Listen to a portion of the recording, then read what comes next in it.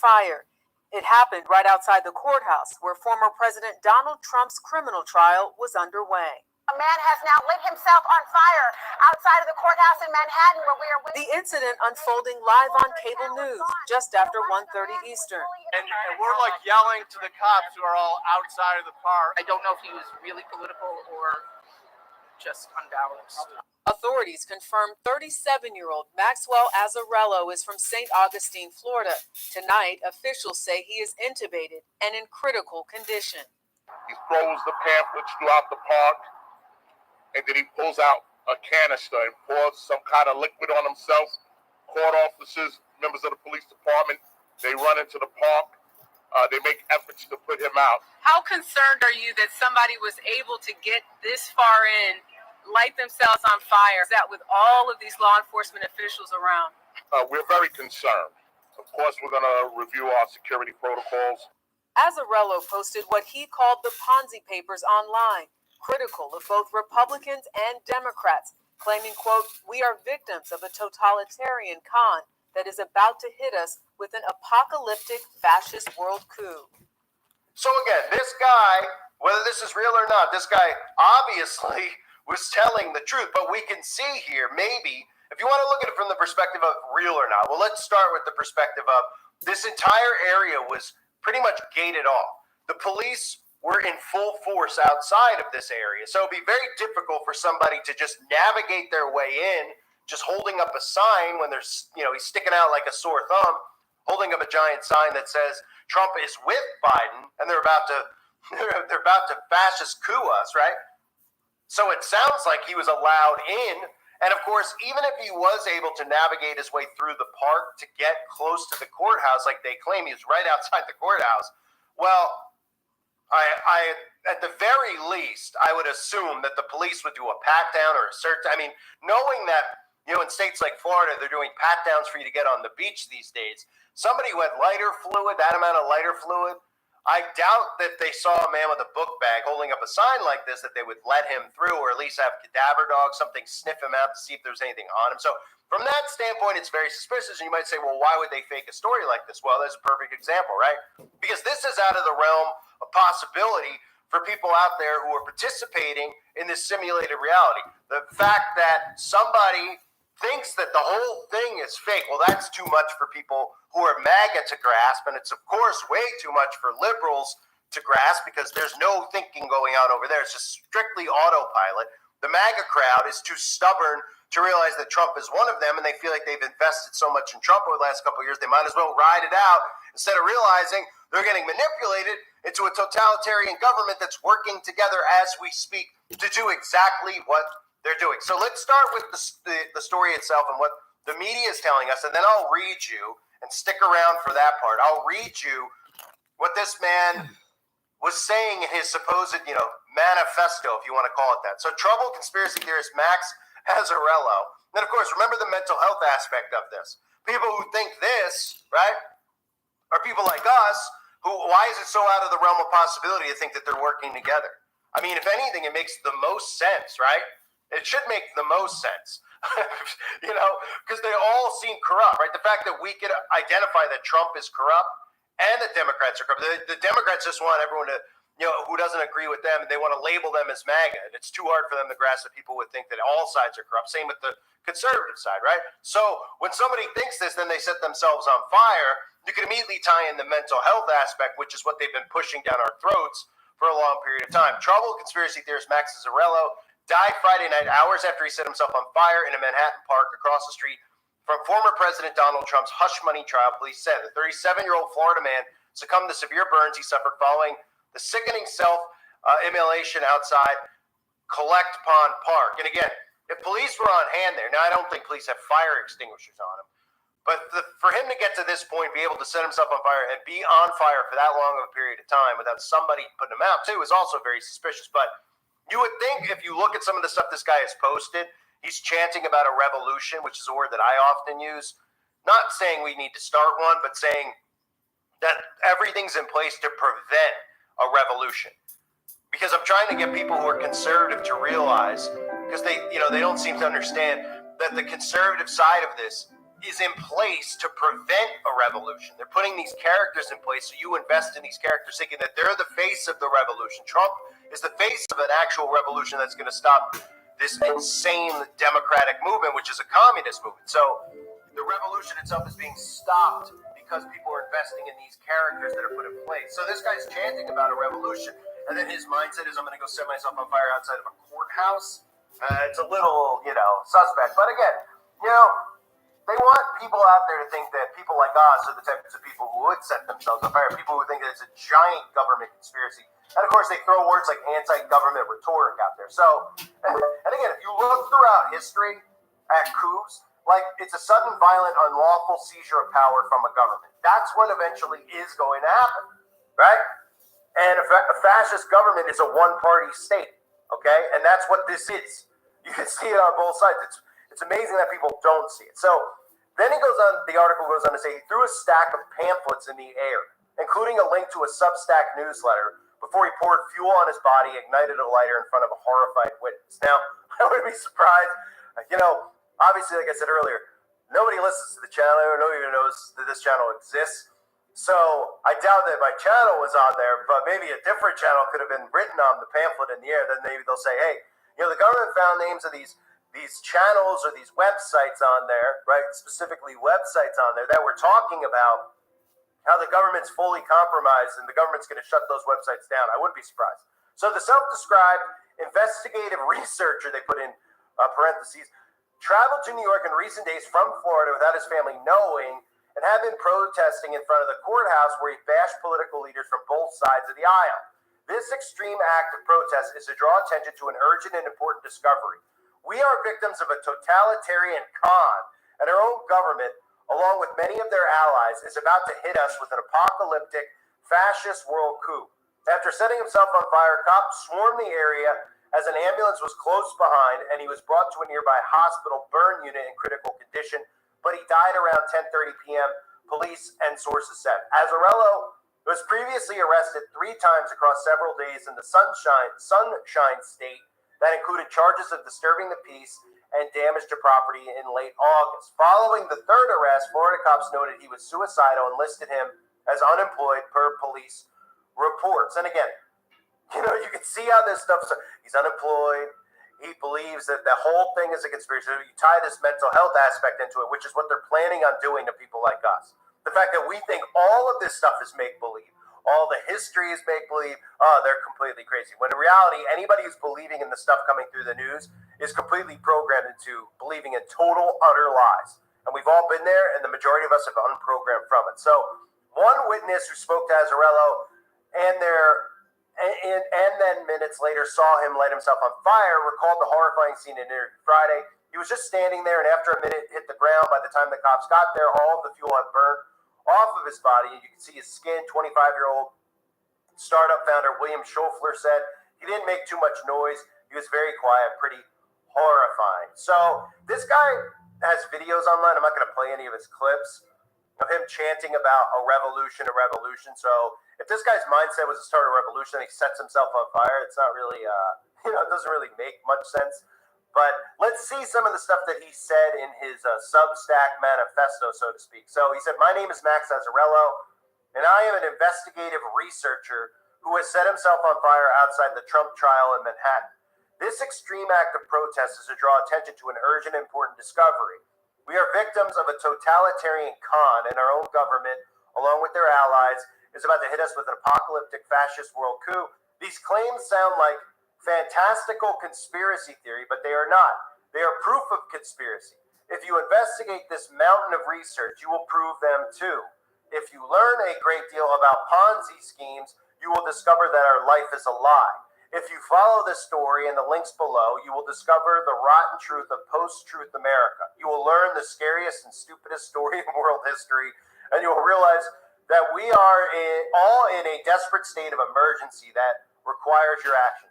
To my friends and family, witnesses, and first responders, I deeply apologize for inflicting this pain upon you, but I assure you it is a drop in the bucket compared to what our government intends to inflict. Because these words are true, this is an act of revolution. Well, it's not really an act of revolution because nobody really cares. I mean, nothing is coming of this, but Could it be a false flag? Or, could it be this guy be a Manchurian candidate? Yeah, in a sense. I mean, you have to see what comes out of these stories, right? Is there going to be some type of, hey, people online, like every time a big story happens, and this hasn't been getting promoted as such, it's like very quiet. It did make the national news, of course, because how are they not going to put that on the national news? I think if he was protesting, saying that it was something, and he was pro-Trump, it would have worked better to their advantage. So it does show signs that it could potentially be a real story. But anytime these like big stories do come out, then we start seeing, oh, there's new guidelines on places like YouTube, TikTok, Facebook, right? And the guidelines say, well, you can't talk about this, right? We saw that with 5G. We obviously saw that with the outbreak, and the two combined. So maybe there'll be something out there that says, well, if you don't believe in the left and the right, if you think that the whole thing is rigged, you're dangerous. You could be, that you're trying to anarchist, anarchy, anti-government. You're dangerous. The stuff you're saying is dangerous. You have to believe in one of the political parties. I wouldn't be surprised. I really wouldn't if something comes out of it. Now, the movement and the stuff that we all talk about here, and it's not really a movement. It's just an awakening that we're trying to have occur so that people realize they're being manipulated on both sides, because we can all see the hurting aspect of this, right? Red states, blue states, different politics in different states, states separating from the union. These are all things that people have to keep in mind, keep their eye on.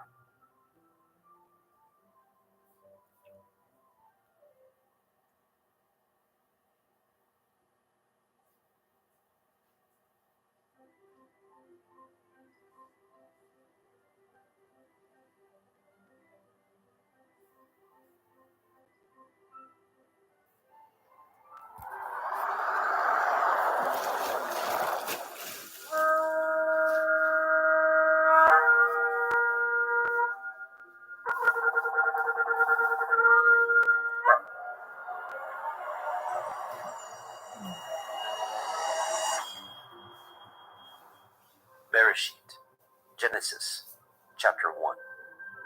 In the beginning, Elohim created the heavens and the earth was without form and void, and darkness was upon the face of the deep. And the Ruach Elohim moved upon the face of the waters. And Elohim said, "Let there be light." And there was light. And Elohim saw the light, that it was good. And Elohim divided the light from the darkness. And Elohim called the light day, and the darkness he called night. And the evening and the morning were the first day. And Elohim said, "Let there be a firmament in the midst of the waters, and let it divide the waters from the waters." And Elohim made the firmament, and divided the waters which were under the firmament from the waters which were above the firmament.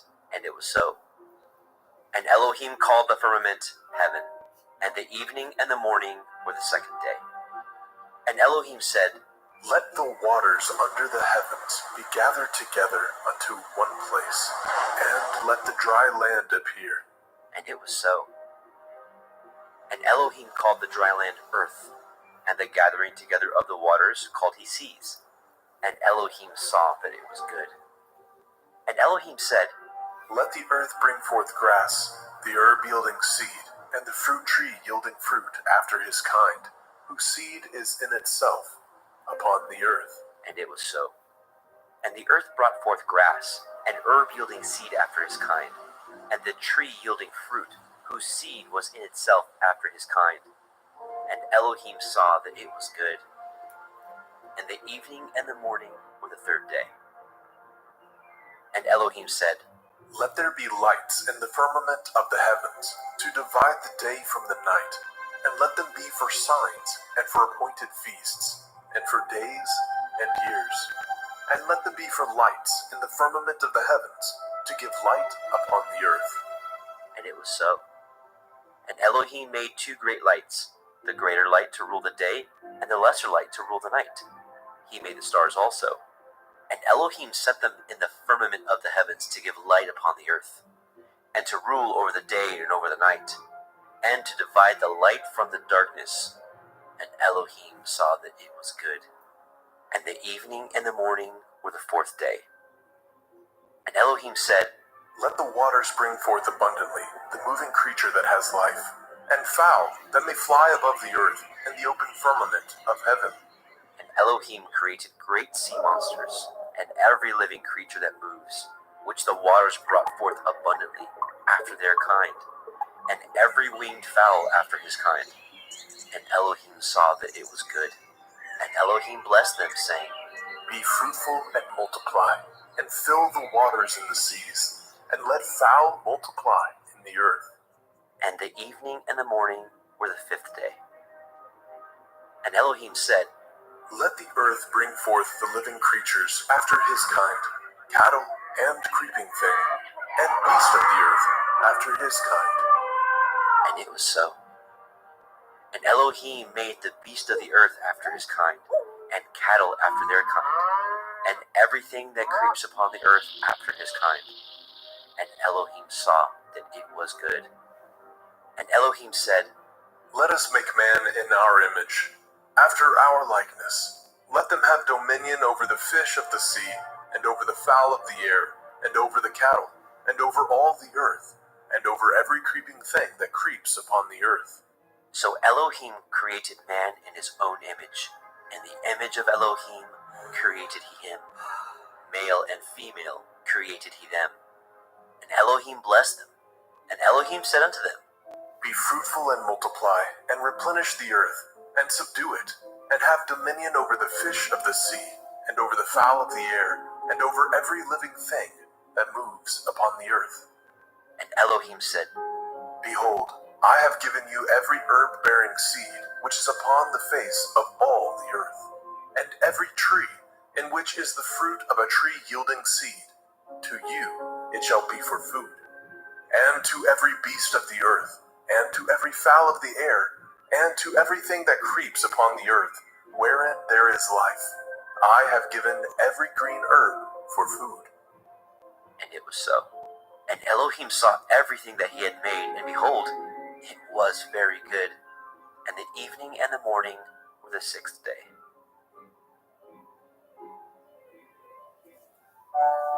Bereshit, Genesis, chapter 2. Thus the heavens and the earth were finished, and all the host of them. And on the seventh day, Elohim ended his work which he had made. And he rested on the seventh day from all his work which he had made. And Elohim blessed the seventh day, and sanctified it, because that in it he had rested from all his work which Elohim created and made. These are the generations of the heavens and of the earth, when they were created, in the day that Yahweh Elohim made the earth and the heavens. And every plant of the field before it was in the earth, and every herb of the field before it grew. For Yahweh Elohim had not caused it to rain upon the earth, and there was not a man to till the ground. But there went up a mist from the earth, and watered the whole face of the ground. And Yahweh Elohim formed the man of the dust of the ground, and breathed into his nostrils the breath of life. And the man became a living soul. And Yahweh Elohim planted a garden eastward in Eden, and there he put the man whom he had formed. And out of the ground made Yahweh Elohim to grow every tree that is pleasant to the sight and good for food. The tree of life also in the midst of the garden, and the tree of knowledge of good and evil. And a river went out of Eden to water the garden, and from thence it was parted, and became into four heads. The name of the first is Pishon, that is, which compasses the whole land of Havilah, where there is gold. And the gold of that land is good. There is Delam, and the onyx stone. And the name of the second river is Gihon. The same is it that compasses the whole land of Cush. And the name of the third river is Hiddekel, that is, which goes toward the east of Ashur. And the fourth river is Perath. Yahweh Elohim took the man, and put him into the Garden of Eden to dress it and to guard it. And Yahweh Elohim commanded he man, saying, Of every tree of the garden you may freely eat, but of the tree of the knowledge of good and evil you shall not eat of it. For in the day that you eat thereof you shall surely die. And Yahweh Elohim said, It is not good that man should be alone. I will make a helpmeet for him. And out of the ground Yahweh Elohim formed every beast of the field, and every fowl of the air, and brought them unto the man to see what he would call them. And whatsoever the man called every living creature, that was the name thereof. And the man gave names to all the cattle, and to the fowl of the air, and to every beast of the field. But for the man there was not found a helpmeet for him. And Yahweh Elohim caused a deep sleep to fall upon the man, and he slept. And he took one of his ribs, and closed up the flesh instead thereof.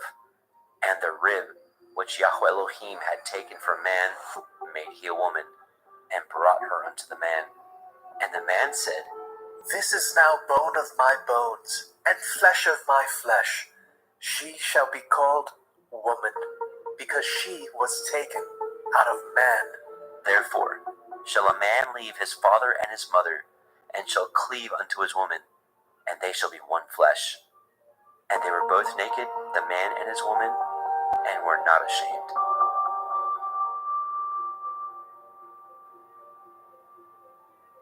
Bereshit, Genesis, chapter 3. Now the serpent was more subtle than any beast of the field which Yahweh Elohim had made. And he said unto the woman, Yea, has Elohim said, Ye shall not eat of every tree of the garden? And the woman said unto the serpent, We may eat of the fruit of the trees of the garden, but of the fruit of the tree which is in the midst of the garden, Elohim has said, Ye shall not eat of it, neither shall ye touch it, lest ye die. And the serpent said unto the woman, Ye shall not surely die, for Elohim knows that in the day ye eat thereof, then your eyes shall be opened, and ye shall be as Elohim, knowing good and evil.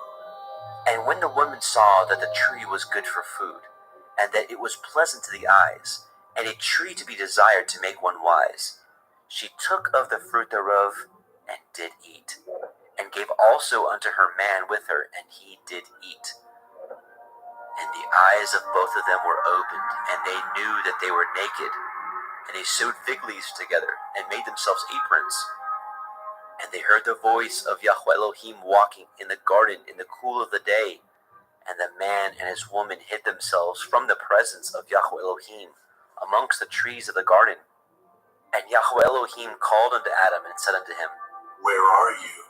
And he said, I heard your voice in the garden, and I was afraid, because I was naked, and I hid myself.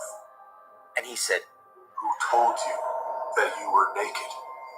Have you eaten of the tree whereof I commanded you that you should not eat? And the man said, The woman whom you gave to be with me, she gave me of the tree, and I did eat.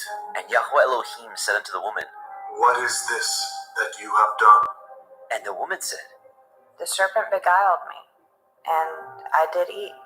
And Yahweh Elohim said unto the serpent, Because you have done this, you are cursed above all cattle and above every beast of the field. Upon your belly shall you go, and dust shall you eat all the days of your life. And I will put enmity between you and the woman, and between your seed and her seed. It shall bruise your head, and you shall bruise his heel. Unto the woman he said, I will greatly multiply your sorrow and your conception. In sorrow you shall bring forth children, and your desire shall be to your man, and he shall rule over you. And unto Adam he said, Because you have hearkened unto the voice of your woman, and have eaten of the tree of which I commanded you, saying, You shall not eat of it. Cursed is the ground for your sake. In sorrow you shall eat of it all the days of your life. Thorns also and thistles shall it bring forth to you, and you shall eat the herb of the field.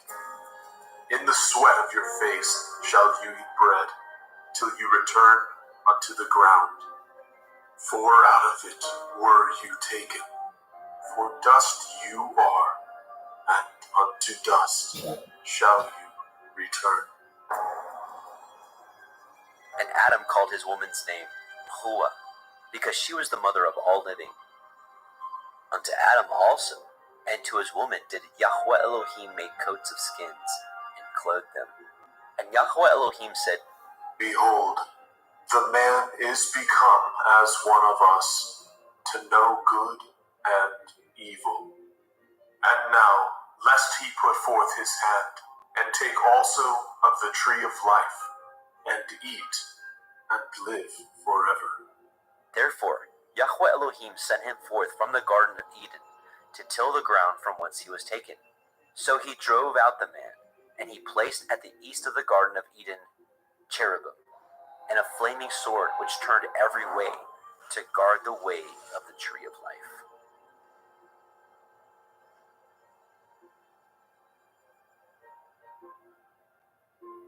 Bereshit, Genesis, chapter 4.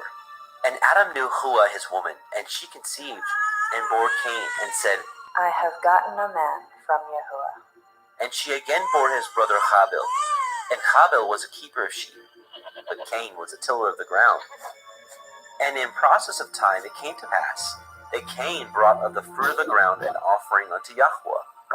And Habil he also brought of the firstlings of his flock, and of the fat thereof. And Yahweh had respect unto Habil and unto his offering, but unto Cain and to his offering he had not respect. And Cain was very wroth, and his countenance fell. And Yahweh said unto Cain, Why are you wroth? And why is your countenance fallen? If you do well, shall you not be accepted? And if you do not well, sin lies at the door, and unto you shall be his desire, and you shall rule over him. And Cain talked with Habil his brother. And it came to pass, when they were in the field, that Cain rose up against Habil his brother, and slew him. And Yahweh said unto Cain, Where is Havel, your brother? and he said, I know not. Am I to guard my brother? and he said, What have you done? The voice of your brother's blood cries unto me from the ground. And now are you cursed from the earth, which has opened her mouth to receive your brother's blood from your hand. When you till the ground, it shall not henceforth yield unto you your strength. A fugitive and a vagabond shall you be in the earth. and Cain said unto Yahweh, My punishment is greater than I can bear. Behold, you have driven me out this day from the face of the earth, and from your face shall I be hid. And I shall be a fugitive and a vagabond in the earth. And it shall come to pass that every one that finds me shall slay me. and Yahweh said unto him, Therefore, whoever slays Cain, vengeance shall be taken on him sevenfold. and Yahweh set a mark upon Cain, lest any finding him should kill him. And Cain went out from the presence of Yahweh, and dwelt in the land of Nod, on the east of Eden. And Cain knew his woman, and she conceived, and bore Hanok. And he built a city, and called the name of the city after the name of his son, Hanok. And unto Hanok was born Irad, and Irad begat Mehujael, and Mehujael begat Methushael, and Methushael begat Lamech. And Lamech took unto him two women. The name of the one was Ada, and the name of the other Tillah. And Ada bore Yabal. He was the father of such as dwell in tents, and of such as have cattle. And his brother's name was Yubal. He was the father of all such as handle the harp and organ. And Silla, she also bore Tubal-Cain, an instructor of every artificer in brass and iron. And the sister of Tubal-Cain was Naamah. And Lamech said unto his woman, Ada and Zillah, hear my voice, ye women of Lamech, hearken unto my speech. For I have slain a man to my wounding, and a young man to my hurt. If Cain shall be avenged sevenfold, truly Lamech 70 and sevenfold. And Adam knew his woman again, and she bore a son, and called his name Seth. For Elohim Said she, has appointed me another seed instead of Havel, whom Cain slew. and to Seth, to him also were born a son, and called his name Enosh.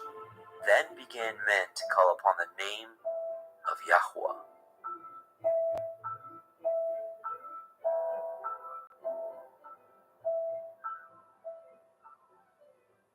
Bereshit, Genesis, chapter 5.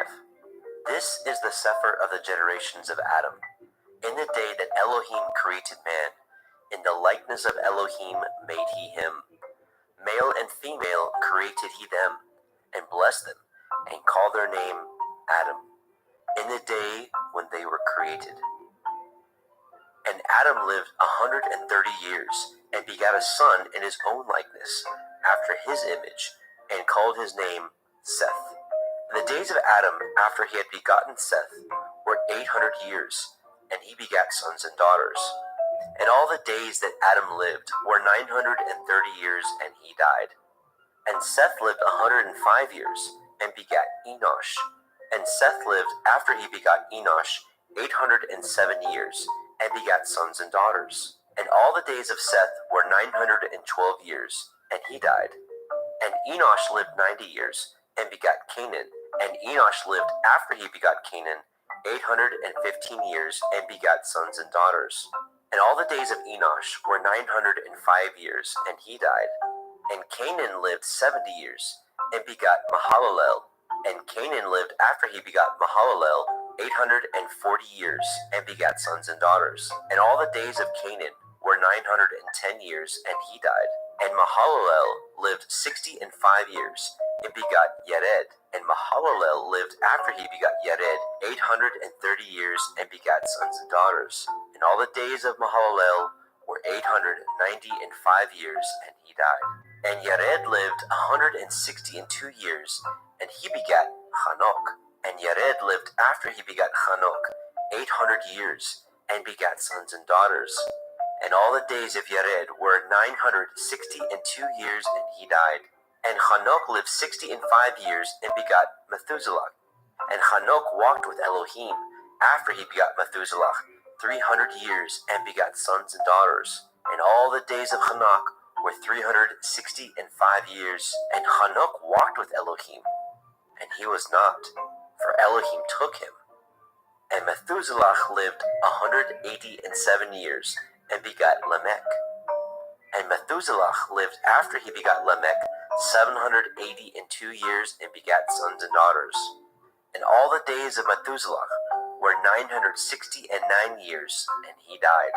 And Lamech lived 182 years, and begat a son, and he called his name Noah, saying, This same shall comfort us concerning our work and toil of our hands, because of the ground which Yahuwah has cursed.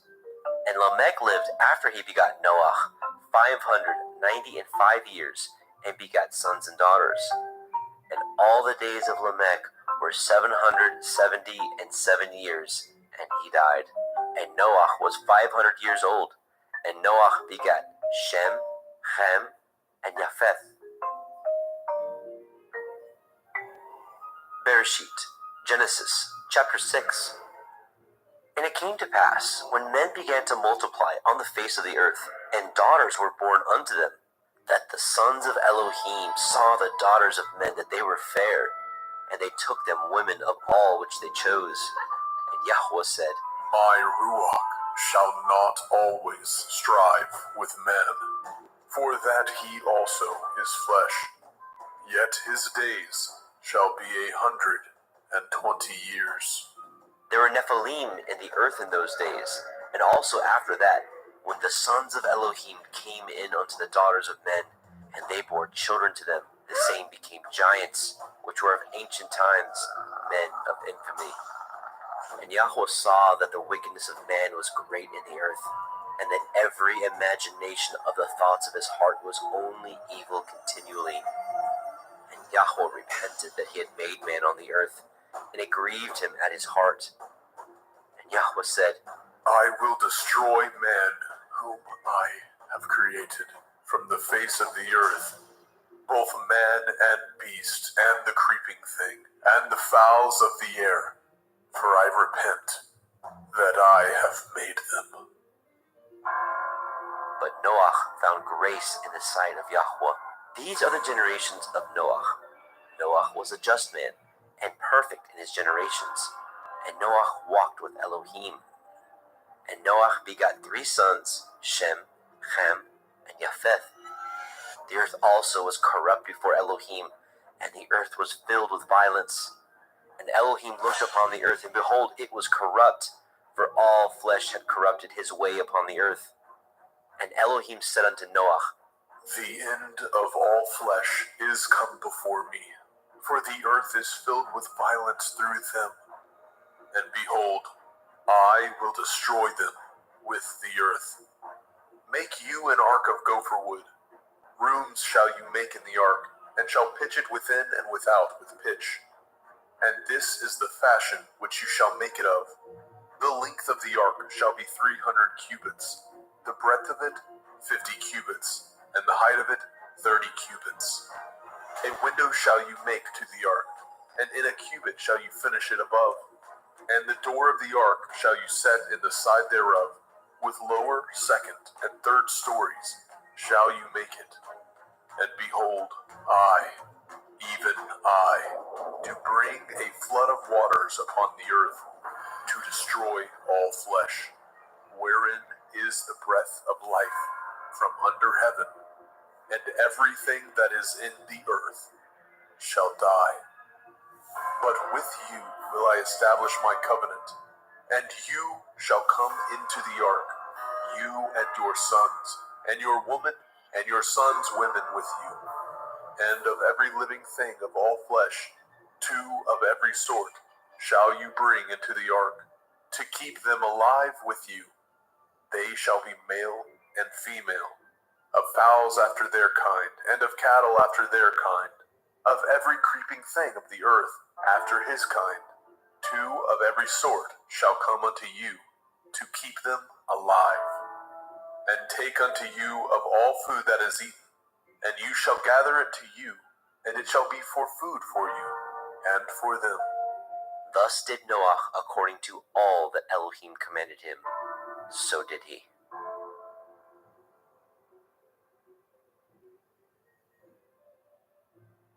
Bereshit, Genesis, chapter 7.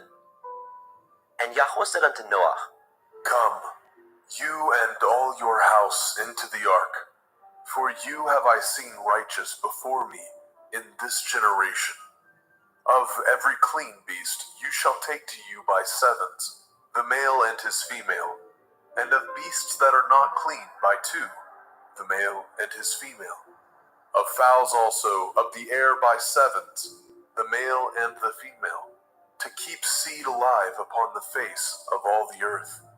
For yet 7 days, and I will cause it to rain upon the earth 40 days and 40 nights, and every living substance that I have made will I destroy from off the face of the earth. And Noah did according unto all that Yahweh commanded him. And Noah was 600 years old when the flood of waters was upon the earth.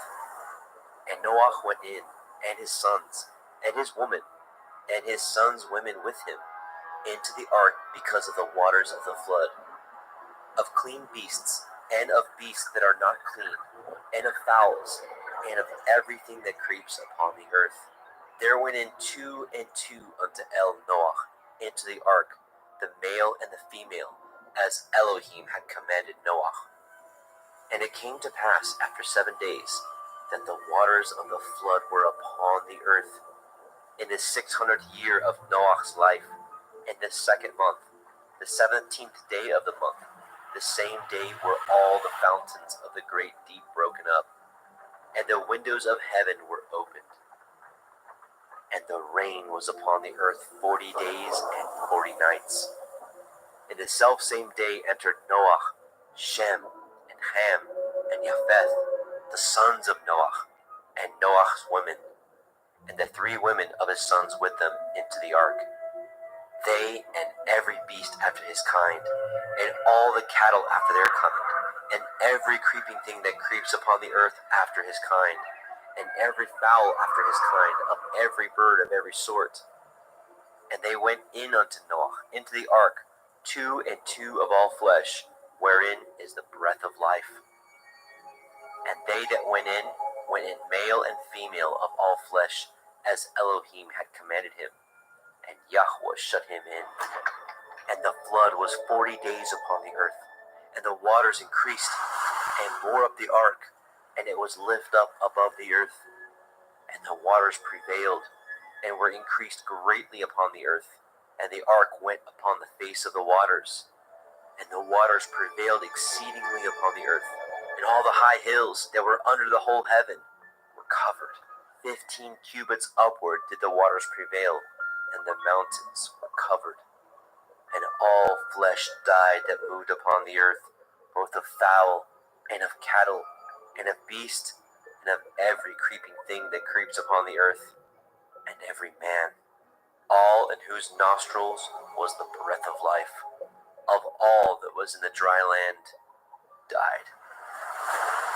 And every living substance was destroyed which was upon the face of the ground, both man and cattle, and the creeping things, and the fowl of the heavens, and they were destroyed from the earth. And Noah only remained alive, and they that were with him in the ark. And the waters prevailed upon the earth 150 days. Bereshit, Genesis, chapter 8. And Elohim remembered Noah, and every living thing, and all the cattle that was with him in the ark. And Elohim made a wind to pass over the earth, and the waters assuaged. The fountains also of the deep, and the windows of heaven were stopped, and the rain from heaven was restrained, and the waters returned from off the earth continually. And after the end of the 150 days, the waters were abated. And the ark rested in the 7th month, on the 17th day of the month, upon the mountains of Ararat. And the waters were decreased continually until the 10th month. In the 10th month, on the 1st day of the month, were the tops of the mountains seen. And it came to pass, at the end of 40 days, that Noah opened the window of the ark which he had made, and he sent forth a raven which went forth to and fro until the waters were dried up from off the earth. Also, he sent forth a dove from him to see if the waters were abated from off the face of the ground. But the dove found no rest for the sole of her foot, and she returned unto him into the ark, for the waters were on the face of the whole earth. Then he put forth his hand and took her, and pulled her in unto him into the ark. And he stayed yet other 7 days, and again he sent forth the dove out of the ark. And the dove came into him in the evening, and lo, in her mouth was an olive leaf plucked off. So Noah knew that the waters were abated from off the earth. And he stayed yet other 7 days, and sent forth the dove, which returned not again unto him any more. And it came to pass in the 601st year, in the 1st month, the 1st day of the month, the waters were dried up from off the earth. And Noah removed the covering of the ark, and looked, and behold, the face of the ground was dry. And in the 2nd month, on the 7th and 20th day of the month, the earth was dried. And Elohim spoke unto Noah, saying, Go forth of the ark, you and your woman, and your sons women with you. Bring forth with you every living thing that is with you, of all flesh, both of fowl and of cattle, and of every creeping thing that creeps upon the earth, that they may breed abundantly in the earth, and be fruitful, and multiply upon the earth. And Noah went forth, and his sons, and his woman, and his sons' women with him, every beast, every creeping thing, and every fowl, and whatsoever creeps upon the earth after their kinds, went forth out of the ark. And Noah built an altar unto Yahweh, and took of every clean beast, and of every clean fowl, and offered burnt offerings on the altar. And Yahweh smelled a sweet savor. And Yahweh said in his heart, I will not again curse the ground any more for man's sake. For the imagination of man's heart is evil from his youth. Neither will I again smite any more everything living, as I have done. While the earth remains, seed time and harvest, and cold and heat, and summer and winter, and day and night shall not cease. Bereshit, Genesis, chapter 9. And Elohim blessed Noah and his sons, and said unto them, Be fruitful and multiply, and replenish the earth. And the fear of you and the dread of you shall be upon every beast of the earth, and upon every fowl of the air, upon all that moves upon the earth, and upon all the fish of the sea. Into your hand are they delivered. Every moving thing that lives shall be meat for you. Even as the green herb have I given you all things. But the flesh with the life thereof, which is the blood thereof, shall ye not eat. And surely your blood of your lives will I require. At the hand of every beast will I require it, and at the hand of man. At the hand of every man's brother will I require the life of man. Whoso sheds man's blood, by man shall his blood be shed. For in the image of Elohim made he man. And you, be ye fruitful, and multiply. Bring forth abundantly in the earth, and multiply therein. And Elohim spoke unto Noah, and to his sons with him, saying, And I, behold, I establish my covenant with you, and with your seed after you, and with every living creature that is with you, of the fowl, of the cattle, and of every beast of the earth with you, from all that go out of the ark, to every beast of the earth. And I will establish my covenant with you. Neither shall all flesh be cut off any more by the waters of a flood. Neither shall there any more be a flood to destroy the earth.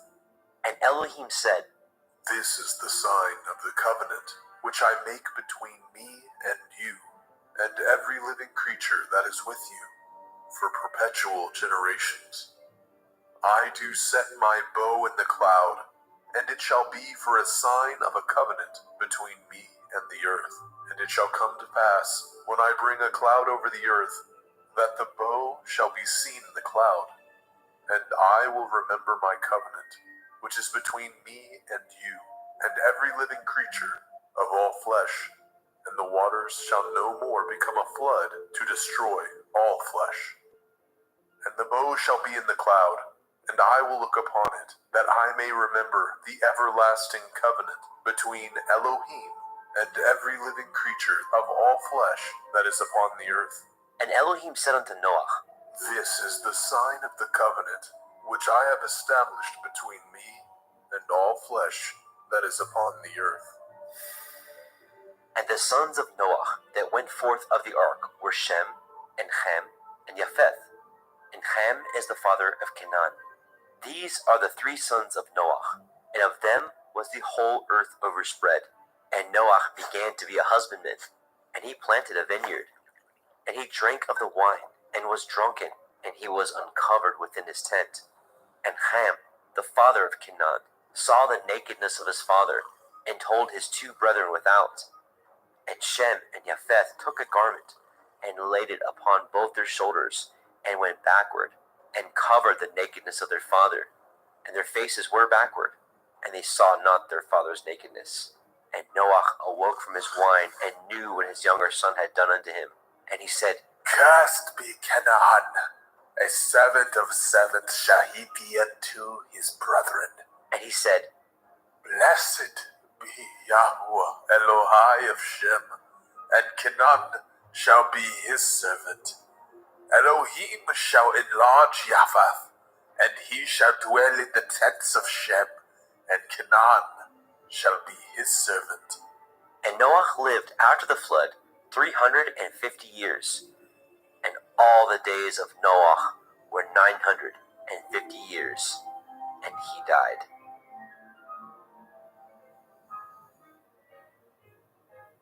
Bereshit, Genesis, chapter 10. Now these are the generations of the sons of Noah, Shem, Ham, and Japheth.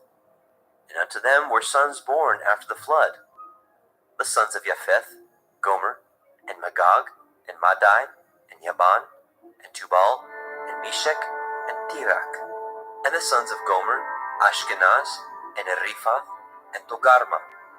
The sons of Yaban, Elisha, and Tarshish, and Kittim, and Dodanim. By these were the isles of the other nations divided in their lands, everyone after his tongue, and after their families, in their nations. And the sons of Ham, Cush, and Mitzrayim, and Put, and Canaan. And the sons of Cush, Seba, and Havilah, and Kavta, and Raamah, and Kavteka. And the sons of Raamah, Sheba, and Dedan. And Cush begat Nimrod. He began to be a giant and a hunter in the earth. He was a giant and a hunter before Yahweh. Wherefore it is said, even as Nimrod, the giant hunter before Yahweh. And the beginning of his kingdom was Babel, and Erech, and Akkad, and Calneh, in the land of Shinar. Out of that land went forth Ashur, and built Nineveh, and the city Rehoboth, and Kelach, and Resen between Nineveh and Kelach. The same is a great city. And Mitzrayim begat Lodim, and Anamim, and Lechavim, and the Naphtuchim, and the Pathrusim, and the Kasluchim, out of whom came Pelishtim, and the Kaphtorim. And Canaan begat Sidon, his firstborn, and Heth, and the Jebusite, and the Amorite, and the Girgashite, and the Hivite, and the Archite, and the Hinite, and the Arvadite, and the Tsemarite, and the Hamathite. And afterward were the families of the Canaanim spread abroad. And the border of the Canaanim was from Sidon, as you come to Gerar, unto Gaza, as you go unto Sodom, and Amorah, and Admah, and Zeboim, even unto Lasha. These are the sons of Ham, after their families, after their tongues, in their countries, and in their nations. And unto Shem also, the father of all the children of Eber, the brother of Japheth, the elder, even to him were children born. And the children of Shem, Elam, and Ashur, and Arphaxad, and Lud, and Aram. And the children of Aram, Uz, and Hul, and Gether, and Mash. And Arphaxad begat Shelach, and Shelach begat Eber. And unto Eber were born two sons. The name of one was Peleg, for in his days was the earth divided. And his brother's name was Yoktan. And Yoktan begat Almodad, and Shelef, and Chatzar-Maveth, and Yerach, and Hadoram, and Uzal, and Dikla, and Obal, and Abimael, and Sheba, and Ophir, and Havilah, and Yobab. All these were the sons of Yoktan. And their dwelling was from Misha, as you go unto Sephar, a mountain of the east. These are the sons of Shem, after their families, after their tongues, in their lands, after their nations. These are the families of the sons of Noah, after their generations, in their nations, and by these were the nations divided in the earth after the flood.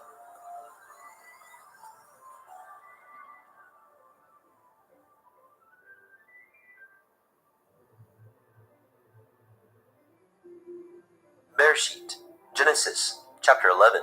And the whole earth was of one language and of one speech. And it came to pass, as they journeyed from the east, that they found a plain in the land of Shinar, and they dwelt there. And they said one to another, Go to, let us make brick and burn them thoroughly. And they had brick for stone, and slime had they for mortar. And they said, Go to, let us build a city and a tower, whose top may reach unto the heavens, and let us make a name, lest we be scattered abroad upon the face of the whole earth. And Yahweh came down to see the city, and the tower which the children of men built. And Yahweh said, Behold, the people is one, and they have all one language, and this they begin to do, and now nothing will be restrained from them, which they have imagined to do. Go to, let us go down, and there confound their language, that they may not understand one another's speech. So Yahweh scattered them abroad from thence upon the face of all the earth, and they left off to build the city. Therefore is the name of it called Babel, because Yahweh did there confound the language of all the earth. And from thence did Yahweh scatter them abroad upon the face of all the earth. These are the generations of Shem.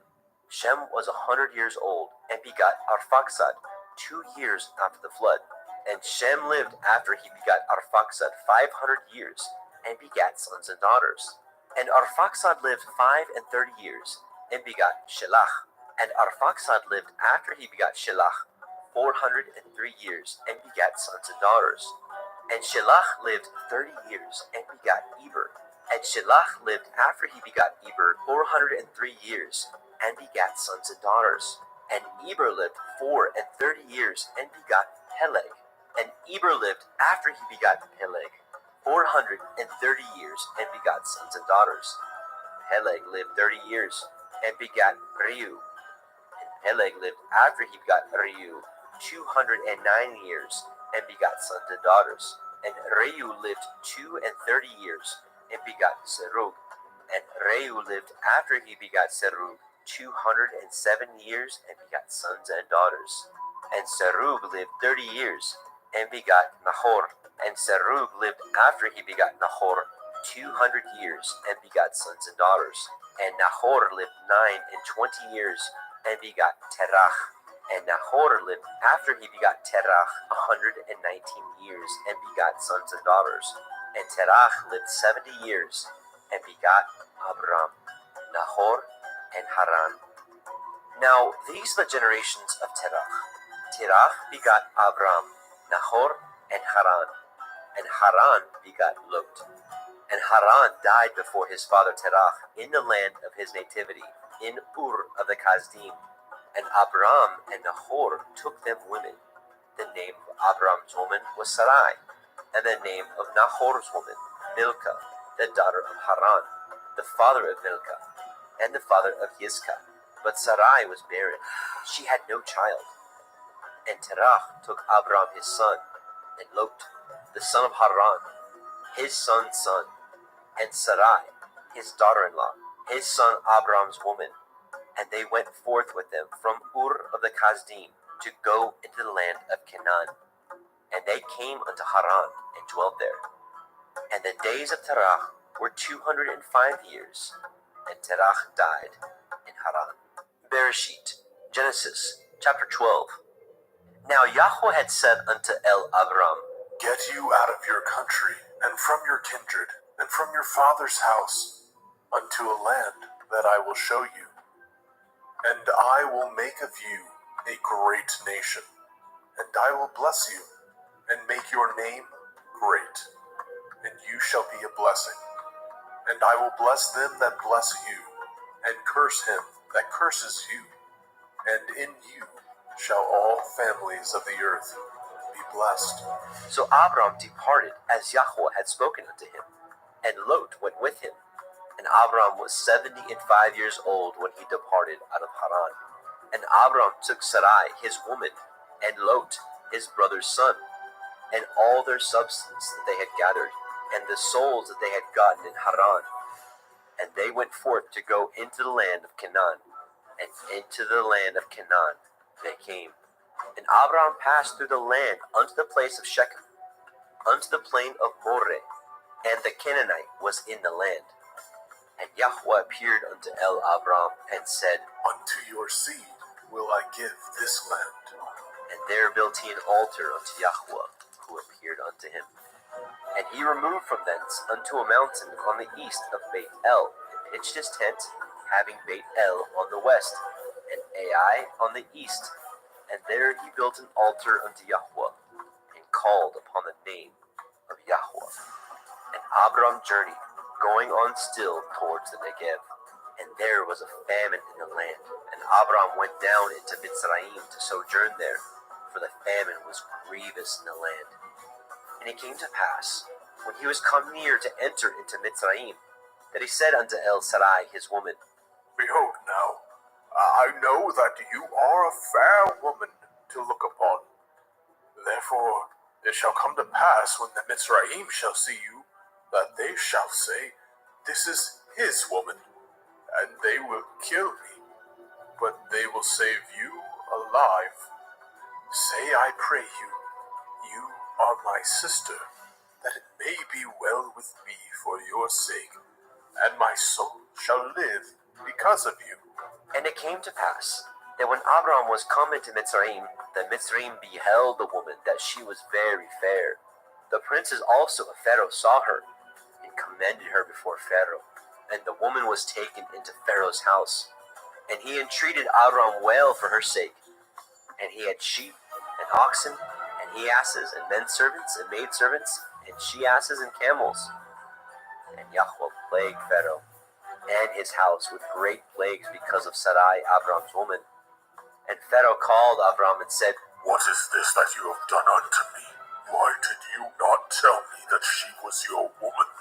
Why said you, She is my sister, so I might have taken her to be my woman?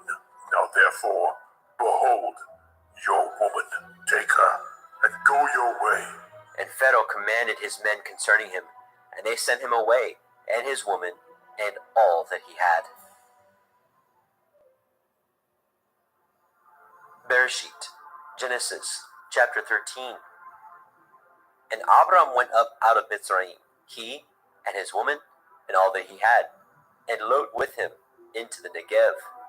And Abram was very rich in cattle, in silver, and in gold. And he went on his journeys from the Negev even to Beit El, unto the place where his tent had been at the beginning, between Beit El and Ai, unto the place of the altar which he had made there at the first. And there Abraham called on the name of Yahweh.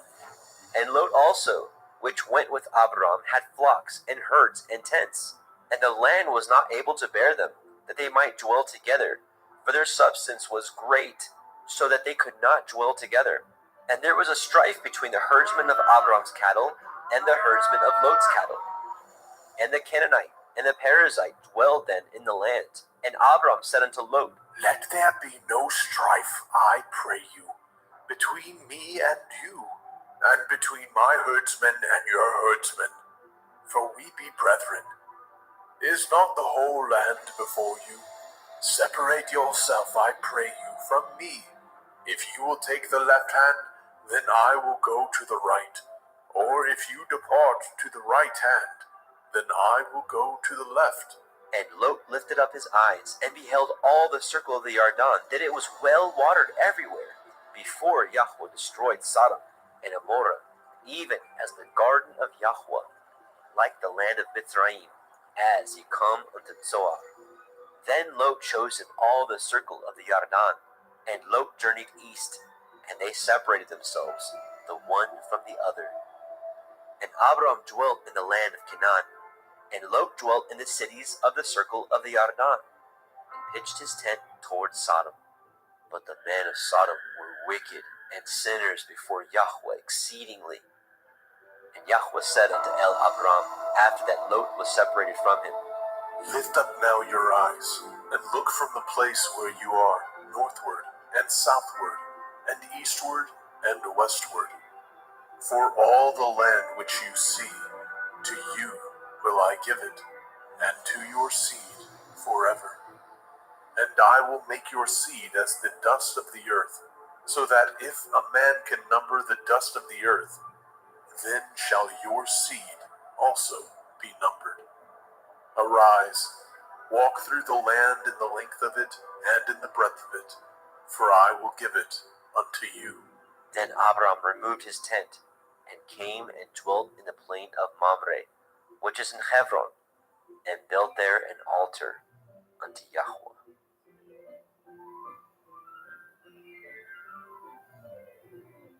Bereshit, Genesis chapter 14.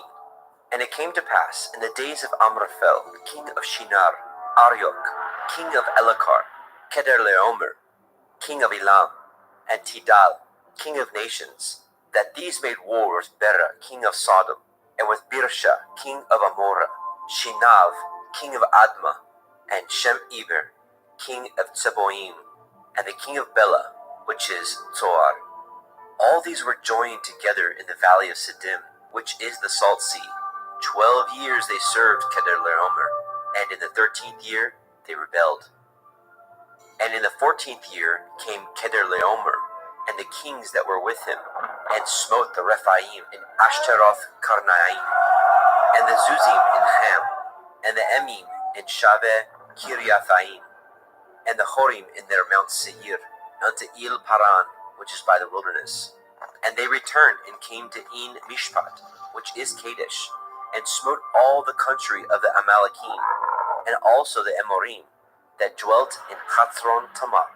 And there went out the king of Sodom, and the king of Amorah, and the king of Admah, and the king of Zeboim, and the king of Bela, the same as Zoar, and they joined battle with them in the valley of Siddim, with Keder-Laomer, the king of Elam, and with Tidal, king of nations, and Amraphel, king of Shinar, and Arioch, king of Elakar, 4 kings with 5. And the valley of Siddim was full of slime pits, and the kings of Sodom and Amorah fled, and fell there, and they that remained fled to the mountain. And they took all the goods of Sodom and Amorah, and all their victuals, and went their way.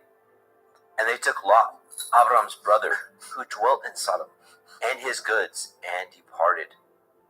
And there came one that had escaped, and told Abram the Ivri, for he dwelt in the plain of Mamre, the Amorite, brother of Eshcol, and brother of Aner, and these were confederate with Abram. And when Abram heard that his brother was taken captive, he armed his trained servants, born in his house, 318, and pursued them unto Dan. And he divided himself against them, he and his servants, by night, and smote them, and pursued them unto Hobah, which is on the left hand of Damascus. And he brought back all the goods, and also brought again his brother Lot, and his goods, and the women also, and the people. And the king of Sodom went out to meet him after his return from the slaughter of Keder-Laomer, and of the kings that were with him, at the valley of Shaveh, which is in the king's valley. And Malkitzedek, king of Shalem, brought forth bread and wine, and he was the priest of El Elyon. And he blessed him and said, Blessed be Avram of El Elyon, possessor of heaven and earth. And blessed be El Elyon, which has delivered your enemies into your hand. And he gave him tithes of all. And the king of Sodom said unto El Abram, Give me the persons, and take the goods for yourself. And Abram said to the king of Sodom, I have lifted up my hand unto El Yahuwah, El Elyon, the possessor of heaven and earth, that I will not take from a thread even to a shoe latchet, and that I will not take anything that is yours, lest you should say, I have made Avram rich, save only that which the young men have eaten, and the portion of the men which went with me, Aner, Eshcol, and Mamre. Let them take their portion.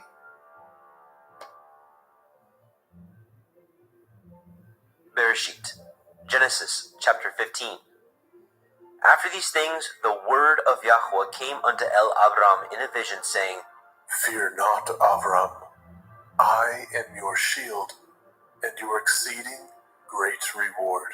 And Abram said, Adonai, Yahuwah, what will you give me, seeing I go childless, and the steward of my house is this Eliezer of Damascus? And Abram said, Behold, to me you have given no seed, and lo, one born in my house is my heir. And behold, the word of Yahweh came unto him, saying, This shall not be your heir, but he that shall come forth out of your own generation shall be your heir.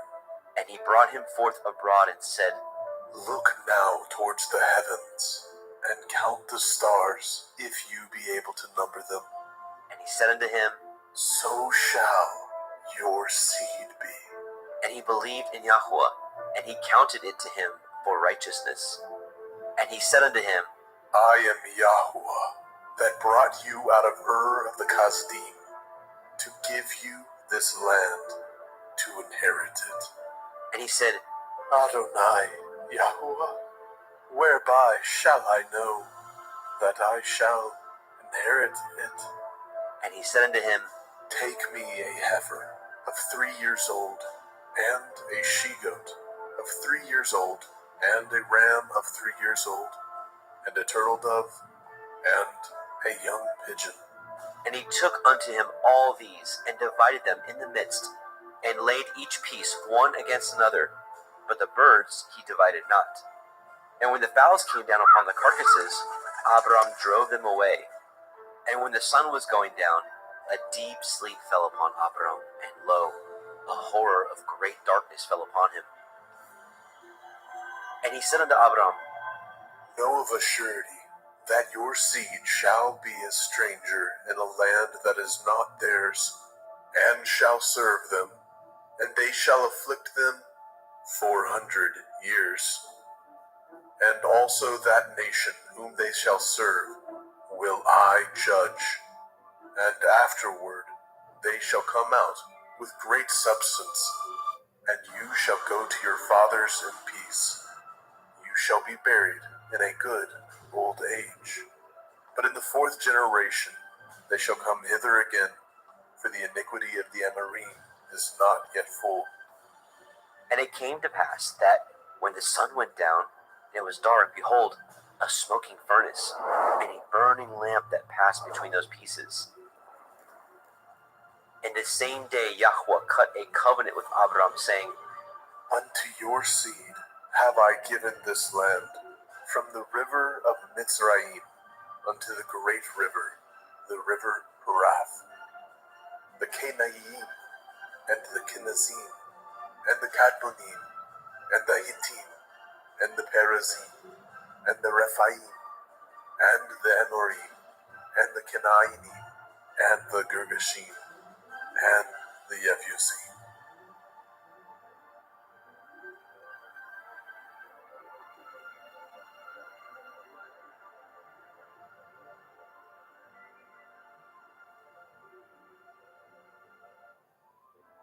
Bereshit, Genesis chapter 16. Now Sarai, Abram's woman, bore him no children, and she had a handmaid, a Mitzrayim, whose name was Hagar. And Sarai said unto Abram, Behold now, Yahuwah has restrained me from bearing. I pray you, go in unto my maid. It may be that I may obtain children by her. And Abram hearkened to the voice of Sarai. And Sarai, Abram's woman, took Hagar, her maid, the Mitzrayim, after Abram had dwelt 10 years in the land of Canaan, and gave her to her man Abram to be his woman. And he went in unto Hagar, and she conceived. And when she saw that she had conceived, her mistress was despised in her eyes. And Sarai said unto Abram, My wrong be upon you. I have given my maid into your bosom. And when she saw that she had conceived, I was despised in her eyes. Yahuwah judge between me and you.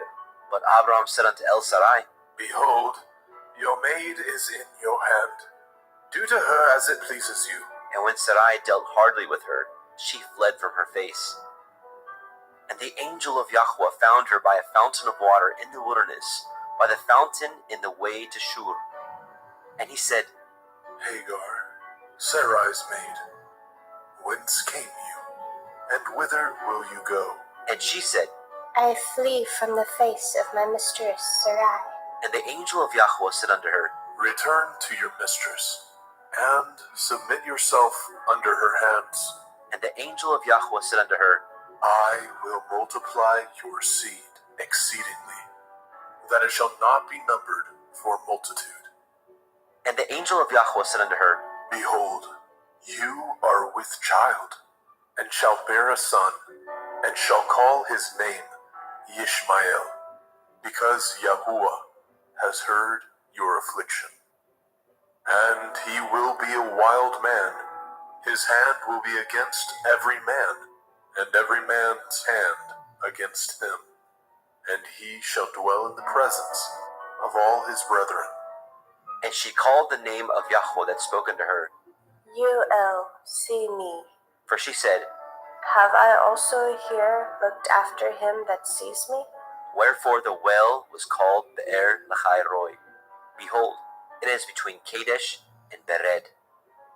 And Hagar bore Abram a son, and Abram called his son's name which Hagar bore Ishmael. And Abram was 86 years old when Hagar bore Ishmael to Abram.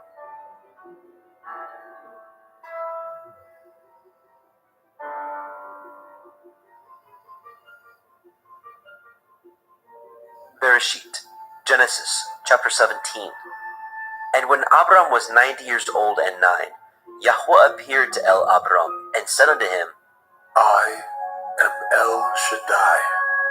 Walk before me and be perfect. And I will make my covenant between me and you, and will multiply you exceedingly. And Abram fell on his face. And Elohim talked with him, saying, As for me, behold, my covenant is with you, and you shall be a father of many nations. Neither shall your name any more be called Avram, but your name shall be Avraham. For a father of many nations have I made you. And I will make you exceeding fruitful, and I will make nations of you, and kings shall come out of you. And I will establish my covenant between me and you, and your seed after you, in their generations, for an everlasting covenant, to be Elohim unto you, and to your seed after you. And I will give unto you, and to your seed after you, the land wherein you are a stranger, all the land of Canaan, for an everlasting possession, and I will be their Elohim.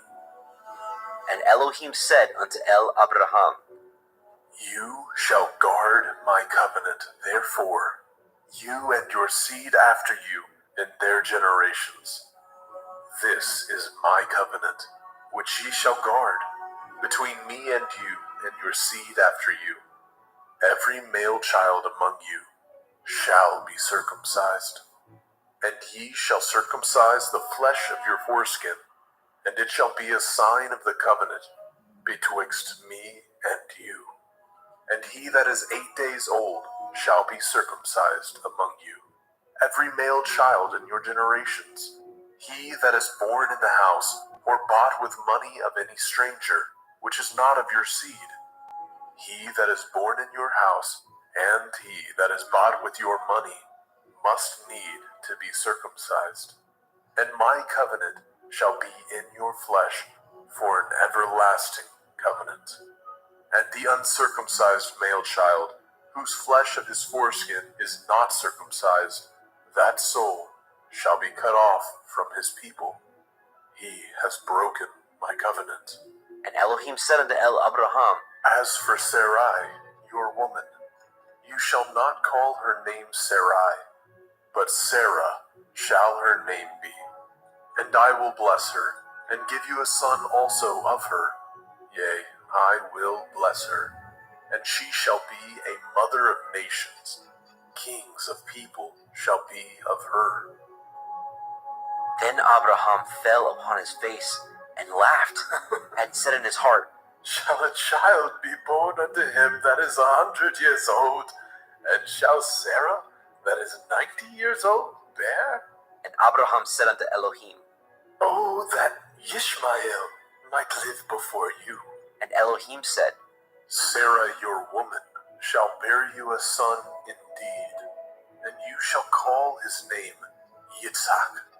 And I will establish my covenant with him for an everlasting covenant, and with his seed after him. And as for Ishmael, I have heard you. Behold, I have blessed him, and will make him fruitful, and will multiply him exceedingly. 12 princes shall he beget, and I will make him a great nation. But my covenant will I establish with Yitzhak, which Sarah shall bear unto you at this set time in the next year.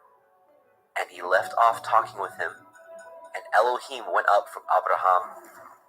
And Abraham took Ishmael his son, and all that were born in his house, and all that were bought with his money, every male among the men of Abraham's house, and circumcised the flesh of their foreskin in the selfsame day, as Elohim had said unto him.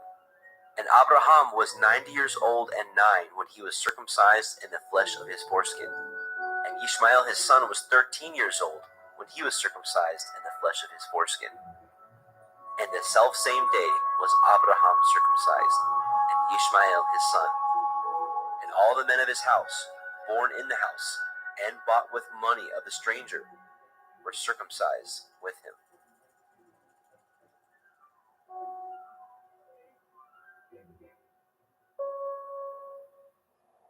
Bereshit, Genesis, chapter 18. And Yahweh appeared unto him in the plains of Mamre, and he sat in the tent door in the heat of the day. And he lifted up his eyes, and looked, and lo, 3 men stood by him. And when he saw them, he ran to meet them from the tent door, and bowed himself toward the ground, and said, My Adonai, if now I have found favor in your sight, pass not away, I pray you, from your servant. Let a little water, I pray you, be fetched, and wash your feet, and rest yourselves under the tree. And I will fetch a morsel of bread, and comfort ye your hearts. After that ye shall pass on, for therefore are ye come to your servant. And they said, So do, as you have said. And Abraham hasted into the tent unto El Serah, and said, Make ready quickly 3 measures of fine meal, knead it, and make cakes upon the hearth.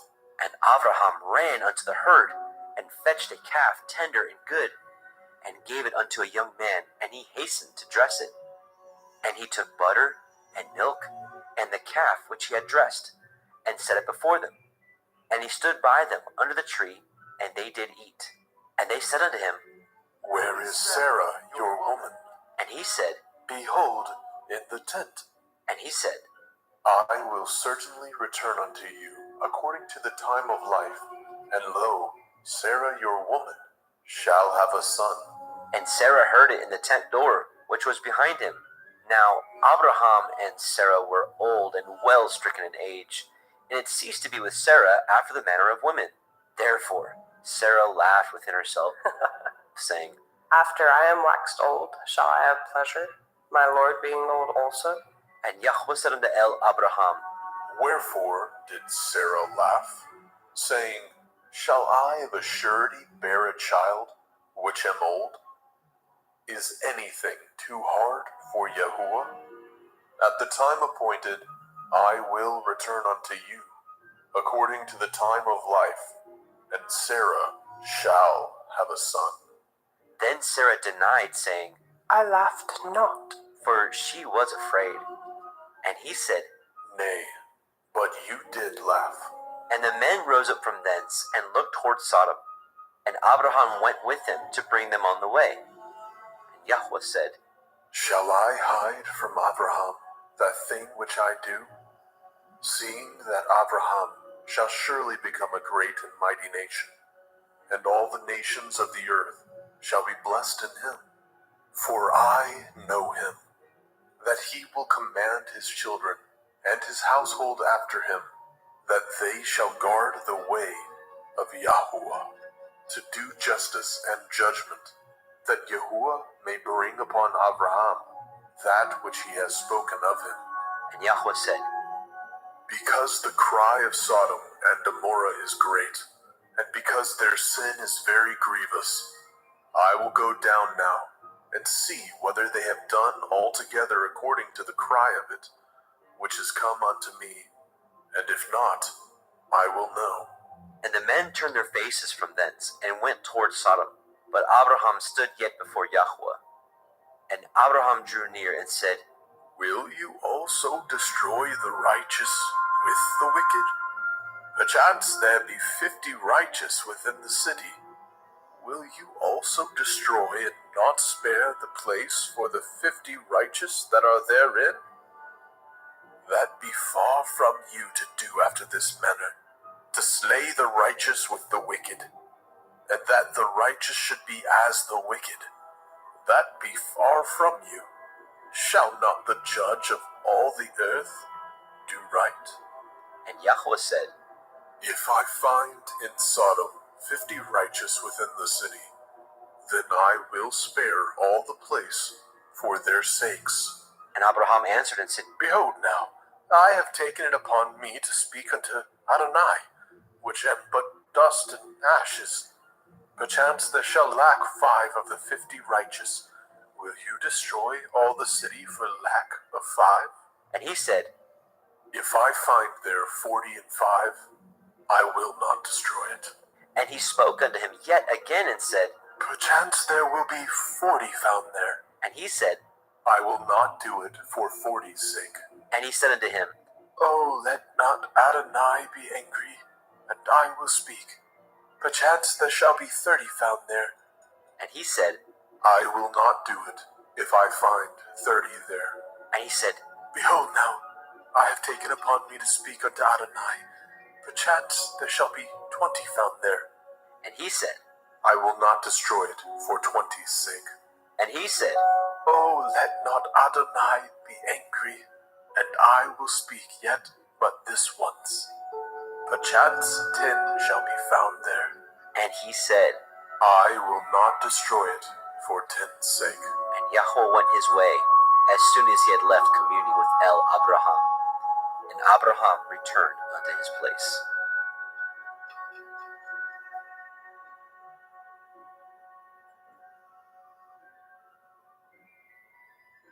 Bereshit, Genesis chapter 19. And there came 2 angels to Sodom at evening, and Lot sat in the gate of Sodom. And Lot, seeing them, rose up to meet them, and he bowed himself with his face toward the ground. And he said, Behold now, my lords, turn in, I pray you, into your servant's house, and tarry all night, and wash your feet, and ye shall rise up early, and go on your ways. And they said, Nay, but we will abide in the street all night. And he pressed upon them greatly. And they turned in unto him, and entered into the house. And he made them a feast, and did bake matzah, and they did eat.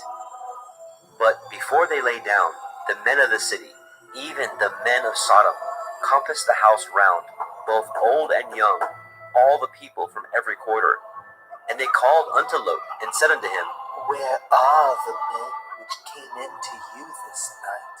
Bring them out unto us, that we may know them. And Lot went out at the door unto them, and shut the door after him, and said, I pray you, brethren, do not so wickedly. Behold now, I have 2 daughters, which have not known man. Let me, I pray you, bring them out unto you, and do ye to them as is good in your eyes. Only unto these men do nothing, for therefore came they under the shadow of my roof. And they said, Stay back. And they said again, This one fellow came into sojourn, and he will need to be a judge. Now we will deal worse with you than with them. And they pressed sore upon the man, even Lot, and came near to break the door. But the men put forth their hand, and pulled Lot into the house to them, and shut the door. And they smote the men that were at the door of the house with blindness, both small and great, so that they wearied themselves to find the door. And the men said unto Lot, Have you here any besides son-in-law, and your sons, and your daughters, and whatsoever you have in the city, bring them out of this place, for we will destroy this place, because the cry of them is waxing great before the face of Yahweh, and Yahweh has sent us to destroy it. And Lot went out, and spoke unto his sons-in-law, which married his daughters, and said, Up, get you out of this place, for Yahweh will destroy this city. But he seemed as one that mocked unto his sons-in-law.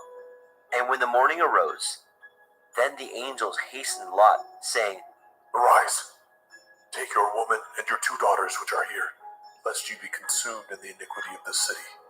And while he lingered, the men laid hold upon his hand, and upon the hand of his woman, and upon the hand of his 2 daughters, Yahweh being merciful unto him. And they brought him forth, and set him without the city. And it came to pass, when they had brought them forth abroad, that he said, Escape for your life, look not behind you, neither stay in all the circle of the Yarden. Escape to the mountain, lest you be consumed. And Lot said unto them, Oh, not so, my Adonai. Behold, now your servant has found grace in your sight. and you have magnified your mercy, which you have showed unto me in saving my life. I cannot escape to the mountain, lest some evil take me, and I die. Behold now, this city is near to flee unto, and it is a little one. Oh, let me escape hither. Is it not a little one? And my soul shall live. And he said unto him, See, I have accepted you concerning this thing also, that I will not overthrow this city for which you have spoken. Make haste, escape hither, for I cannot do anything till you are come hither. Therefore, the name of the city was called Zoar. The sun was risen upon the earth when Lot entered into Zoar. Then Yahweh rained upon Sodom and upon Amorah brimstone and fire from Yahweh out of the heavens. And he overthrew those cities, and all the circle of the Yarden, and all the inhabitants of those cities, and that which grew upon the ground. But his woman looked back from behind him, and she became a pillar of salt.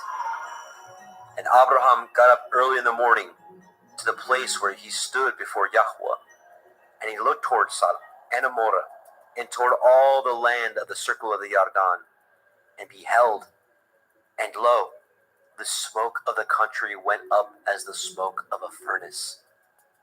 And it came to pass, when Elohim destroyed the cities of the circle of the Yarden, that Elohim remembered Abraham, and sent Lot out of the midst of the overthrow, when he overthrew the cities in which Lot dwelt. And Lot went up out of Zoar, and dwelt in the mountain, and his 2 daughters with him, for he feared to dwell in Zoar, and he dwelt in a cave, he and his 2 daughters. And the firstborn said unto the younger, Our father is old, and there is not a man in the earth to come in unto us after the manner of all the earth. Come, let us make our father drink wine, and we will lie with him, that we may preserve seed of our father. And they made their father drink wine that night. And the firstborn went in, and lay with her father. And he perceived not when she lay down, nor when she arose. And it came to pass on the morrow, that the firstborn said unto the younger, Behold, I lay yesternight with my father. Let us make him drink wine this night also, and go in and lie with him, that we may preserve seed of our father. And they made their father drink wine that night also. And the younger arose and lay with him. And he perceived not when she lay down, nor when she arose. Thus were both the daughters of Lot with child by their father. And the firstborn bore a son, and called his name Moab. The same is the father of the Moabim unto this day. And the younger, she also bore a son, and called his name Ben-Ammi. The same is the father of the children of Ammon unto this day.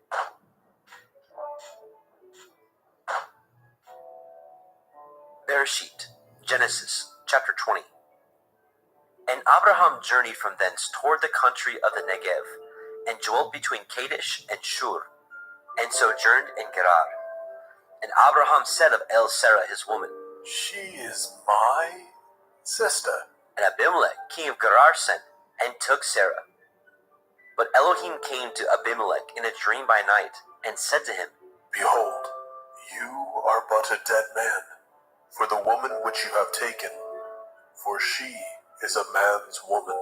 But Abimelech had not come near her, and he said, Adonai, will you slay also a righteous nation? Said he not unto me, She is my sister? And she, even she herself said, He is my brother? In the integrity of my heart and innocence of my hands have I done this. And Elohim said unto him in a dream, Yea, I know that you did this in the integrity of your heart, for I also withheld you from sinning against me. Therefore suffered I you not to touch her. Now therefore restore the man his woman, for he is a prophet, and he shall pray for you, and you shall live. And if you restore her not, know you that you shall surely die, you and all that are yours. Therefore Abimelech rose early in the morning, and called all his servants, and told all these things in their ears. And the men were sore afraid.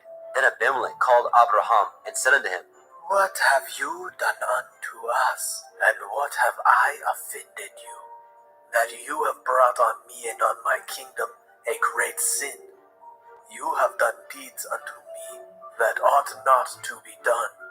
And Abimelech said unto Abraham, What saw you that you have done this thing? And Abraham said, Because I thought surely the fear of Elohim is not in this place, and they will slay me for my woman's sake. And yet indeed she is my sister, she is the daughter of my father, but not the daughter of my mother, and she became my woman. And it came to pass, when Elohim caused me to wander from my father's house, that I said unto her, This is your kindness which you shall show unto me. At every place whither we shall come, say of me, He is my brother. And Abimelech took sheep, and oxen, and men servants, and women servants, and gave them unto Abraham, and restored him Sarah his woman. And Abimelech said, Behold, my land is before you. Dwell where it pleases you. And unto Sarah he said, Behold, I have given your brother 1,000 pieces of silver. Behold, he is to you a covering of the eyes unto all that are with you, and with all other. Thus she was reproved. So Abraham prayed unto Elohim, and Elohim healed Abimelech, and his woman, and his maidservants, and they bore children. For Yahweh had fast closed up all the wombs of the house of Abimelech, because of Sarah, Abraham's woman.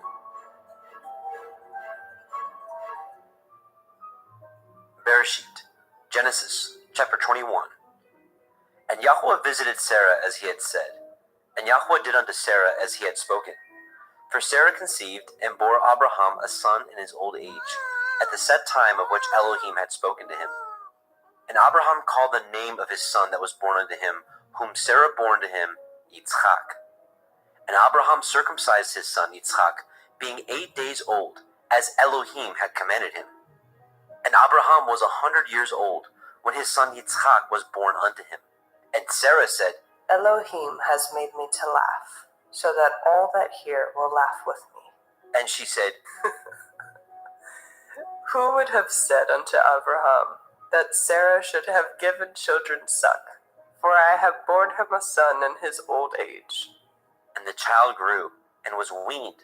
And Abraham made a great feast, the same day that Yitzchak was weaned. And Sarah saw the son of Hagar, the Mitzrayim, which she had borne unto Abraham, mocking. Wherefore she said unto Abraham, Cast out this bondwoman and her son, for the son of this bondwoman shall not be heir with my son, even with Yitzhak. And the thing was very grievous in Abraham's sight because of his son. And Elohim said unto Abraham, Let it not be grievous in your sight because of the lad, and because of your bondwoman. In all that Sarah has said unto you, hearken unto her voice. For in Yitzhak shall your seed be called. And also the son of the bondwoman will I make a nation, because he is your seed. And Abraham rose up early in the morning, and took bread and a bottle of water, and gave it unto Hagar, putting it on her shoulder, and the child, and sent her away. And she departed, and wandered in the wilderness of Beersheba. And the water was spent in the bottle, and she cast the child under one of the shrubs. And she went, and sat her down over against him a good way off, as it were a bow shot. For she said, Let me not see the death of the child. And she sat over against him, and lifted up her voice, and wept. And Elohim heard the voice of the lad. And the angel of Elohim called unto Hagar out of the heavens, and said unto her, What ails you, Hagar? Fear not, for Elohim has heard the voice of the lad where he is. Arise, lift up the lad, and hold him in your hand, for I will make him a great nation. And Elohim opened her eyes, and she saw a well of water. And she went, and filled the bottle with water, and gave the lad drink. And Elohim was with the lad, and he grew, and dwelt in the wilderness, and became an archer. And he dwelt in the wilderness of Paran, and his mother took him a woman out of the land of Mitzrayim. And it came to pass at that time, that Abimelech and Pichol, the chief captain of his host, spoke unto El-Abraham, saying, Elohim is with you in all that you do. Now therefore swear unto me here by Elohim, that you will not deal falsely with me, nor with my son, nor with my son's son, but according to the kindness that I have done unto you, you shall do unto me, and to the land wherein you have sojourned. And Abraham said, I will swear. And Abraham reproved Abimelech because of a well of water, which Abimelech's servants had violently taken away. And Abimelech said, I know not who has done these things, neither did you tell me, neither yet heard I of it, but today. And Abraham took sheep and oxen and gave them unto Abimelech, and both of them cut a covenant. And Abraham set 7 ewe lambs of the flock by themselves. And Abimelech said unto El-Abraham, What mean these 7 ewe lambs which you have set by themselves? And he said, For these 7 ewe lambs shall you take off my hand, that they may be a witness unto me, that I have dug this well. Wherefore he called that place Beersheba, because there they swore both of them. Thus they cut a covenant at Beersheba. Then Abimelech rose up, and Pichol, the chief captain of his host, and they returned into the land of the Pelishtim. And Abraham planted a grove in Beersheba, and called thereon the name of Yahweh, El Olam.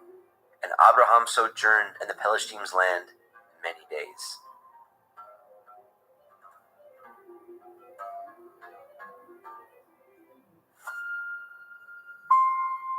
Bereshit, Genesis chapter 22. And it came to pass after these things, that Elohim did try Abraham, and said unto him, Abraham, and he said, Behold, here I am. And he said, Take now your son, your Yahid, Yitzhak, whom you love, and get you into the land of Moriah, and offer him there for a burnt offering upon one of the mountains, which I will tell you of.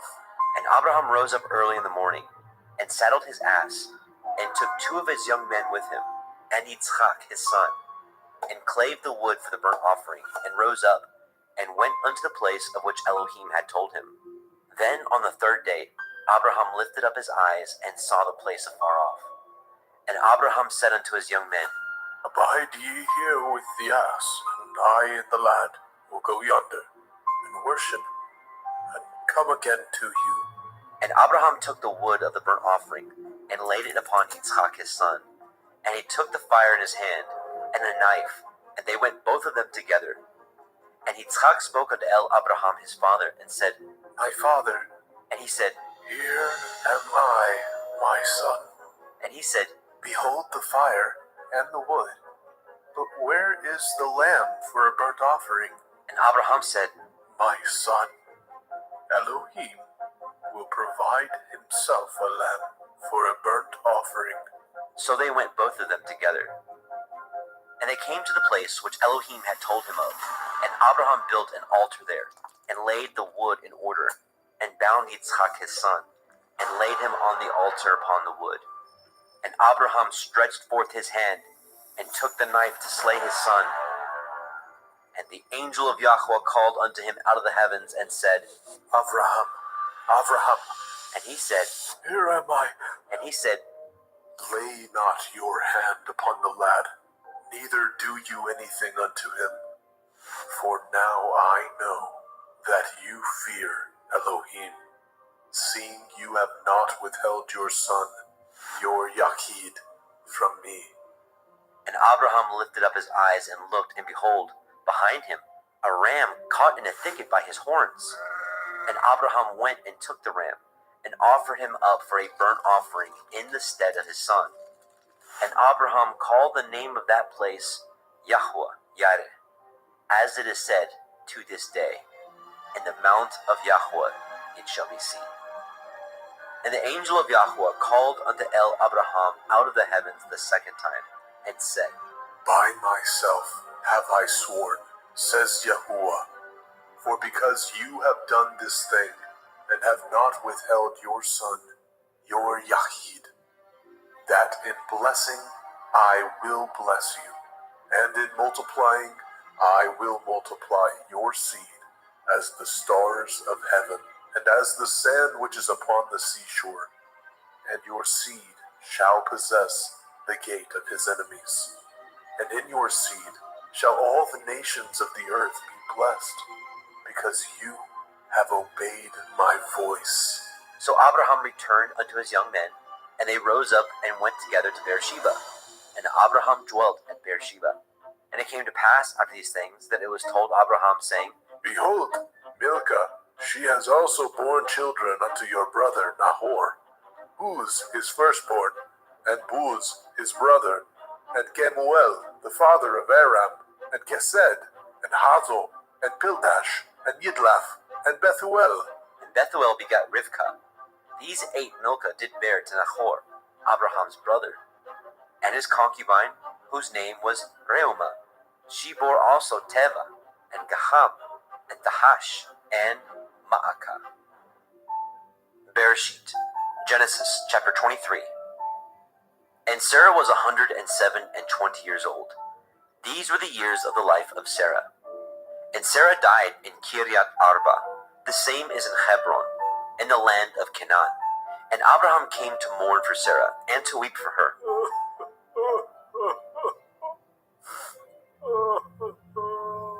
And Abraham stood up from before his dead, and spoke unto the sons of Heth, saying, I am a stranger and a sojourner with you.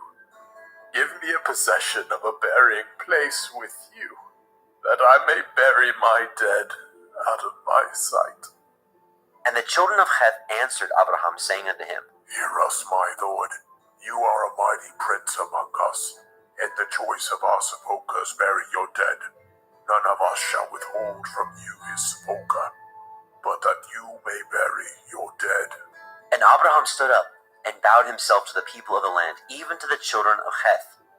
And he communed with them, saying, If it be your mind that I should bury my dead out of my sight, hear me, and entreat from me to Ephron, the son of Zohar, that he may give me the cave of Machpelah, which he has, which is in the end of his field. For as much money as it is worth he shall give it me, for a possession of a burying place amongst you. And Ephron dwelt among the children of Heth. And Ephron the Hittite answered Abraham in the audience of the children of Heth, even all that went in the gate of his city, saying, Nay, my lord, hear me. The field I give you, and the cave that is therein I give it you. In the presence of the sons of my people give I it you. Bury your dead. And Abraham bowed down himself before the people of the land. And he spoke unto Ephron in the audience of the people of the land, saying, But if you will give it, I pray you, hear me. I will give you money for the field. Take it of me, and I will bury my dead there. And Ephron answered Abraham, saying unto him, My lord, hearken unto me. The land is worth 400 shekels of silver. What is that betwixt me and you? Bury therefore your dead. And Abraham hearkened unto Ephron. And Abraham weighed to Ephron the silver, which he had named in the audience of the sons of Heth, 400 shekels of silver, current money with the merchant. And the field of Ephron, which was in Machpelah, which was before Mamre, the field and the cave which was therein, and all the trees that were in the field, that were in all the borders round about, were made sure unto Abraham for a possession in the presence of the children of Heth, before all that went in at the gate of his city. And after this, Abraham buried Sarah his woman in the cave of the field of Machpelah, before Mamre, the same as Hebron, in the land of Canaan.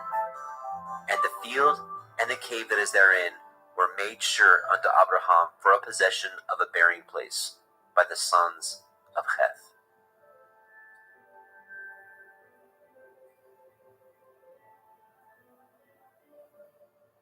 Bereshit, Genesis chapter 24. And Abraham was old and well stricken in age, and Yahweh had blessed Abraham in all things.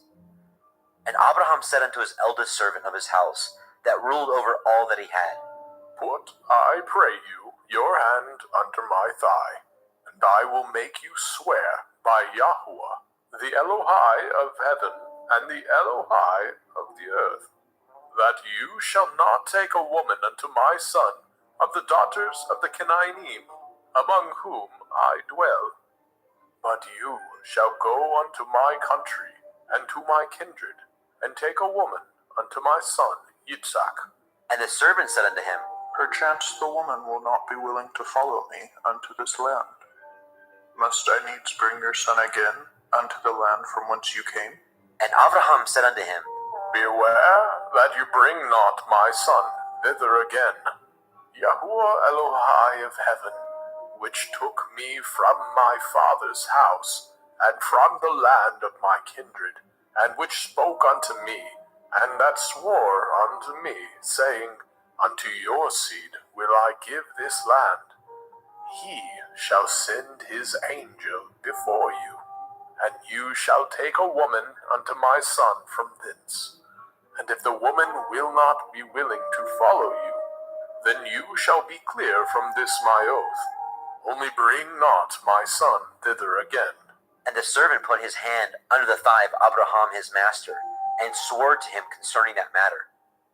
And the servant took 10 camels of the camels of his master, and departed, for all the goods of his master were in his hand. And he arose and went to Aram Naharaim, unto the city of Nahor. And he made his camels to kneel down without the city by a well of water, at the time of the evening, even the time that women go out to draw water. And he said, O Yahuwah Elohai of my master Abraham, I pray you, send me good speed this day, and show kindness unto my master Abraham. Behold, I stand here by the well of water, and the daughters of the men of the city come out to draw water. And let it come to pass, that the damsel to whom I shall say, Let down your pitcher, I pray you, that I may drink, and she shall say, Drink, and I will give your camels drink also. Let the same be she that you have appointed for your servant Yitzhak, and thereby shall I know that you have showed kindness unto my master. And it came to pass, before he had done speaking, that behold, Ribkah came out, who was born to Bethuel, son of Milcah, the woman of Nahor, Abraham's brother, with her pitcher upon her shoulder. And the damsel was very fair to look upon, a virgin, neither had any man known her. And she went down to the well and filled her pitcher, and came up. And the servant ran to meet her and said, Let me, I pray you, drink a little water of your pitcher. And she said, Drink, my lord. And she hastened, and let down her pitcher upon her hand, and gave him drink. And when she had done giving him drink, she said, I will draw water for your camels also, until they have done drinking. And she hastened, and emptied her pitcher into the trough, and ran again unto the well to draw water, and drew for all his camels. And the man, wondering at her, held his peace, to wit whether Yahweh had made his journey prosperous or not. And it came to pass, as the camels had done drinking, that the man took a golden earring of 1/2 shekel weight, and 2 bracelets for her hands of 10 shekels weight of gold, and said, Whose daughter are you? Tell me, I pray you, is there room in your father's house for us to lodge in? And she said unto him, I am the daughter of Bethuel, the son of Milcah, which she bore unto Nahor. And she said moreover unto him, We have both straw and provender enough, and room to lodge in. And the man bowed down his head and worshipped Yahweh. And he said, Blessed be Yahuwah Elohai of my master Abraham, who has not left destitute my master of his mercy and his truth. I, being in the way, Yahuwah led me to the house of my master's brother. And the damsel ran and told them of her mother's house of these things. And Ribkah had a brother, and his name was Laban. And Laban ran unto the man, unto the well. And it came to pass, when he saw the earring and the bracelets upon his sister's hands, and when he heard the words of Ribkah his sister, saying, That spoke the man unto me. that he came unto the man, And behold, he stood by the camels at the well. And he said, Come in, you blessed of Yahuwah. Wherefore stand you without? For I have prepared the house and room for the camels. And the man came into the house, and he ungirded his camels, and gave straw and provender for the camels, and water to wash his feet, and the men's feet that were with him. And there was set meat before him to eat, but he said, I will not eat until I have told my errand. And he said, Speak on. And he said, I am Abraham's servant, and Yahuwah has blessed my master greatly, and he has become great. And he has given him flocks and herds, and silver and gold, and menservants and maidservants, and camels and asses. And Sarah, my master's woman, bore a son to my master when she was old, and unto him has he given all that he has. And my master made me swear, saying, You shall not take a woman to my son of the daughters of the Canaanim, in whose land I dwell, but you shall go unto my father's house, and to my kindred, and take a woman unto my son. And I said unto my master, Perchance the woman will not follow me. And he said unto me, Yahuwah, before whom I walk, will send his angel with you, and prosper your way. And you shall take a woman for my son of my kindred, and of my father's house. Then shall you be clear from this my oath, when you come to my kindred, and if they give not you one, you shall be clear from my oath. And I came this day unto the well, and said, O Yahuwah Elohai, of my master Avraham, if now you do prosper my way which I go, behold, I stand by the well of water. And it shall come to pass, that when the virgin comes forth to draw water, and I say to her, Give me, I pray you, a little water of your pitcher to drink. And she say to me, Both drink you, and I will also draw for your camels. Let the same be the woman whom Yahuwah has appointed out for my master's son. And before I had done speaking in my heart, behold, Rivkah came forth with her pitcher on her shoulder. And she went down unto the well, and drew water. And I said unto her, Let me drink, I pray you. And she made haste, and let down her pitcher from her shoulder, and said, Drink, and I will give your camels drink also. So I drank, and she made the camels drink also. And I asked her and said, Whose daughter are you? And she said, The daughter of Bethuel, Nahor's son, whom Milcah bore unto him. And I put the earring upon her face, and the bracelets upon her hands. And I bowed down my head and worshipped Yahuwah, and blessed Yahuwah Elohai of my master Avraham, which had led me in the right way to take my master's brother's daughter unto his son. And now, if ye will deal kindly and truly with my master, tell me, and if not, tell me, that I may turn to the right hand or to the left. Then Laban and Bethuel answered and said, The thing proceeds from Yahuwah. We cannot speak unto you bad or good.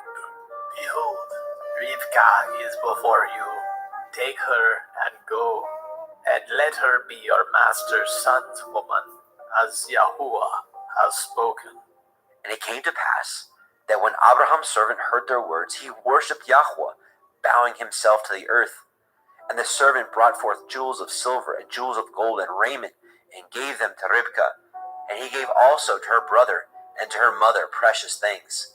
And they did eat and drink, and the men that were with him, and tarried all night. And they rose up in the morning, and he said, Send me away unto my master. And her brother and her mother said, Let the damsel abide with us a few days, at the least 10. After that she shall go. And he said unto them, Hinder me not, seeing Yahuwah has prospered my way. Send me away, that I may go to my master. And they said, We will call the damsel and inquire at her mouth. And they called Ribkah and said unto her, Will you go with this man? And she said, I will go. And they sent away Ribkah their sister, and her nurse, and Abraham's servant, and his men. And they blessed Ribkah, and said unto her, You are our sister. be the mother of thousands of millions, and let your seed possess the gate of those which hate them. And Ribka arose, and her damsels, and they rode upon the camels, and followed the man. And the servant took Ribka, and went his way. And Yitzhak came from the way of the well of Beer Lachairoi, for he dwelt in the country of the Negeb. And Yitzhak went out to meditate in the field in the evening. And he lifted up his eyes, and saw, and behold, the camels were coming. And Ribka lifted her eyes, and when she saw Yitzhak, she lighted off the camel. For she had said unto the servant, What man is this that walks in the field to meet us? and the servant had said, It is my master. Therefore she took a veil and covered herself. And the servant told Yitzhak all the things that he had done. And Yitzhak brought her into his mother Sarah's tent, and took Ribka, and she became his woman, and he loved her. And Yitzhak was comforted after his mother's death. Bereshit, Genesis chapter 25. And again Abraham took a woman, and her name was Keturah. And she bore him Zimran, and Yokshan, and Medan, and Midian, and Yishbak, and Shuach. And Yokshan begat Sheba, and Dedan. And the sons of Dedan were Ashurim, and Letushim, and Leumim. And the sons of Midian, Ephah, and Epher, and Chanok, and Abidah, and Eldaah. These were the children of Keturah. And Abraham gave all that he had unto Yitzhak. But unto the sons of the concubines which Abraham had, Abraham gave gifts, and sent them away from Yitzhak his son, while he yet lived, eastward into the east country. And these are the days of the years of Abraham's life which he lived, 160 years. Then Abraham gave up his ruach, and died in a good old age, an old man and full of years, and was gathered to his people. And his sons, Yitzhak and Ishmael, buried him in the cave of Machpelah, in the field of Ephron, the son of Zohar, the Hittite, which is before Mamre, the field which Abraham purchased of the sons of Heth. There was Abraham buried, and Sarah his woman. And it came to pass, after the death of Abraham, that Elohim blessed his son Yitzhak, and Yitzhak dwelt by the well Be'er Lachairoi. Now these are the generations of Ishmael, Abraham's son, whom Hagar, the Mitzrayim, Sarah's handmaid, bore unto Abraham. And these are the names of the sons of Ishmael, by their names, according to their generations. The firstborn of Ishmael, Nebaioth, and Kedar, and Adbeel, and Mibsam, and Mishma, and Duma, and Masaah, Hadar, and Tima, Yetur, Naphish, and Kedemah. These are the sons of Ishmael, and these are their names, by their towns and by their castles, 12 princes according to their nations. And these are the years of the life of Ishmael, 137 years. And he gave up his ruach and died, and was gathered unto his people. And they dwelt from Havilah unto Shur, that is before Mitzrayim, as you go toward Ashura. And he died in the presence of all his brethren. And these are the generations of Yitzhak, Abraham's son. Abraham begat Yitzhak, and Yitzhak was 40 years old when he took Ribka to be his woman, the daughter of Bethuel, the Aramite, of Padan Aram, the sister unto Laban, the Aramite. And Yitzhak entreated Yahweh for his woman, because she was barren, and Yahweh was entreated of him. And Ribka his woman conceived. And the children struggled together within her. And she said, If it be so, why am I thus? And she went to inquire of Yahweh. And Yahweh said unto her, 2 nations are in your womb, and 2 manner of people shall be separated from your generation. And the one people shall be stronger than the other people, and the elder shall serve the younger. And when her days to be delivered were fulfilled, behold, there were twins in her womb. And the first came out red all over like a hairy garment, and they called his name Esau. And after that came his brother out, and his hand took hold on Esau's heel, and his name was called Yaakov. And Yitzhak was 80 years old when she bore them. And the boys grew, And Esau was a cunning hunter, a man of the field. And Yaakov was an upright man, dwelling in tents. And Yitzchak loved Esau, because he did eat of his venison. But Rivkah loved Yaakov. And Yaakov sought pottage, and Esau came from the field, and he was faint. And Esau said to Yaakov, Feed me, I pray you, with that same red pottage, for I am faint. Therefore was his name called Edom. And Yaakov said, Sell me this day your birthright. And Esau said, Behold, I am at the point to die, and what profit shall this birthright do to me? And Yaakov said, Swear to me this day. And he swore unto him. And he sold his birthright unto Yaakov. Then Yaakov gave Esau bread and pottage of lentils. And he did eat and drink, and rose up and went his way. Thus Esau despised his birthright. Bereshit, Genesis, chapter 26. And there was a famine in the land, beside the first famine that was in the days of Abraham. And Yitzchak went unto Abimelech, king of the Pelishtim, unto Gerar. And Yahweh appeared unto him and said, Go not down into Mitzrayim. Dwell in the land which I shall tell you of. Sojourn in this land, and I will be with you, and will bless you. For unto you and unto your seed I will give you all these countries, and I will perform the oath which I swore unto Abraham your father. And I will make your seed to multiply as the stars of heaven, and will give unto your seed all these countries, and in your seed shall all the nations of the earth be blessed. Because that Abraham obeyed my voice, and did guard my watch, my commandments, my statutes, and my Torah. And Yitzchak dwelt in Gerar. And the men of the place asked him of his woman, and he said, She is my sister. For he feared to say, She is my woman, lest, said he, the men of the place should kill me for Rivkah, because she was fair to look upon. And it came to pass, when he had been there a long time, that Abimelech, king of the Pelishtim, looked out at a window and saw, and behold, Yitzchak was sporting with Rivkah his woman. And Abimelech called Yitzchak and said, Behold, of a surety she is your woman. And how said you, She is my sister? And Yitzchak said unto him, Because I said, Lest I die for her. And Abimelech said, What is this you have done unto us? One of the people might lightly have lain with your woman, and you should have brought guiltiness upon us. And Abimelech charged all his people, saying, He that touches this man or his woman shall surely be put to death. Then Yitzchak sowed in that land, and received in the same year 100-fold, and Yahweh blessed him. And the man waxed great, and went forward, and grew until he became very great. For he had possessions of flocks, and possessions of herds, and great store of servants. And the Pelishtim envied him. For all the wells which his father's servant had dug in the days of Abraham his father, the Pelishtim had stopped them, and filled them with earth. And Abimelech said unto Yitzchak, Go from us, for you are much mightier than we. And Yitzchak departed thence, and pitched his tent in the valley of Gerar, and dwelt there. And Yitzchak dug again the wells of water, which they had dug in the days of Abraham his father. For the Pelishtim had stopped them up after the death of Abraham. And he called their names after the names by which his father had called them. And Yitzchak's servants dug in the valley, and found there a well of springing water.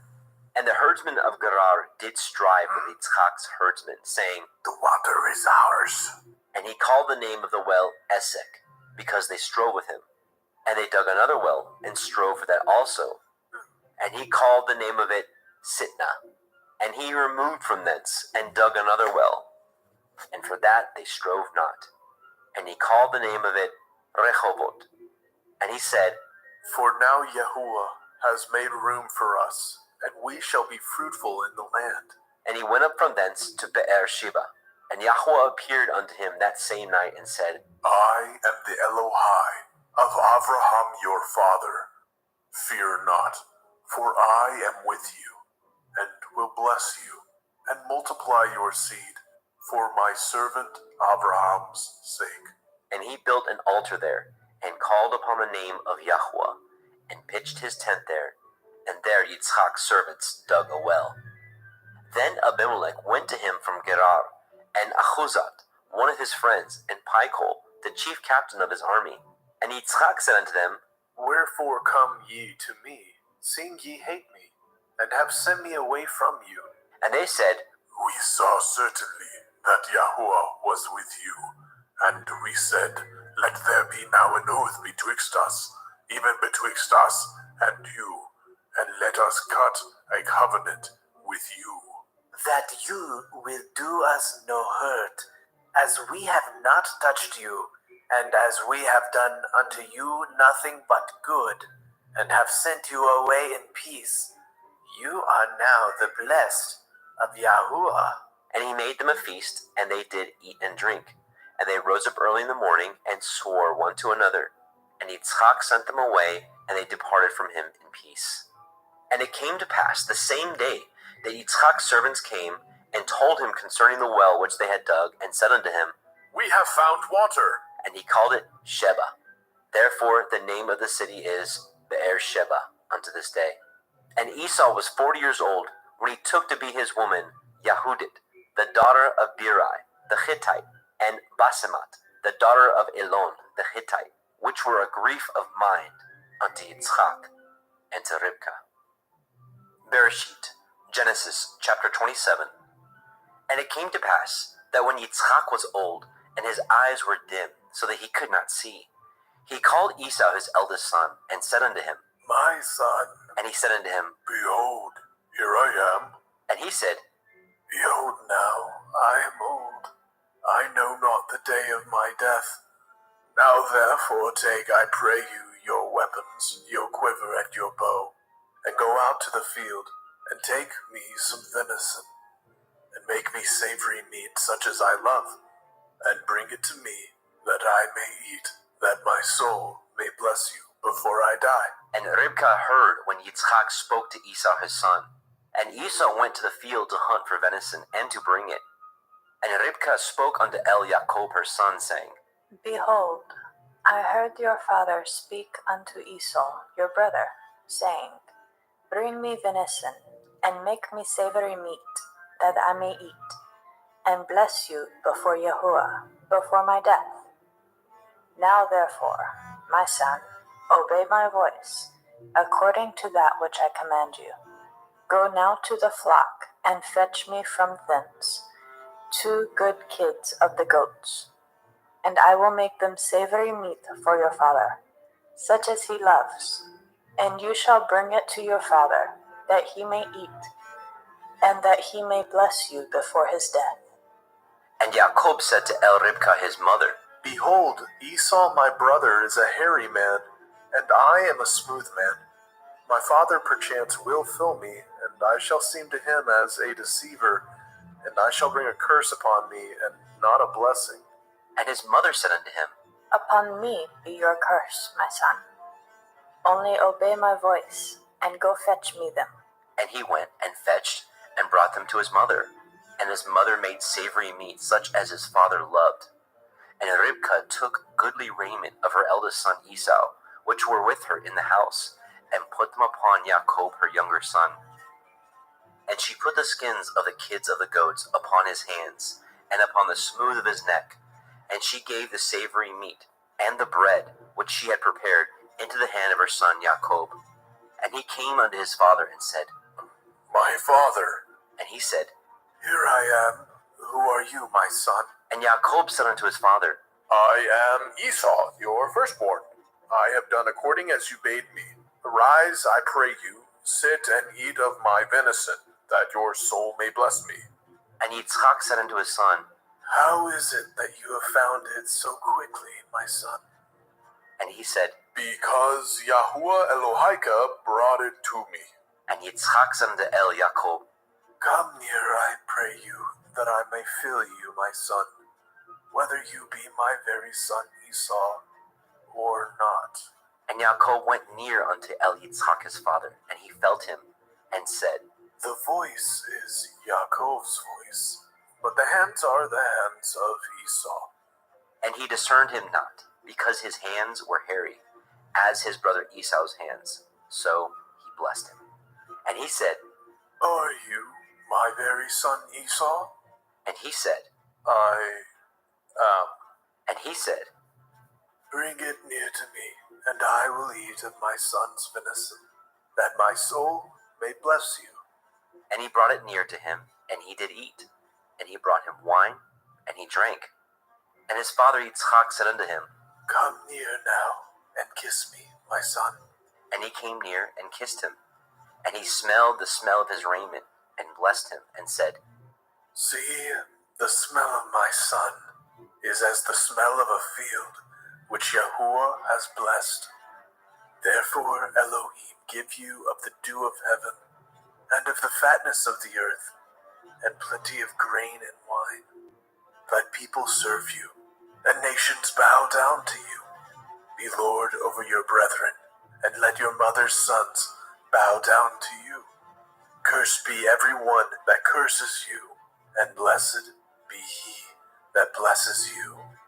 And it came to pass, as soon as Yitzchak had made an end of blessing Yaakov, and Yaakov was yet scarce gone out from the presence of Yitzchak his father, that Esau his brother came in from his hunting, and he also had made savory meat, and brought it unto his father, and said unto his father, Let my father arise, and eat of his son's venison, that your soul may bless me. and Yitzchak his father said unto him, Who are you? and he said, I am your son, your firstborn, Esau. and Yitzchak trembled very exceedingly, and said, Who? Where is he that has taken venison and brought it to me? And I have eaten of all before you came, and have blessed him. Yea, he shall be blessed. And when Esau heard the words of his father, he cried with a great and exceeding bitter cry, and said unto his father, Bless me, even me also, O my father. and he said, Your brother has come with subtlety, and has taken away your blessing. and he said, Is he not rightly named Yaakov? For he has supplanted me these 2 times. He took away my birthright, and behold, now he has taken away my blessing. and he said, Have you not reserved a blessing for me? and Yitzchak answered and said unto Esau, Behold, I have made him your lord, and all his brethren have I given to him for servants, and with grain and wine have I sustained him. And what shall I do now unto you, my son? and Esau said unto his father, Have you but one blessing, my father? Bless me, even me also, O my father. and Esau lifted up his voice and wept. And Yitzchak his father answered and said unto him, Behold, your dwelling shall be the fatness of the earth, and of the dew of heaven from above. And by your sword shall you live, and shall serve your brother. And it shall come to pass, when you shall have the dominion, that you shall break his yoke from off your neck. And Esau hated Yaakov because of the blessing wherewith his father blessed him. And Esau said in his heart, The days of mourning for my father are at hand. Then I will slay my brother Yaakov. And these words of Esau, her elder son, were told to Ribkah. And she sent and called Yaakov, her younger son, and said unto him, Behold, your brother Esau, as touching you, comforts himself, purposing to kill you. Now therefore, my son, obey my voice, and arise. Flee to Lavan, my brother, to Haran, and tarry with him a few days, until your brother's fury turn away, until your brother's anger turn away from you, and he forget that which you have done to him. Then I will send and fetch you from thence. Why should I be deprived also of you both in one day? And Ribkah said to El Yitzchak, I am weary of my life because of the daughters of Heth. If Yaakov take a woman of the daughters of Heth, such as these which are of the daughters of the land, what good shall my life do me?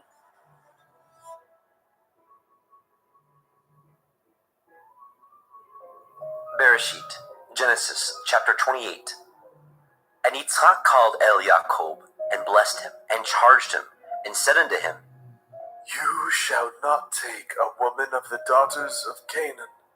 Arise, go to Padan Aram, to the house of Bethuel, your mother's father, and take you a woman from thence of the daughters of Laban, your mother's brother, and El Shaddai bless you, and make you fruitful, and multiply you, that you may be a multitude of people, and give you the blessing of Abraham to you, and to your seed with you, that you may inherit the land wherein you are a stranger, which Elohim gave unto Abraham. And Yitzchak sent away Jacob, and he went to Padan Aram unto Laban, son of Bethuel, the Aramite, the brother of Ribkah, Jacob's and Esau's mother. When Esau saw that Yitzchak had blessed Jacob, and sent him away to Padan Aram, to take him a woman from thence, and that as he blessed him, he gave him a charge, saying, You shall not take a woman of the daughters of Canaan. And that Jacob obeyed his father and his mother, and was gone to Padan Aram. And Esau, seeing the daughters of Canaan pleased not Yitzchak his father, then went Esau unto El Ishmael, and he took unto the woman which he had, Mahalat, the daughter of Ishmael, Abraham's son, the sister of Nebaioth, to be his woman. And Jacob went out from Beersheba, and went toward Haran. And he lighted upon a certain place, and tarried there all night, because the sun was set. He took of the stones of that place, and put them for his pillows, and lay down in that place to sleep. And he dreamed, and behold, a ladder set up on the earth, and the top of it reached to heaven. And behold, the angels of Elohim ascending and descending on it. And behold, Yahweh stood above it, and said, I am Yahuwah Elohai of Abraham your father, and the Elohai of Yitzhak. The land whereon you lie, to you will I give it, and to your seed. And your seed shall be as the dust of the earth, and you shall spread abroad to the west, and to the east, and to the north, and to the south. And in you, and in your seed, shall all the families of the earth be blessed. And behold, I am with you, and will guard you in all the places whither you go, and will bring you again into this land. For I will not leave you until I have done that which I have spoken to you of. And Yaakov awoke out of his sleep, and he said, Surely Yahuwah is in this place, and I knew it not. And he was afraid, and said, How dreadful is this place! This is none other but the house of Elohim, and this is the gate of heaven. And Jacob arose up early in the morning, and took the stone that he had put for his pillows, and set it up for a pillar, and poured oil upon the top of it. And he called the name of that place Beit El, but the name of that city was called Luz at the first. And Jacob vowed a vow, saying, If Elohim will be with me, and will guard me in this way that I go, and will give me bread to eat, and raiment to put on, so that I come again to my father's house in peace, then shall Yahuwah be my Elohim, and this stone which I have set for a pillar shall be Elohim's house, and of all that you shall give me, I will surely give the 10th unto you.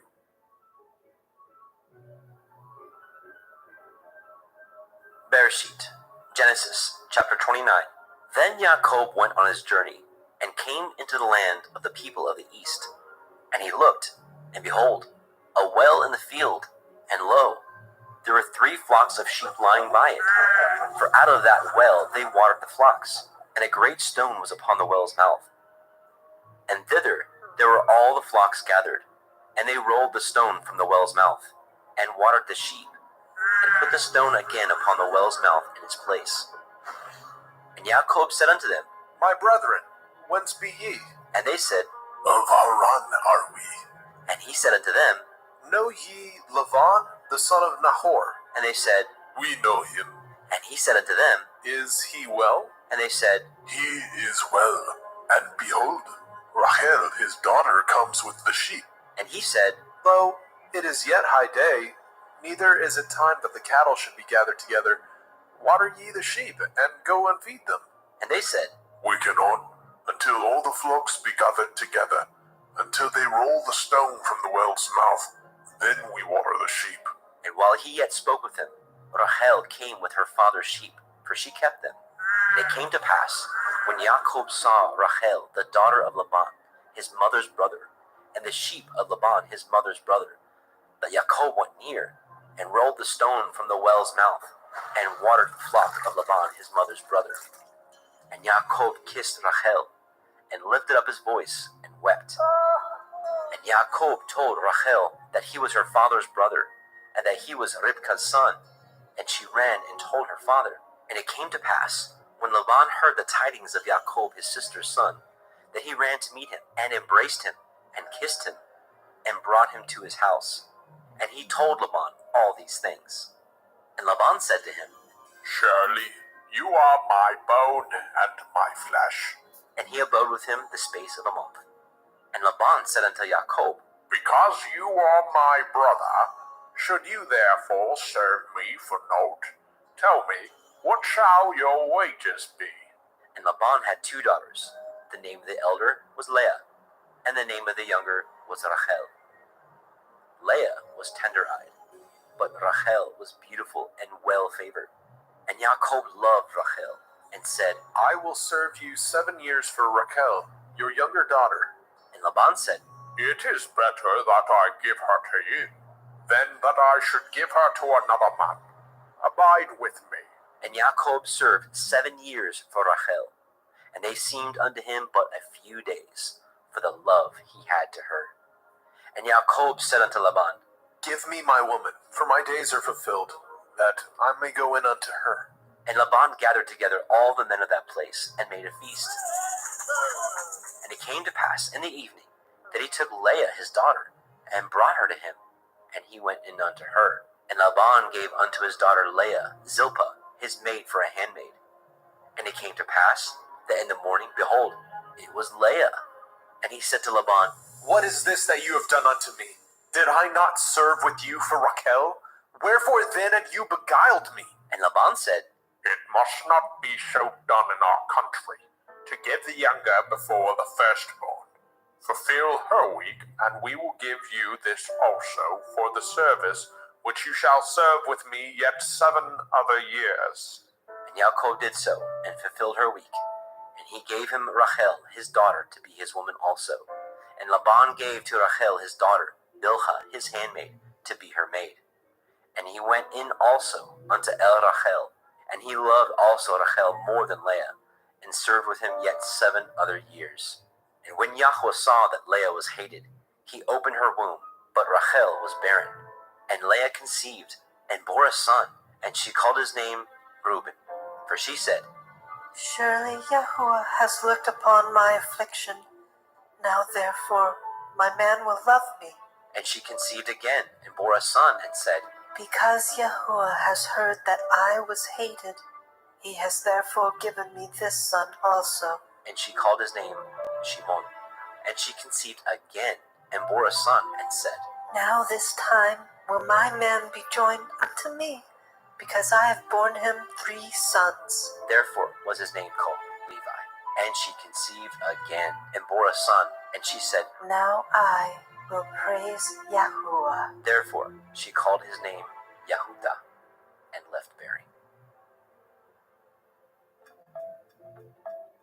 Bereshit, Genesis chapter 30. And when Rachel saw that she bore Jacob no children, Rachel envied her sister, and said unto Jacob, Give me children, or else I die. And Jacob's anger was kindled against Rachel, and he said, Am I in Elohim's stead, who has withheld from you the fruit of the womb? And she said, Behold, my maid Bilhah, go in unto her, and she shall bear upon my knees, that I may also have children by her. And she gave him Bilhah her handmaid to be his woman. And Jacob went in unto her, and Bilhah conceived, and bore Jacob a son. And Rachel said, Elohim has judged me, and has also heard my voice, and has given me a son. Therefore called she his name Dan. And Bilhah, Rachel's maid, conceived again, and bore Jacob a second son. And Rachel said, With great wrestlings have I wrestled with my sister, and I have prevailed. And she called his name Naphtali. And when Leah saw that she had left bearing, she took Zilpah her maid, and gave her Jacob to be his woman. And Zilpah, Leah's maid, bore Jacob a son. And Leah said, A troop comes. and she called his name Gad. And Zilpah, Leah's maid, bore Jacob a second son. And Leah said, Happy am I, for the daughters will call me blessed. and she called his name Asher. And Reuben went in the days of the wheat harvest, and found mandrakes in the field, and brought them unto his mother, Leah. Then Rachel said to Leah, Give me, I pray you, of your son's mandrakes. and she said unto her, Is it a small matter that you have taken my man? And will you take away my son's mandrakes also? and Rachel said, Therefore, he shall lie with you tonight for your son's mandrakes. and Jacob came out of the field in the evening, and Leah went out to meet him and said, You must come in unto me, for surely I have hired you with my son's mandrakes. and he lay with her that night. And Elohim hearkened unto Leah, and she conceived, and bore Jacob the fifth son. And Leah said, Elohim has given me my hire, because I have given my maiden to my man. and she called his name Issachar. And Leah conceived again, and bore Jacob the sixth son. And Leah said, Elohim has endued me with a good dowry. Now will my man dwell with me, because I have borne him 6 sons. and she called his name Zebulun. And afterwards she bore a daughter, and called her name Dinah. And Elohim remembered Rachel, and Elohim hearkened to her, and opened her womb. And she conceived and bore a son, and said, Elohim has taken away my reproach.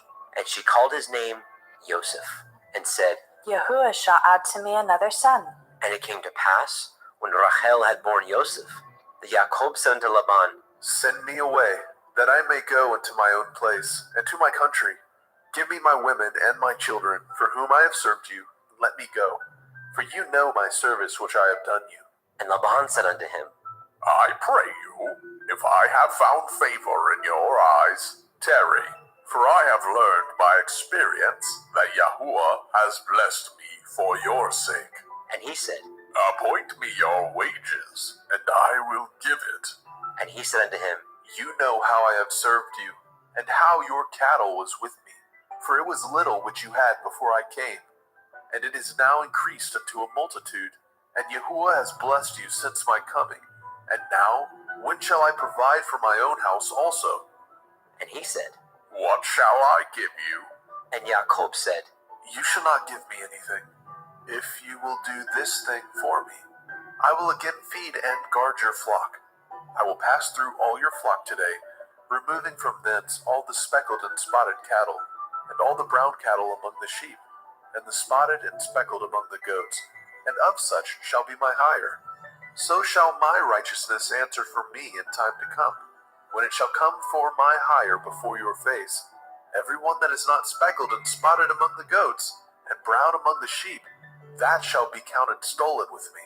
And Laban said, Behold, I would it might be according to your word.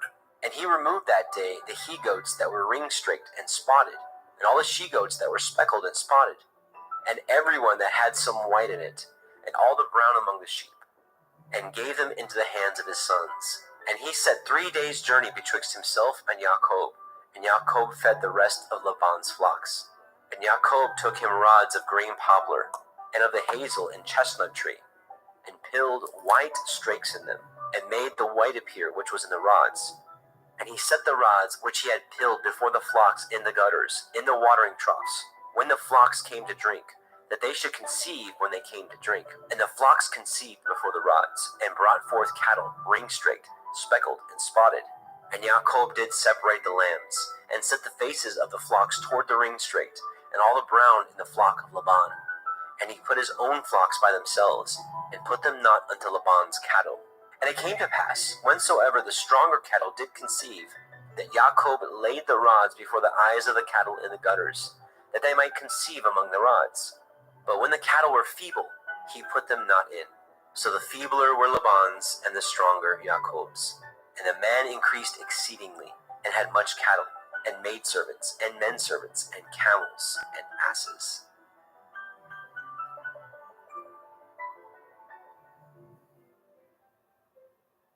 Bereshit, Genesis chapter 31.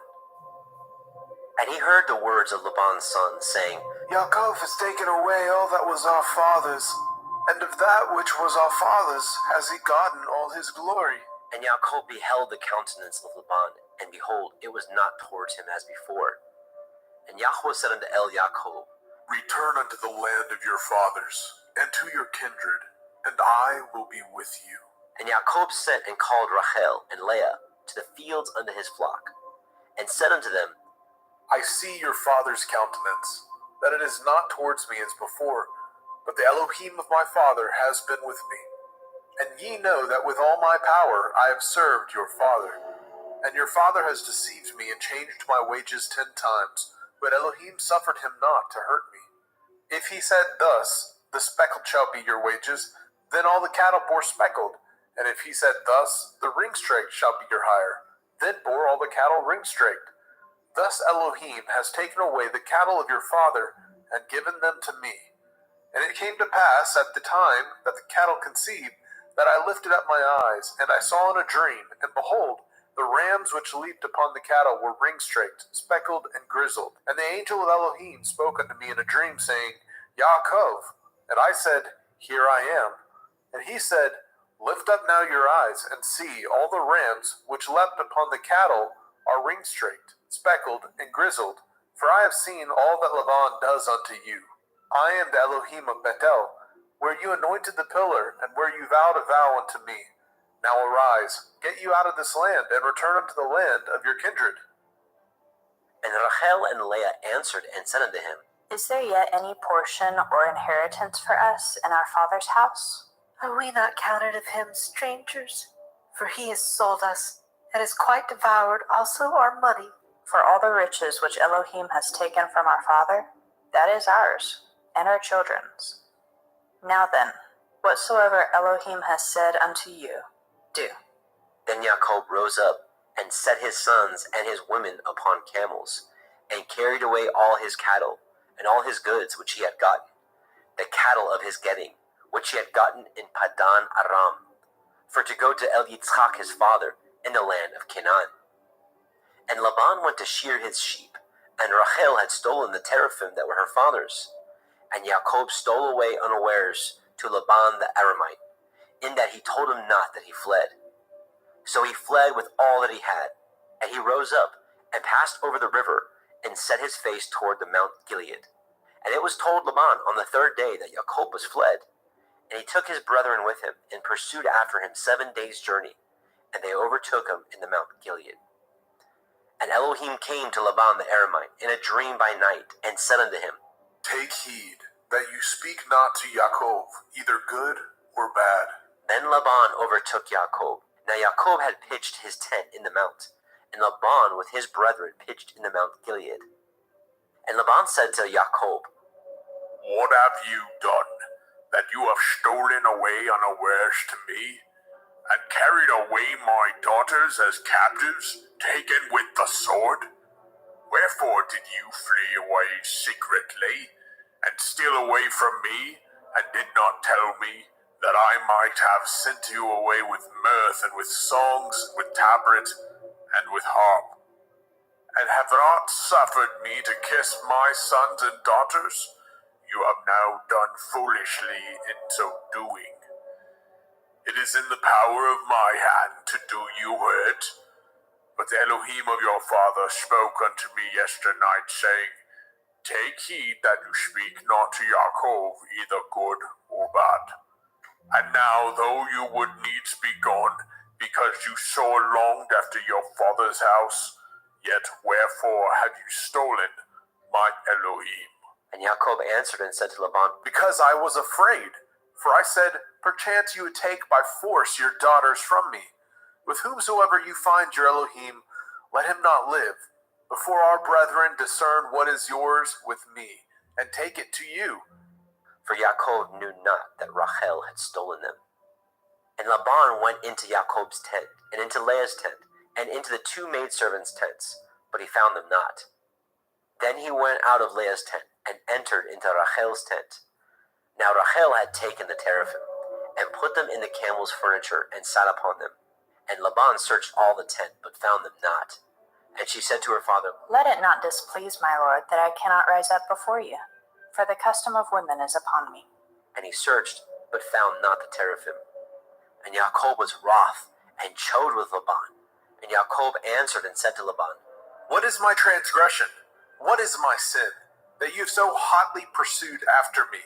Whereas you have searched all my stuff, what have you found of all your household stuff?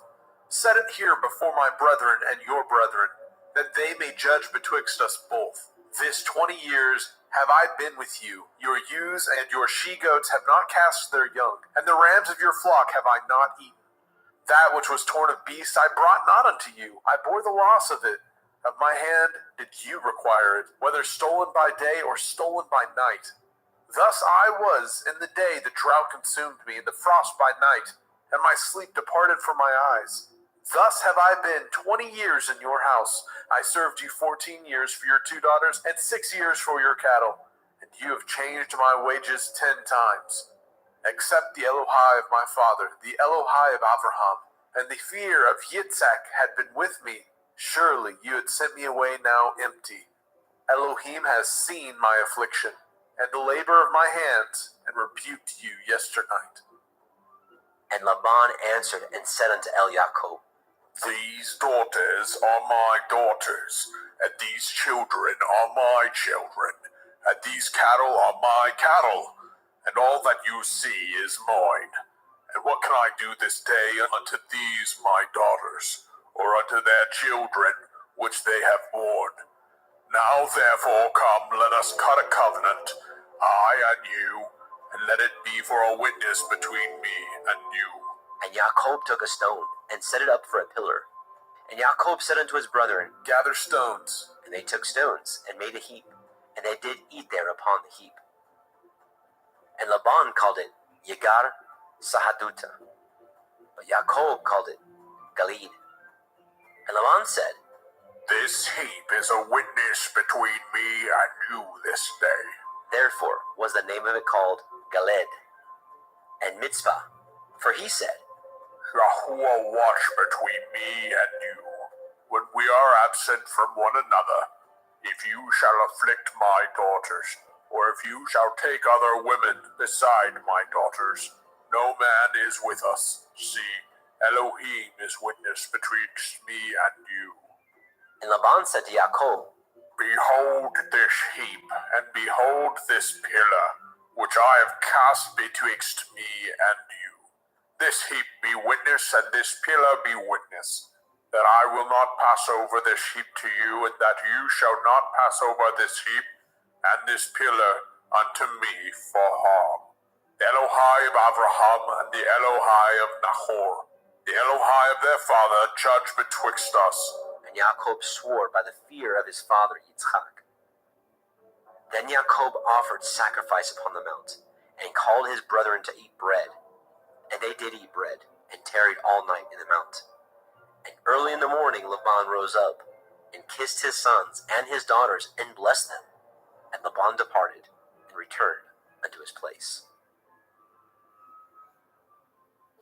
Bereshit, Genesis chapter 32. And Yaakov went on his way, and the angels of Elohim met him. And when Yaakov saw them, he said, This is Elohim's host. And he called the name of that place Machanaim. And Yaakov sent messengers before him to Esau his brother, unto the land of Seir, the country of Edom. And he commanded them, saying, Thus shall ye speak unto my lord Esau. Your servant Yaakov says thus, I have sojourned with Laban, and stayed there until now. And I have oxen and asses, flocks and men servants, and women servants. And I have sent to tell my lord, that I may find grace in your sight. And the messengers returned to Yaakov, saying, We came to your brother Esau, and also he comes to meet you, and 400 men with him. Then Yaakov was greatly afraid and distressed, and he divided the people that was with him, and the flocks, and the herds, and the camels into 2 bands, and said, If Esau come to the one company, and smite it, then the other company which is left shall escape. And Yaakov said, O Elohai of my father Abraham, and Elohai of my father Yitzhak, Yahuwah which said unto me, Return unto your country and to your kindred, and I will deal well with you. I am not worthy of the least of all the mercies and of all the truth which you have showed unto your servant. For with my staff I passed over this Yarden, and now I am become 2 bands. Deliver me, I pray you, from the hand of my brother, from the hand of Esau, for I fear him, lest he will come and smite me, and the mother with the children. And you said, I will surely do you good, and make your seed as the sand of the sea, which cannot be numbered for multitude. And he lodged there that same night, and took of that which came to his hand a present for Esau his brother, 200 she-goats, and 20 he-goats, 200 ewes, and 20 rams, 30 milch camels with their colts, 40 kine, and 10 bulls, 20 she-asses, and 10 foals. And he delivered them into the hands of his servants, every drove by themselves, and said unto his servants, Pass over before me, and put a space betwixt drove and drove. And he commanded the foremost, saying, When Esau my brother meets you, and asks you, saying, Whose are you, and where go you, and whose are these before you? Then you shall say, They be your servant Jacob's. It is a present sent unto my lord Esau, and behold, also, he is behind us. And so commanded he the second, and the third, and all that followed the drove, saying, On this manner shall you speak unto Esau when you find him, and say ye moreover, Behold, your servant Jacob is behind us. For he said, I will appease him with the present that goes before me, and afterward I will see his face. Perchance he will accept of me. So went the present over before him, and himself lodged that night in the company. And he rose up that night, and took his 2 women, and his 2 women servants, and his 11 sons, and passed over the ford Jabbok. And he took them, and sent them over the brook, and sent over that he had. And Jacob was left alone, and there wrestled a man with him until the breaking of the day. And when he saw that he prevailed not against him, he touched the hollow of his thigh, and the hollow of Jacob's thigh was out of joint, as he wrestled with him. And he said, Let me go, for the day breaks. And he said, I will not let you go, except you bless me. And he said unto him, What is your name? And he said, Yaakov. And he said, Your name shall be called no more Yaakov, but Yasharel. For as a prince have you power with Elohim and with men, and have prevailed. And Jacob asked him and said, Tell me, I pray you, your name. And he said, Wherefore is it that you do ask after my name? And he blessed them there. And Jacob called the name of the place Penuel. For I have seen Elohim face to face, and my life is preserved. And as he passed over Penuel, the sun rose upon him, and he halted upon his thigh. Therefore the children of Yashrael eat not the sinew which shrank, which is upon the hollow of the thigh unto this day, because he touched the hollow of Jacob's thigh in the sinew that shrank. Bereshit, Genesis, chapter 33. And Jacob lifted up his eyes, and looked, and behold, Esau came, and with him 400 men. And he divided the children unto Leah, and unto Rachel, and unto the 2 handmaids. And he put the handmaids and their children foremost, and Leah and her children after, and Rachel and Joseph hindermost. And he passed over before them, and bowed himself to the ground 7 times, until he came near to his brother. And Esau ran to meet him, and embraced him, and fell on his neck, and kissed him, and they wept. And he lifted up his eyes, and saw the women and the children, and said, Who are those with you? And he said, The children which Elohim has graciously given your servant. Then the handmaidens came near, they and their children, and they bowed themselves. And Leah also with her children came near, and bowed themselves. And after came Joseph near, and Rachel, and they bowed themselves. And he said, What do you mean by all this drove which I met? And he said, These are to find grace in the sight of my master. And Esau said, I have enough. My brother, keep what you have unto yourself. And Jacob said, Nay, I pray you, if now I have found grace in your sight, then receive my present at my hand, for therefore I have seen your face, as though I had seen the face of Elohim, and you were pleased with me.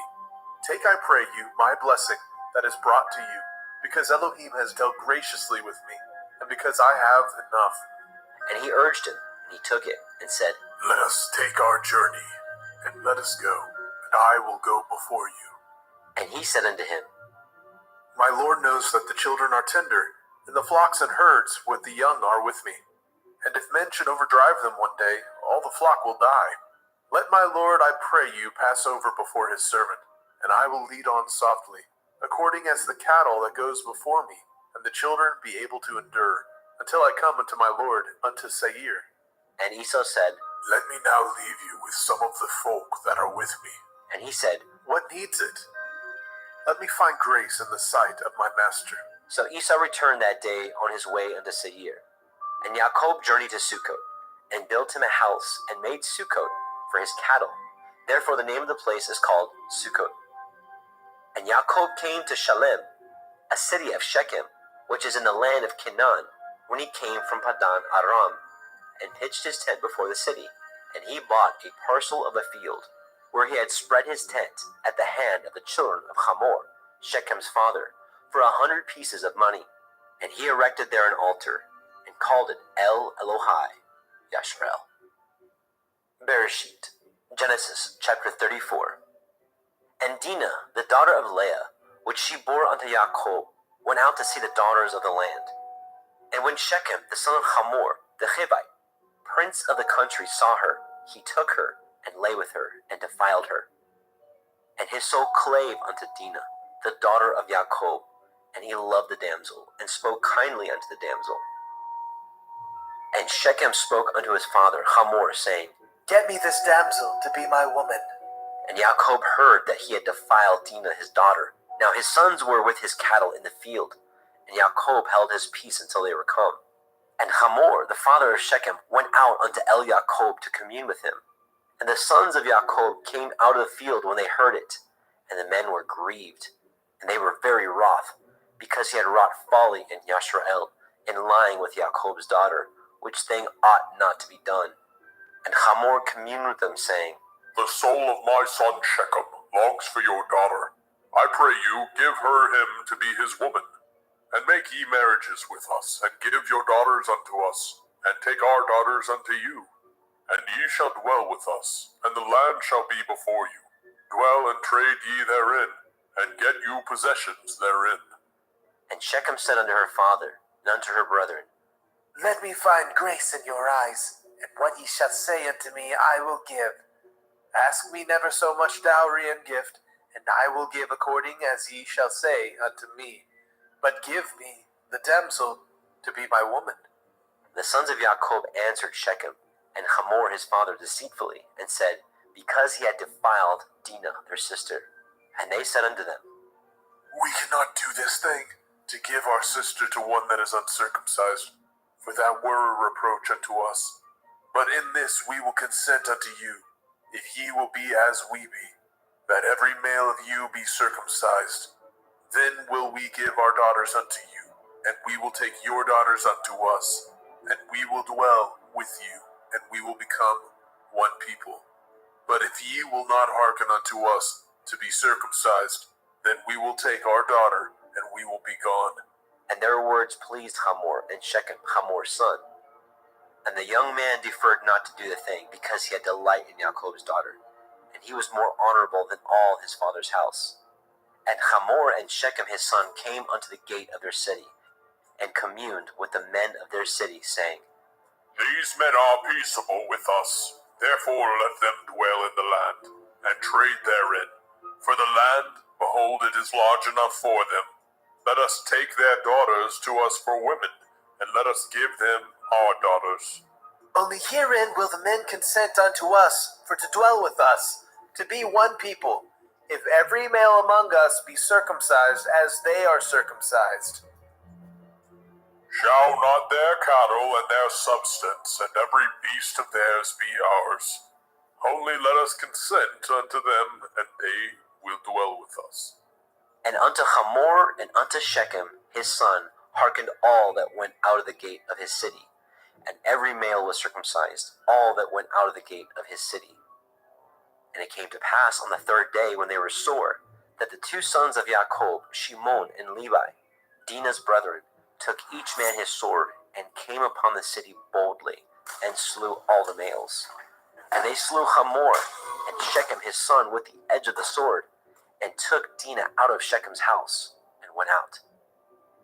The sons of Jacob came upon the slain, and spoiled the city, because they had defiled their sister. They took their sheep, and their oxen, and their asses, and that which was in the city, and that which was in the field, and all their wealth, and all their little ones, and their women they took captive, and spoiled even all that was in the house. And Jacob said to Shimon and Levi, Ye have troubled me to make me to stink among the inhabitants of the land, among the Canaanim and the Perizim, and I being few in number, they shall gather themselves together against me, and slay me, and I shall be destroyed, I and my house. And they said, Should he deal with our sister as with a harlot? Bereshit, Genesis, chapter 35. And Elohim said unto Jacob, Arise, go up to Bethel, and dwell there, and make there an altar unto Elohim, that appeared unto you when you fled from the face of Esau your brother.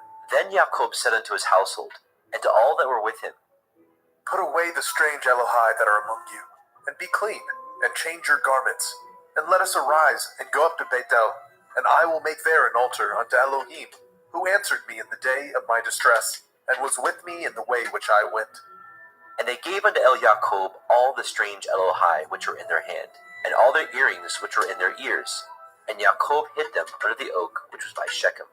And they journeyed, and the terror of Elohim was upon the cities that were round about them, and they did not pursue after the sons of Jacob. So Jacob came to Luz, which is in the land of Canaan, that is, Beit El, he and all the people that were with him. And he built there an altar, and called the place Beit El, because there Elohim appeared unto him, when he fled from the face of his brother. But Deborah, Ribkah's nurse, died, and she was buried beneath Beit El under an oak, and the name of it was called Alon Bakut. And Elohim appeared unto Jacob again, when he came out of Padan Aram, and blessed him. And Elohim said unto him, Your name is Yaakov. Your name shall not be called any more Yaakov, but Yasharel shall be your name. And he called his name Yasharel. And Elohim said unto him, I am El Shaddai. Be fruitful and multiply. A nation and a company of nations shall be of you, and kings shall come out of your loins. And the land which I gave Abraham and Yitzhak, to you I will give it, and to your seed after you will I give the land. And Elohim went up from him in the place where he talked with him. And Jacob set up a pillar in the place where he talked with him, even a pillar of stone. And he poured a drink offering thereon, and he poured oil thereon. And Jacob called the name of the place where Elohim spoke with him, Beit El. And they journeyed from Beit El, and there was but a little way to come to Ephrathah. And Rachel travailed, and she had hard labor. And it came to pass, when she was in hard labor, that the midwife said unto her, Fear not, you shall have this son also. And it came to pass, as her soul was in departing, for she died, that she called his name Ben-Oni. But his father called him Benjamin. And Rachel died, and was buried in the way to Ephrathah, which is Beit Lechem. And Jacob set a pillar upon her grave, that is the pillar of Rachel's grave unto this day. And Yasharel journeyed, and spread his tent beyond Migdal Eder. And it came to pass, when Yasharel dwelt in that land, that Reuben went and lay with Bilhah his father's concubine, and Yasharel heard it. Now the sons of Jacob were 12, the sons of Leah, Reuben, Jacob's firstborn, and Shimon, and Levi, and Yehudah, and Issachar, and Zebulun. The sons of Rachel, Yosef, and Benjamin. And the sons of Bilhah, Rachel's handmaid, Dan, and Naphtali. And the sons of Zilpah, Leah's handmaid, Gad, and Asher. These are the sons of Jacob, which were born to him in Padan Aram. And Yaakov came unto Yitzchak his father, unto Mamre, unto Kiryat Arba, which is Hebron, where Abraham and Yitzchak sojourned. And the days of Yitzchak were 180 years. And Yitzchak gave up his ruach, and died, and was gathered unto his people, being old and full of days. And his sons Esau and Jacob buried him. Bereshit, Genesis chapter 36. Now these are the generations of Esau, who is Edom. Esau took his woman of the daughters of Canaan, Ada, the daughter of Elon the Hittite, and Aholibama, the daughter of Anna, the daughter of Tzibon the Hittite, and Basemath, Ishmael's daughter, sister of Nebaioth. And Ada bore to Esau Eliphaz, and Basemath bore Reuel, and Aholibama bore Yaish, and Ya'alam, and Korach. These are the sons of Esau, which were born unto him in the land of Canaan. And Esau took his women, and his sons, and his daughters, and all the persons of his house, and his cattle, and all his beasts, and all his substance, which he had got in the land of Canaan, and went into the country from the face of his brother Jacob. For their riches were more than they might dwell together, and the land wherein they were strangers could not bear them because of their cattle. Thus dwelt Esau in Mount Seir. Esau is Edom. And these are the generations of Esau, the father of the Edomim, in Mount Seir. These are the names of Esau's sons: Eliphaz, the son of Ada, the woman of Esau; Reuel, the son of Basemath, the woman of Esau. And the sons of Eliphaz were Teman, Omar, Zepho, Gatam, and Kenaz. And Timnah was the concubine to Eliphaz, Esau's son, and she bore to Eliphaz Amalek. These are the sons of Ada, Esau's woman. And these are the sons of Reuel, Nahat, and Zerach, Shammah, and Mizah. These are the sons of Basemath, Esau's woman. And these were the sons of Aholibama, the daughter of Anna, the daughter of Tzibon, Esau's woman. And she bore to Esau Yaish, and Ya'alam, and Korach. These were the dukes of the sons of Esau. The sons of Eliphaz, the firstborn son of Esau: Duke Teman, Duke Omar, Duke Zepho, and Duke Kenaz, Duke Korach, Duke Gatam, and Duke Amalek. These are the dukes that came of Eliphaz in the land of Edom. These are the sons of Ada. And these are the sons of Reuel, Esau's son: Duke Nahat, Duke Zerach, Duke Shammah, Duke Mizah. These are the dukes that came of Reuel in the land of Edom. These are the sons of Basemath, Esau's woman. And these are the sons of Aholibama, Esau's woman: Duke Yaish, Duke Ya'alam, Duke Korach. These are the dukes that came of Aholibama, the daughter of Anna, Esau's woman.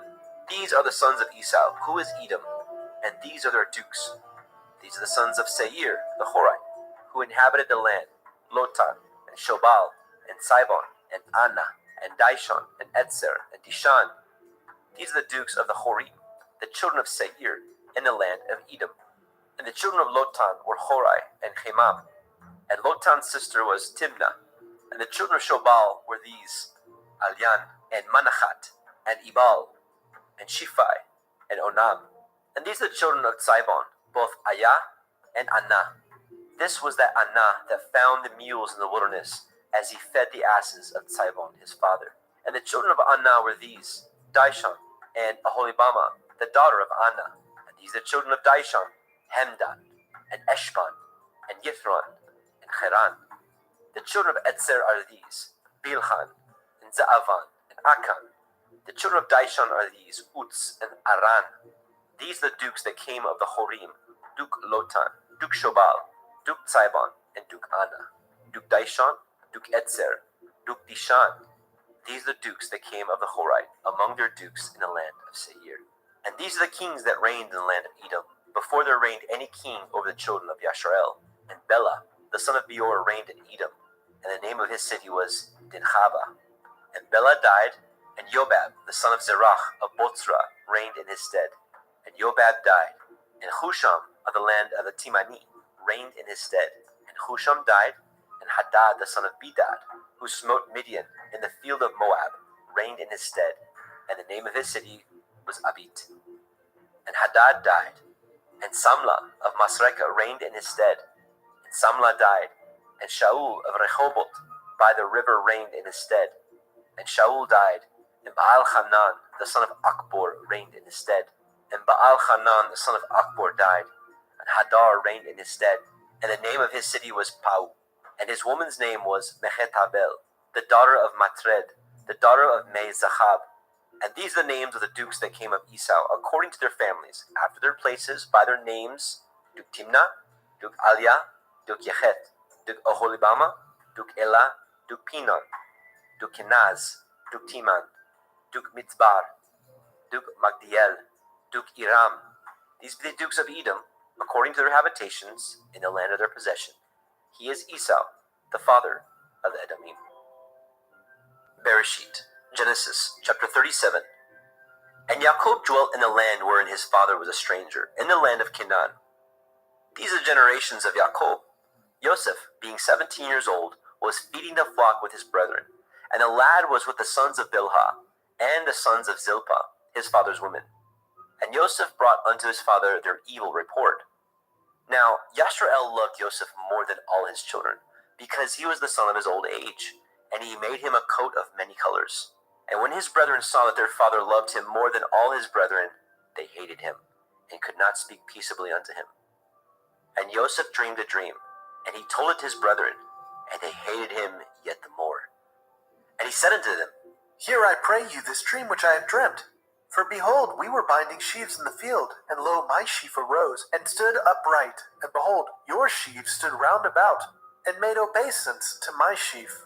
And his brethren said unto him, Shall you indeed reign over us, or shall you indeed have dominion over us? And they hated him yet the more for his dreams and for his words. And he dreamed yet another dream, and told it his brethren, and said, Behold, I have dreamed a dream more. And behold, the sun and the moon and the 11 stars made obeisance to me. And he told it to his father and to his brethren. And his father rebuked him, and said unto him, What is this dream that you have dreamed? Shall I and your mother and your brethren indeed come to bow down ourselves to you, to the earth? And his brethren envied him. But his father observed the saying. And his brethren went to feed their father's flock in Shechem. And Yashrael said unto El Joseph, Do not your brethren feed the flock in Shechem? Come, and I will send you unto them. And he said to him, Here am I. And he said to him, Go, I pray you, and see whether it be well with your brethren, and well with the flocks, and bring me word again. So he sent him out to the valley of Hebron, and he came to Shechem. And a certain man found him, and behold, he was wandering in the field. And the man asked him, saying, What do you seek? And he said, I seek my brethren. Tell me, I pray you, where they feed their flocks. And the man said, They are departed hence, for I heard them say, Let us go to Dothan. And Joseph went after his brethren, and found them in Dothan. And when they saw him afar off, even before he came near unto them, they conspired against him to slay him. And they said one to another, Behold, this dreamer comes. Come now, therefore, and let us slay him, and cast him into some pit, and we will say, Some evil beast has devoured him, and we shall see what will become of his dreams. And Reuben heard it, and he delivered him out of their hands, and said, Let us not kill him. And Reuben said unto them, Shed no blood, but cast him into this pit that is in the wilderness, and lay no hand upon him, that he might rid him out of their hands, to deliver him to his father again. And it came to pass, when Joseph was come unto his brethren, that they stripped Joseph out of his coat of many colors that was on him. And they took him, cast him into a pit, and the pit was empty. There was no water in it, and they sat down to eat bread. And they lifted up their eyes and looked, and behold, a company of Ishmaelim came from Gilead, with their camels bearing spicery and balm and myrrh, going to carry it down to Mitzrayim. And Yahudah said unto his brethren, What profit is it if we slay our brother, and conceal his blood? Come, let us sell him to the Ishmaelim, and let not our hands be upon him, for he is our brother and our flesh. And his brethren were content. Then there passed by Midianim merchantmen, and they drew and lifted up Joseph out of the pit, and sold Joseph to the Ishmaelim for 20 pieces of silver. And they brought Joseph into Mitzrayim. And Reuben returned into the pit, and behold, Joseph was not in the pit, and he rent his clothes. And he returned to his brethren and said, The child is not, and I, whither shall I go? And they took Joseph's coat, and killed a kid of the goats, and dipped the coat in the blood. And they sent the coat of many colors. And they brought it to their father, and said, This we have found. Know whether it be your son's coat or no. And he knew it, and said, It is my son's coat. An evil beast has devoured him. Joseph is without doubt rent in pieces. And Jacob rent his clothes, and put sackcloth upon his loins, and mourned for his son many days. And all his sons and all his daughters rose up to comfort him. but he refused to be comforted. And he said, For I will go down into Sheol unto my son, mourning. Thus his father wept for him. And the Midianim sold him into Mitzrayim unto Potiphar, an officer of Pharaoh's and a captain of the guard. Bereshit, Genesis chapter 38. And it came to pass at that time that Yehudah went down from his brethren and turned into a certain Adullamite, whose name was Chira. And Yehudah saw there a daughter of a certain Canaanite, whose name was Shuach, and he took her and went in unto her. And she conceived and bore a son, and he called his name And she conceived again and bore a son, and called his name Onan. And she yet again conceived and bore a son, and called his name Shelach. And he was at Keziv when she bore him. And Yehudah took a woman for his firstborn, whose name was Tamar. And Yehudah's firstborn, was wicked in the sight of Yahweh, and Yahweh slew him. And Yehudah said unto Onan, Go into your brother's woman, and marry her, and raise up seed to your brother. And Onan knew that the seed should not be his, and it came to pass, when he went in unto his brother's woman, that he spilled it on the ground, lest that he should give seed to his brother. And the thing which he did displeased Yahweh, wherefore he slew him also. Then said Yehudah to Tamar his daughter-in-law, Remain a widow at your father's house, till Shelach my son be grown. For he said, Lest, perchance, he die also, as his brethren did. And Tamar went and dwelt in her father's house. And in process of time, the daughter of Shuach, Yehudah's woman, died. And Yehudah was comforted, and went up unto his sheep shearers to Timnathah, and his friend Chira, the Adullamite. And it was told Tamar, saying, Behold, your father-in-law goes up to Timnah to shear his sheep. And she put her widow's garments off from her, and covered her with a veil, and wrapped herself, and sat in an open place, which is by the way to Timnah. For she saw that Shelach was grown, and she was not given unto him to be his woman. When Yehudah saw her, he thought her to be a harlot, because she had covered her face. And he turned unto her by the way, and said, Go to, I pray you, let me come in unto you. For he knew not that she was his daughter-in-law. And she said, What will you give me, that you may come in unto me? And he said, I will send you a kid from the flock. And she said, Will you give me a pledge till you send it? And he said, What pledge shall I give you? And she said, Your signet, your bracelets, and your staff that is in your hand. And he gave it her, and came in unto her, and she conceived by him. And she arose and went away, and laid by her veil from her, and put on the garments of her widowhood. And Yehudah sent the kid by the hand of his friend the Adullamite to receive his pledge from the woman's hand, but he found her not. Then he asked the men of that place, saying, Where is the harlot that was openly by the wayside? And they said, There was no harlot in this place. And he returned to El Yehudah and said, I cannot find her. And also the men of that place said that there was no harlot in this place. And Yehudah said, Let her take it to her, lest we be shamed. Behold, I sent this kid, and you have not found her. And it came to pass, about 3 months after, that it was told Yehudah, saying, Tamar, your daughter-in-law, has played the harlot, and also, behold, she is with child by whoredom. And Yehudah said, Bring her forth, and let her be burnt. When she was brought forth, she sent to her father-in-law, saying, By the man whose these are, am I with child. And she said, Discern, I pray you, whose are these, the signet, and bracelets, and staff? And Yehudah acknowledged them. And he said, She is more righteous than I, because that I gave her not to Shelach my son. And he knew her again no more.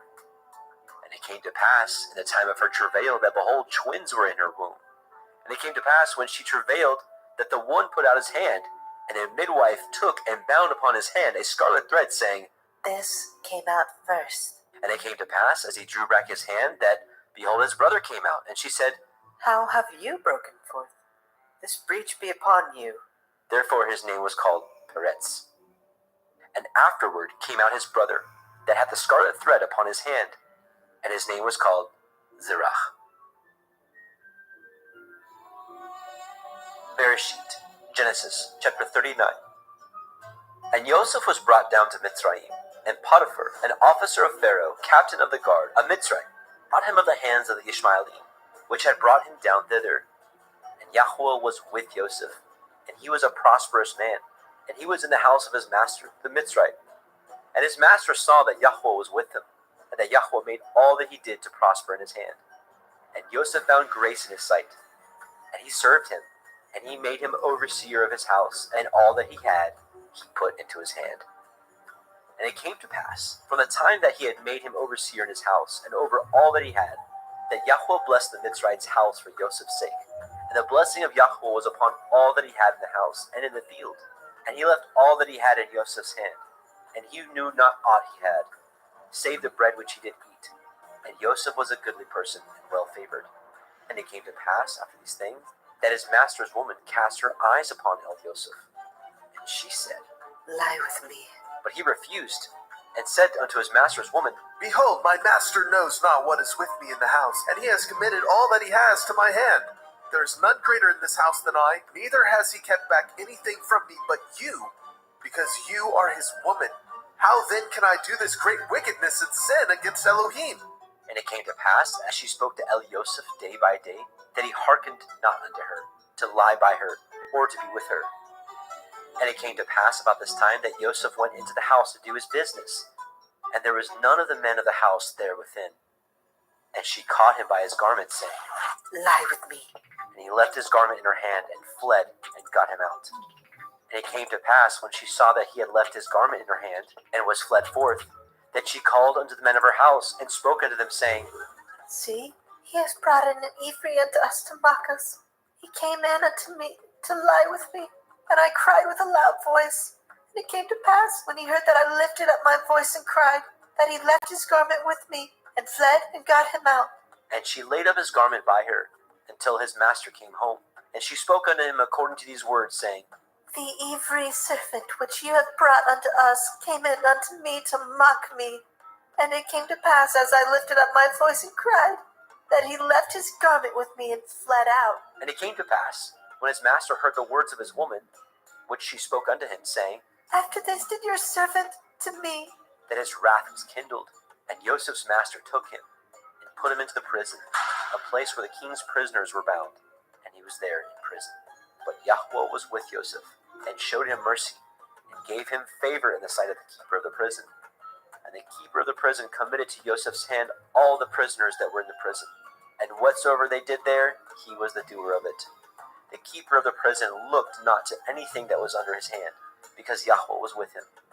And that which he did, Yahweh made it to prosper. Bereshit, Genesis chapter 40. And it came to pass after these things, that the butler of the king of Mitzrayim and his baker had offended their master, the king of Mitzrayim. And Pharaoh was wroth against his two officers, against the chief of the butlers, and against the chief of the bakers. And he put them in ward in the house of the captain of the guard, into the prison, the place where Joseph was bound. And the captain of the guard charged Joseph with them, and he served them, and they continued a season in ward.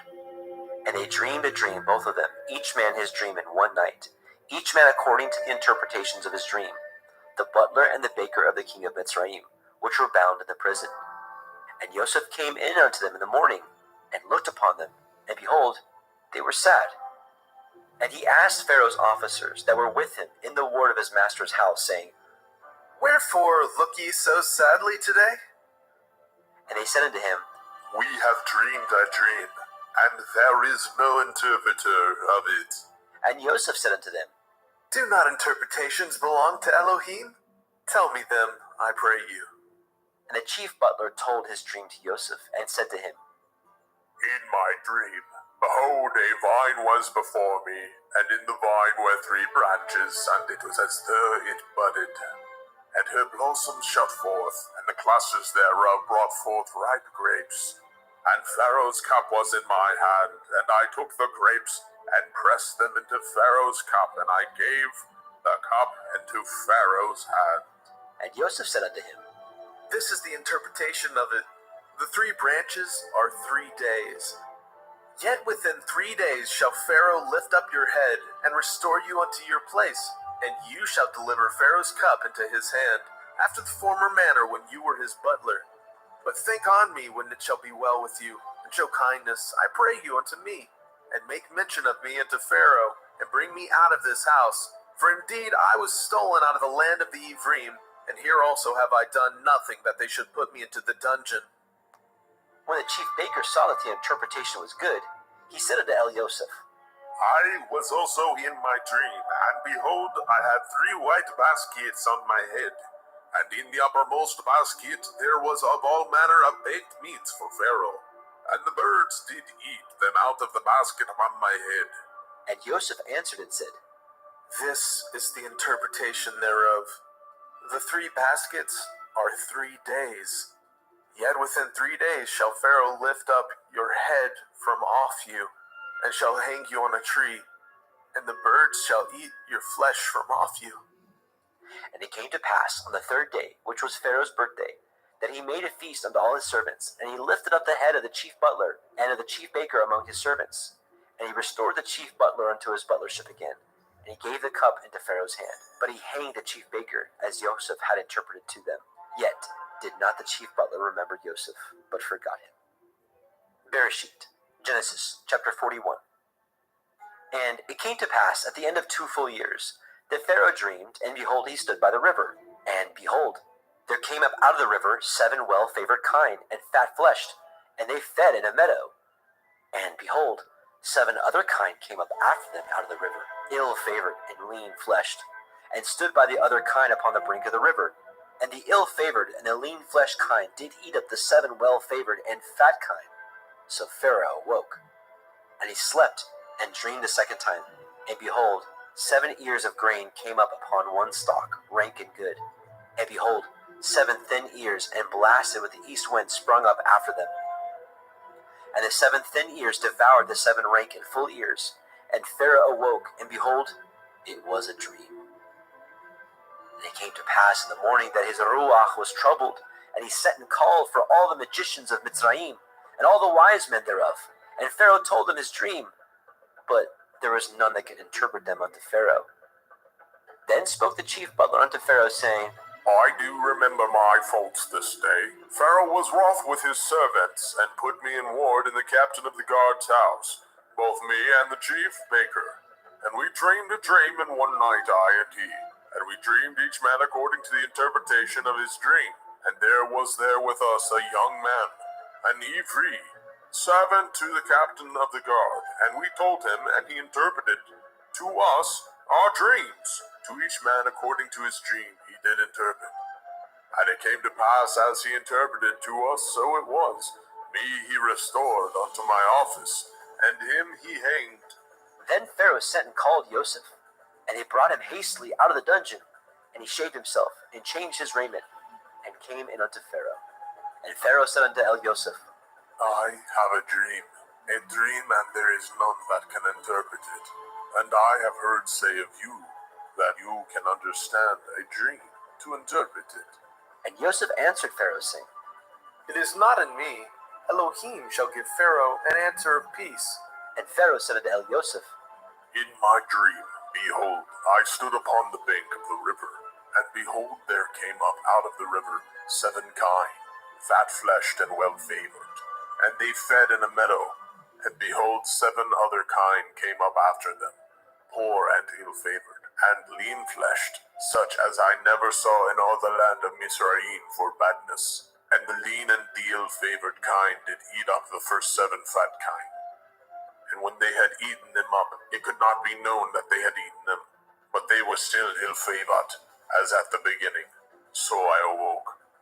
And I saw in my dream, and behold, 7 ears came up on one stalk, full and good. And behold, 7 ears withered thin, and blasted with the east wind, and sprung up after them. And the thin ears devoured the 7 good ears. And I told this unto the magicians, but there was none that could declare it to me. And Joseph said unto Pharaoh, The dream of Pharaoh is one. Elohim has showed Pharaoh what he is about to do. The 7 good kine are 7 years, and the 7 good ears are 7 years. The dream is one. And the 7 thin and ill-favored kine that came up after them are 7 years, and the 7 empty ears blasted with the east wind shall be 7 years of famine. This is the thing which I have spoken unto Pharaoh. What Elohim is about to do, he shows unto Pharaoh. Behold, there come 7 years of great plenty throughout all the land of Mitzrayim. And there shall arise after them 7 years of famine, and all the plenty shall be forgotten in the land of Mitzrayim, and the famine shall consume the land. And the plenty shall not be known in the land by reason of that famine following, for it shall be very grievous. And for that the dream was doubled unto Pharaoh twice. It is because the thing is established by Elohim, and Elohim will shortly bring it to pass. Now therefore let Pharaoh look out a man discreet and wise, and set him over the land of Mitzrayim. Let Pharaoh do this, and let him appoint officers over the land, and take up the 5th part of the land of Mitzrayim in the 7 plenteous years, and let them gather all the food of those good years that come, and lay up grain under the hand of Pharaoh, and let them guard food in the cities.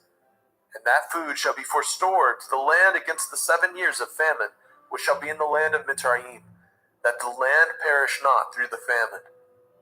And the thing was good in the eyes of Pharaoh, and in the eyes of all his servants. And Pharaoh said unto his servants, Can we find such as one as this, a man in whom the Ruach Elohim is? And Pharaoh said unto El Yosef, For as much as Elohim has showed you all this, there is none so discreet and wise as you are. You shall be over my house, and according to your word shall all my people be ruled. Only in the throne will I be greater than you. And Pharaoh said unto El Yosef, See, I have set you over all the land of Mitzrayim. And Pharaoh took off his ring from his hand, and put it upon Yosef's hand, and arrayed him in vestures of fine linen, and put a gold chain about his neck. And he made him to ride in the 2nd chariot which he had. And they cried before him, Bow the knee! And he made him ruler over all the land of Mitzrayim. And Pharaoh said to El Yosef, I am Pharaoh, and without you shall no man lift up his hand, or his foot in all the land of Mitzrayim. And Pharaoh called Yosef's name Zophnath Paneach. And he gave him to be his woman Asenath, the daughter of Potipherah, priest of On. And Yosef went out over all the land of Mitzrayim. And Yosef was 30 years old when he stood before Pharaoh, king of Mitzrayim. And Yosef went out from the presence of Pharaoh, and went throughout all the land of Mitzrayim. And in the 7 plenteous years the earth brought forth by handfuls. And he gathered up all the food of the 7 years, which were in the land of Mitzrayim, and laid up the food in the cities. The fruit of the field, which was round about every city, he laid up in the same. And Yosef gathered grain as the sand of the sea very much, until he left numbering, for it was without number. And unto Yosef were born 2 sons before the years of famine, which Asenath, the daughter of Potipherah, priest of On, bore unto him. And Yosef called the name of the firstborn Manasseh. For Elohim, said he, has made me forget all my toil, and all my father's house. And the name of the second called he Ephraim. For Elohim has caused me to be fruitful in the land of my affliction. And the 7 years of plenteousness that was in the land of Mitzrayim were ended. And the 7 years of famine began to come, according as Yosef had said. And the famine was in all the lands. But in all the land of Mitzrayim there was bread. And when all the land of Mitzrayim was famished, the people cried to Pharaoh for bread. And Pharaoh said unto all the Mitzrayim, Go unto Yosef, what he says to you, do. And the famine was over all the face of the earth. And Yosef opened all the storehouses, and sold unto the Mitzrayim. And the famine waxed sore in the land of Mitzrayim. And all the countries came into Mitzrayim to El Yosef for to buy grain, because that the famine was so sore in all the lands. Bereshit, Genesis, chapter 42. Now, when Yaakov saw that there was grain in Mitzrayim, Yaakov said unto his sons, Why do ye look one upon another? And he said, Behold, I have heard that there is grain in Mitzrayim. Get you down thither, and buy for us from thence, that we may live and not die. And Joseph's 10 brethren went down to buy grain in Mitzrayim. But Benjamin, Joseph's brother, Yaakov, sent not with his brethren, for he said, Lest perchance mischief befall him. And the sons of Yashrael came to buy grain among those that came, for the famine was in the land of Canaan. And Joseph was the governor over the land. And he it was that sold to all the people of the land. And Joseph's brethren came, and bowed down themselves before him with their faces to the earth. And Joseph saw his brethren, and he knew them, but he made himself strange unto them, and spoke roughly unto them. And he said unto them, Whence come ye? And they said, From the land of Canaan, to buy food. And Joseph knew his brethren, but they knew not him. And Joseph remembered the dreams which he dreamed of them, and said unto them, Ye are spies, to see the nakedness of the land ye are come. And they said unto him, Nay, my lord, but to buy food are your servants come. We are all one man's sons. We are true men. Your servants are no spies. And he said unto them, Nay, but to see the nakedness of the land ye are come. And they said, Your servants are 12 brethren, the sons of one man in the land of Canaan. And behold, the youngest is this day with our father, and one is not. And Joseph said unto them, That is that I spoke unto you, saying, Ye are spies. Hereby ye shall be proved. By the life of Pharaoh ye shall not go forth hence, except your youngest brother come hither. Send one of you, and let him fetch your brother. And ye shall be kept in prison, that your words may be proved, whether there be any truth in you. Or else by the life of Pharaoh surely ye are spies. And he put them all together into word 3 days. And Joseph said unto them the third day, This do and live, for I fear Elohim. If ye be true men, let one of your brethren be bound in the house of your prison. Go ye, carry grain for the famine of your houses. But bring your youngest brother unto me. So shall your words be verified, and ye shall not die. And they did so. And they said one to another, We are truly guilty concerning our brother, in that we saw the anguish of his soul, when he besought us, and we would not hear. Therefore is this distress come upon us. And Reuben answered them, saying, Spoke I not unto you, saying, Do not sin against the child, and ye would not hear?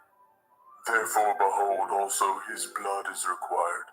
And they knew not that Joseph understood them, for he spoke unto them by an interpreter. And he turned himself about from them, and wept, and returned to them again, and communed with them, and took from them Shimon, and bound him before their eyes. Then Joseph commanded to fill their sacks with grain, and to restore every man's money into a sack, and to give them provision for the way. And thus he did unto them. And he laded their asses with grain, and departed thence. And as one of them opened his sack to give his ass provender in the inn, he espied his money, for, behold, it was in the sack's mouth. And he said unto his brethren, My money is restored, and lo, it is even in my sack. And their heart failed them. And they were afraid, saying one to another, What is this that Elohim has done unto us? And they came unto Jacob their father, unto the land of Canaan, and told him all that befell unto them, saying, The man who is the Lord of the land spoke roughly to us, and took us for spies of the country. And we said unto him, We are true men, we are no spies. We be 12 brethren, sons of our father. One is not, and the youngest is this day with our father in the land of Canaan. And the man, the Lord of the country, said unto us, Hereby shall I know that ye are true men. Leave one of your brethren here with me, and take food for the famine of your households, and be gone. And bring your youngest brother unto me. Then shall I know that ye are no spies, but that ye are true men. So will I deliver you and your brother, and ye shall traffic in the land. And it came to pass, as they emptied their sacks, that behold, every man's bundle of money was in his sack. And when both they and their father saw the bundles of money, they were afraid. And Yaakov their father said unto them, Me have you bereaved of my children. Joseph is not, and Shimon is not, and ye will take Benjamin away. All these things are against me. And Reuben spoke unto his father, saying, Slay my 2 sons, if I bring him not to you. Deliver him into my hand, and I will bring him to you again. And he said, My son shall not go down with you, for his brother is dead, and he is left alone, if mischief befall him by the way in which ye go. Then ye shall bring down my gray hairs with sorrow to Sheol.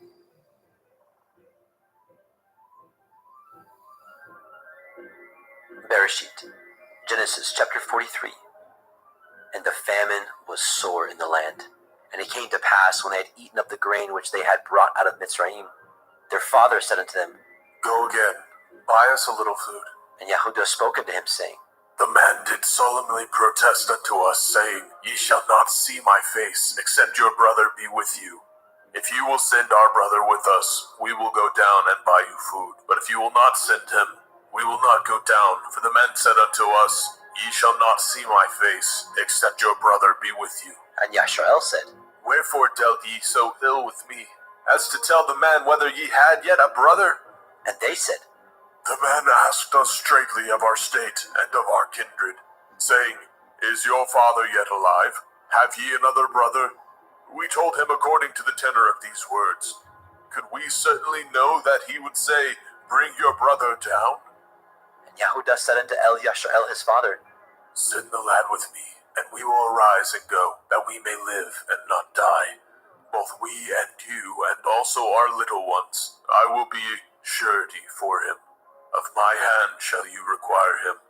If I bring him not unto you, and set him before you, then let me bear the blame forever. For except we had lingered, surely now we had returned this second time. And their father Yashrael said unto them, If it must be so now, do this, take of the best fruits of the land in your vessels, and carry down the man a present, a little balm and a little honey, spices and myrrh, nuts and almonds, and take double money in your hand. And the money that was brought again in the mouth of your sacks, carry it again in your hand. Perchance it was an oversight.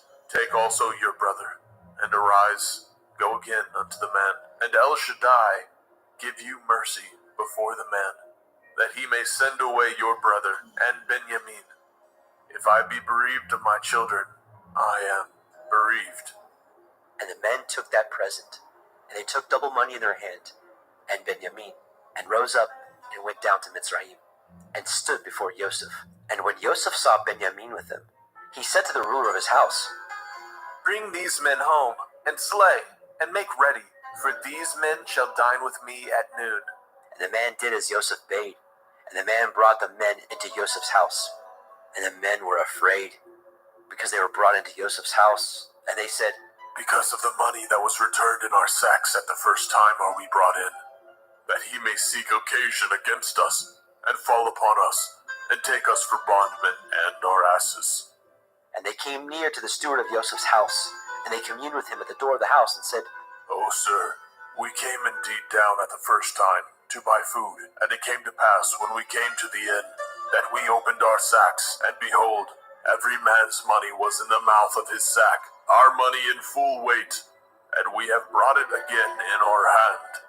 And other money have we brought down in our hands to buy food. We cannot tell who put our money in our sacks. And he said, Peace be to you. Fear not, your Elohim and the Elohim of your father has given you treasure in your sacks. I had your money. And he brought Shimon out unto them.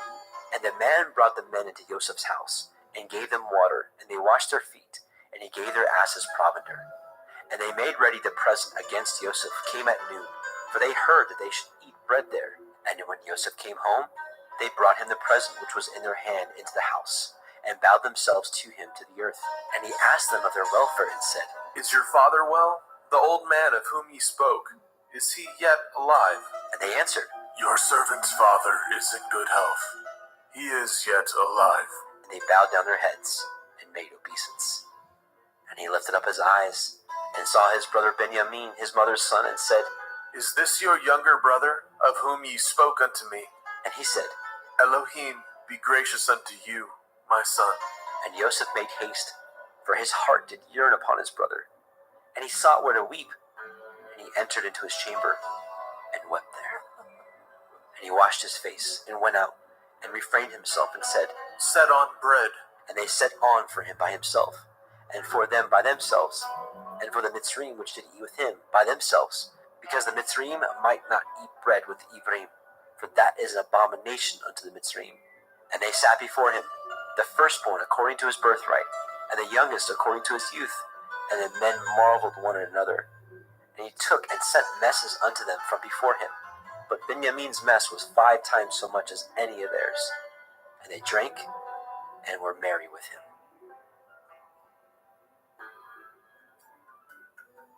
Bereshit, Genesis chapter 44. And he commanded the steward of his house, saying, Fill these men's sacks with food as much as they can carry, and put every man's money in his sack's mouth, and put my cup, the silver cup, in the sack's mouth of the youngest, and his grain money. And he did according to the word that Joseph had spoken. As soon as the morning was light, the men were sent away, and their asses.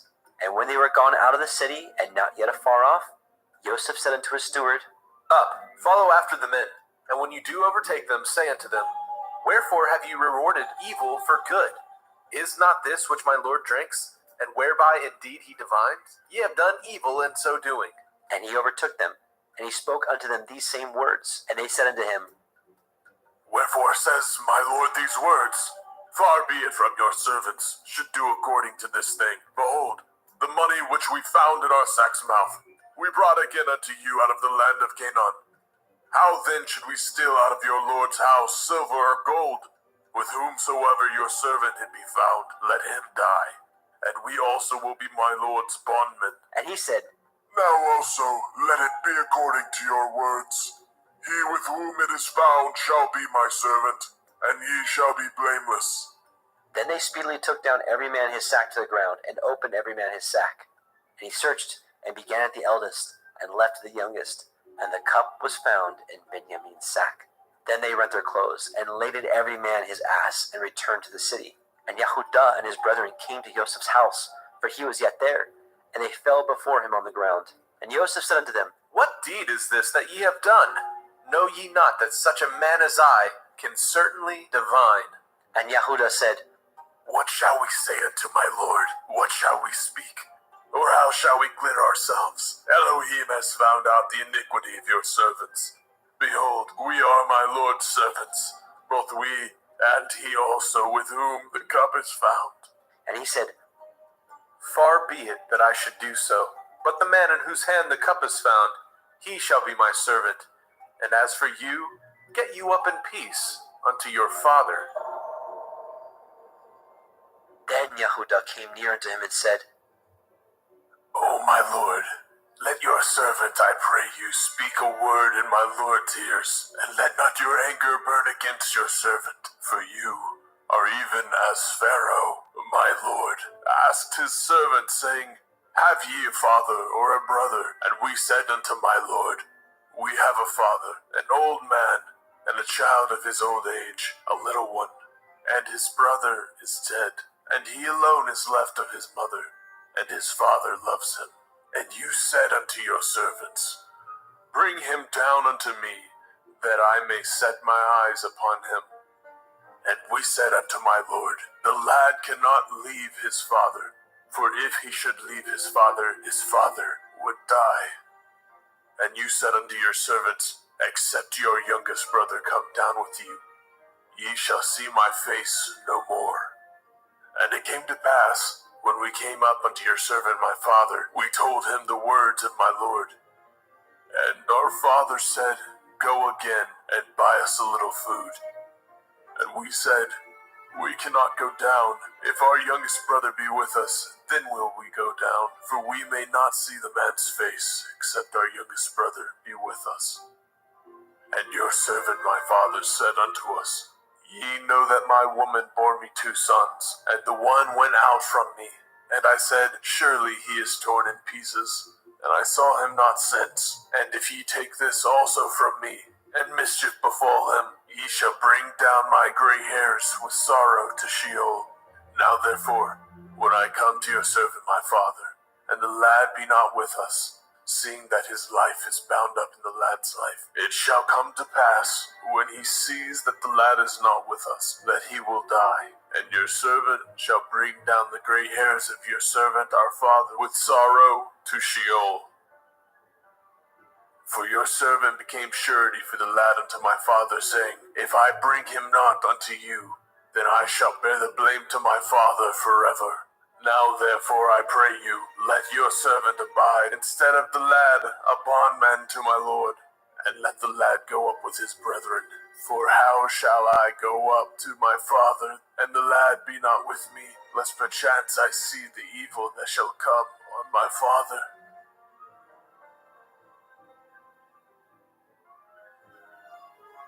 Bereshit, Genesis chapter 45. Then Joseph could not refrain himself before all them that stood by him, and he cried, Cause every man to go out from me. and there stood no man with him, while Joseph made himself known unto his brethren. And he wept aloud, and the Mitzrayim in the house of Pharaoh heard. And Joseph said unto his brethren, I am Joseph. Does my father yet live? And his brethren could not answer him, for they were troubled at his presence. And Joseph said unto his brethren, Come near to me, I pray you. and they came near. And he said, I am Joseph your brother, whom ye sold into Mitzrayim. Now therefore be not grieved, nor angry with yourselves that ye sold me hither, for Elohim did send me before you to preserve life. For these 2 years has the famine been in the land, and yet there are 5 years in which there shall neither be earing or harvest. And Elohim sent me before you to preserve you a posterity in the earth, and to save your lives by a great deliverance. So now it was not you that sent me hither, but Elohim. And he has made me a father to Pharaoh, and lord of all his house, a ruler throughout all the land of Mitzrayim. Haste ye, and go up to my father, and say unto him, Thus says your son, Joseph, Elohim has made me lord of all Mitzrayim. Come down unto me, tarry not, and you shall dwell in the land of Goshen, and you shall be near unto me, you and your children, and your children's children, and your flocks, and your herds, and all that you have. And there will I nourish you, for yet there are 5 years of famine, lest you and your household, and all that you have, come to poverty. And behold, your eyes see, and the eyes of my brother Benjamin, that it is my mouth that speaks unto you. And ye shall tell my father all my glory in Mitzrayim, and all that ye have seen, and ye shall haste and bring down my father hither. And he fell upon his brother Benjamin's neck, and wept. And Benjamin wept upon his neck. Moreover, he kissed all his brethren, and wept upon them. And after that, his brethren talked with him. And the fame thereof was heard in Pharaoh's house, saying, Joseph's brethren are come. And it pleased Pharaoh well, and his servants. And Pharaoh said unto El-Joseph, Say unto your brethren, This do ye, lade your beasts, and go, get you unto the land of Canaan, and take your father and your households, and come unto me, and I will give you the good of the land of Mitzrayim, and ye shall eat the fat of the land. Now you are commanded, this do ye, take you wagons out of the land of Mitzrayim for your little ones, and for your women, and bring your father, and come.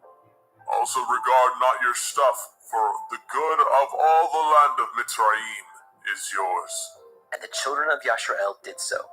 And Joseph gave them wagons according to the commandment of Pharaoh, and gave them provision for the way. To all of them he gave each man changes of raiment. But to Benjamin he gave 300 pieces of silver, and 5 changes of raiment. And to his father he sent after this manner: 10 asses laden with the good things of Mitzrayim, and 10 she-asses laden with grain and bread and meat for his father by the way. So he sent his brethren away, and they departed. And he said unto them, See that ye fall not out by the way. And they went up out of Mitzrayim, and came into the land of Canaan unto El-Jacob their father, and told him, saying, Joseph is yet alive, and he is governor over all the land of Mitzrayim. And Jacob's heart fainted, for he believed them not. And they told him all the words of Joseph which he had said unto them. And when he saw the wagons which Joseph had sent to carry him, the ruach of Jacob their father revived. And Yashrael said, It is enough. Joseph my son is yet alive. I will go and see him before I die.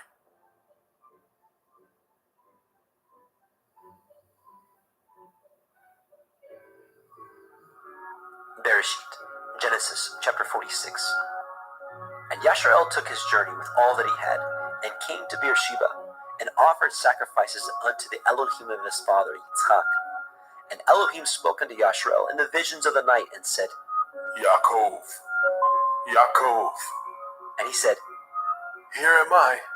And he said, I am El, the Elohai of your father.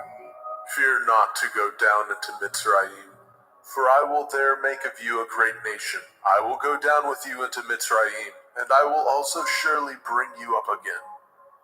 And Joseph shall put his hand upon your eyes.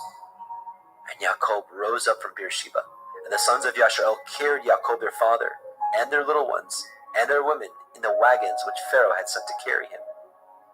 And they took their cattle and their goods which they had gotten in the land of Canaan, and came in unto Mitzrayim, Jacob and all his seed with him, his sons and his sons' sons with him, his daughters and his sons' daughters, and all his seed brought he with him into Mitzrayim. And these are the names of the children of Yashrael, which came into Mitzrayim: Jacob and his sons, Reuben, Jacob's firstborn, and the sons of Reuben, Hanok, and Palu, and Chethron, and Carmi, and the sons of Shimon, Yemuel, and Yamin, and Ohad, and Yakin, and Sochar, and Shaul, the son of the Canaanite woman, and the sons of Levi, Gershon, Kohath, and Merari, and the sons of Yehudah, and Onan, and Shelach, and Peretz, and Zerach. But and Onan died in the land of Canaan. And the sons of Peretz were Hezron, and Hamul. And the sons of Yisachar, Tola, and Pua, and Yob, and Shimron. And the sons of Zebulun, Sered, Elon, and Yachleel. These be the sons of Leah, which she bore unto Jacob in Padan Aram, with his daughter Dinah. All the souls of his sons and his daughters were 33. And the sons of Gad, Tzaiphon, and Haggai, and Shunai, and Etzbon, and Eri, and Arodai, and Arelai. And the sons of Asher, Yimna, Yishva, Yishbai, Beria, and Serach their sister. And the sons of Beria, Heber, Malkiel. These are the sons of Zilpah, whom Laban gave to Leah his daughter.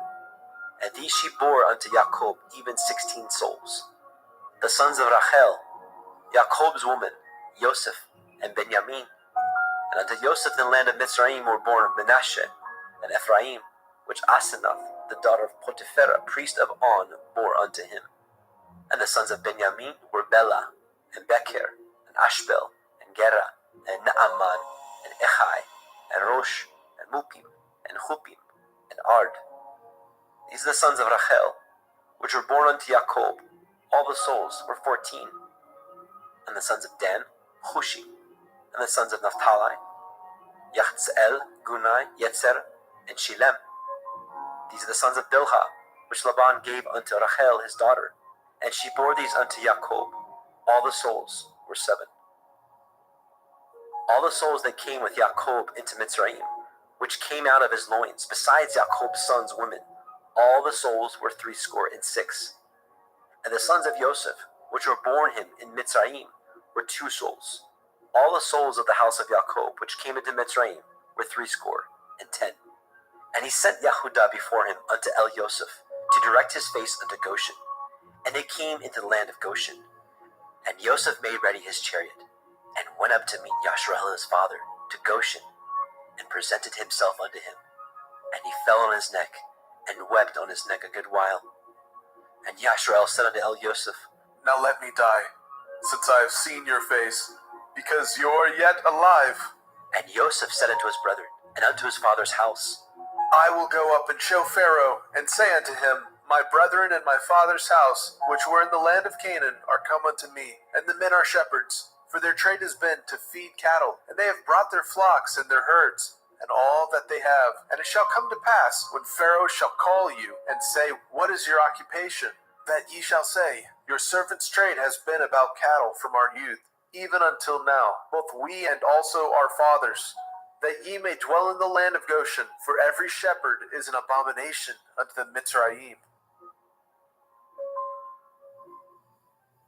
Bereshit, Genesis, chapter 47. Then Joseph came and told Pharaoh and said, My father and my brethren, and their flocks, and their herds, and all that they have, are come out of the land of Canaan. And behold, they are in the land of Goshen. And he took some of his brethren, even 5 men, and presented them unto Pharaoh. And Pharaoh said unto his brethren, What is your occupation? And they said unto Pharaoh, Your servants are shepherds, both we and also our fathers. They said moreover unto Pharaoh, For to sojourn in the land are we come, for your servants have no pasture for their flocks, for the famine is sore in the land of Canaan. Now therefore we pray you, let your servants dwell in the land of Goshen. And Pharaoh spoke unto El-Yosef, saying, Your father and your brethren are come unto you. The land of Mitzrayim is before you. In the best of the land make your father and your brethren to dwell. In the land of Goshen let them dwell. And if you know any men of activity among them, then make them rulers over my cattle. And Joseph brought in Yaakov his father, and set him before Pharaoh. And Yaakov blessed Pharaoh. And Pharaoh said unto El-Yaakov, How old are you? And Yaakov said unto Pharaoh, The days of the years of my pilgrimage are 130 years. Few and evil have the days of the years of my life been, and have not attained unto the days of the years of the life of my fathers, in the days of their pilgrimage. And Yaakov blessed Pharaoh, and went out from before Pharaoh. And Joseph placed his father and his brethren, and gave them a possession in the land of Mitzrayim, in the best of the land, in the land of Ramesses, as Pharaoh had commanded. And Joseph nourished his father and his brethren, and all his father's household, with bread according to their families. And there was no bread in all the land, for the famine was very sore, so that the land of Mitzrayim and all the land of Canaan fainted by reason of the famine. And Joseph gathered up all the money that was found in the land of Mitzrayim and in the land of Canaan, for the grain which they bought. And Joseph brought the money into Pharaoh's house. And when the money failed in the land of Mitzrayim and in the land of Canaan, all the Mitzrayim came unto El-Yosef and said, Give us bread, for why should we die in your presence? For the money fails. And Joseph said, Give your cattle, and I will give you for your cattle, if money fail. And they brought their cattle unto El-Yosef. And Joseph gave them bread in exchange for horses, and for the flocks, and for the cattle of the herds, and for the asses. And he fed them with bread for all their cattle for that year. When that year was ended, they came unto him the second year, and said unto him, We will not hide it from my lord, how that our money is spent. My lord also has our herds of cattle. There is not aught left in the sight of my lord, but our bodies and our lands. Wherefore shall we die before your eyes, both we and our land? Buy us and our land for bread, and we and our land will be servants unto Pharaoh. And give us seed, that we may live and not die, and the land be not desolate. And Joseph bought all the land of Mitzrayim for Pharaoh. For the Mitzrayim sold every man his field, because the famine prevailed over them. So the land became Pharaoh's. And as for the people, he removed them to cities from the one end of the borders of Mitzrayim even to the other end thereof. Only the land of the priests bought he not, for the priests had a portion assigned them of Pharaoh, and did eat their portion which Pharaoh gave them, wherefore they sold not their lands. Then Joseph said unto the people, Behold, I have bought you this day in your land for Pharaoh. Lo, here is seed for you, and ye shall sow the land. And it shall come to pass in the increase that ye shall give the 5th part unto Pharaoh, and 4 parts shall be your own, for seed of the field, and for your food, and for them of your household, and for food of your little ones. And they said, You have saved our lives. Let us find grace in the sight of my lord, and we will be Pharaoh's servants. And Joseph made it a law over the land of Mitzrayim unto this day, that Pharaoh should have the 5th part, except the land of the priests only, which became not Pharaoh's. And Yasharel dwelt in the land of Mitzrayim, in the country of Goshen, and they had possessions therein, and grew, and multiplied exceedingly. And Yaakov lived in the land of Mitzrayim 17 years. So the whole age of Yaakov was 147 years. And the time drew nigh that Yasharel must die. And he called his son Joseph, and said unto him, If now I have found grace in your sight, put, I pray you, your hand under my thigh, and deal kindly and truly with me. Bury me not, I pray you, in Mitzrayim. But I will lie with my fathers, and you shall carry me out of Mitzrayim, and bury me in their burying place. And he said, I will do as you have said. And he said, Swear unto me. And he swore unto him. And Yasharel bowed himself upon the bed's head. Bereshit, Genesis, chapter 48. And it came to pass after these things that one told Joseph, Behold, your father is sick. and he took with him his 2 sons, Manasseh and Ephraim. And one told Jacob and said, Behold, your son Joseph comes unto you. And Yasharel strengthened himself and sat upon the bed. And Jacob said unto Joseph, El Shaddai appeared unto me at Luz, in the land of Canaan, and blessed me, and said unto me, Behold, I will make you fruitful and multiply you, and will make you a multitude of people, and will give you this land to your seed after you for an everlasting possession. And now your 2 sons, Ephraim and Manasseh, which were born unto you in the land of Mitzrayim, before I came unto you in Mitzrayim, are mine. As Reuben and Shimon, they shall be mine, and your issue, which you beget after them, shall be yours, and shall be called after the name of their brethren in their inheritance. And as for me, when I came from Padan Aram, Rachel died by me in the land of Canaan in the way, when yet there was but a little way to come unto Ephratah, and I buried her there in the way of Ephratah. The same is Bethlehem. And Yasharel beheld Joseph's sons, and said, Who are these? And Joseph said unto his father, They are my sons, whom Elohim has given me in this place. And he said, Bring them, I pray you, unto me, and I will bless them. Now the eyes of Yasharel were dim for age, so that he could not see. And he brought them near unto him, and he kissed them, and embraced them. And Yasharel said unto Joseph, I had thought not to see your face, and lo, Elohim has showed me also your seed. And Joseph brought them out from between his knees, and he bowed himself with his face to the earth. And Joseph took them both, Ephraim in his right hand toward Yasharel's left hand, and Manasseh in his left hand toward Yasharel's right hand, and brought them near unto him. And Yasharel stretched out his right hand, and laid it upon Ephraim's head, who was the younger, and his left hand upon Manasseh's head, guiding his hands wittingly, for Manasseh was the firstborn.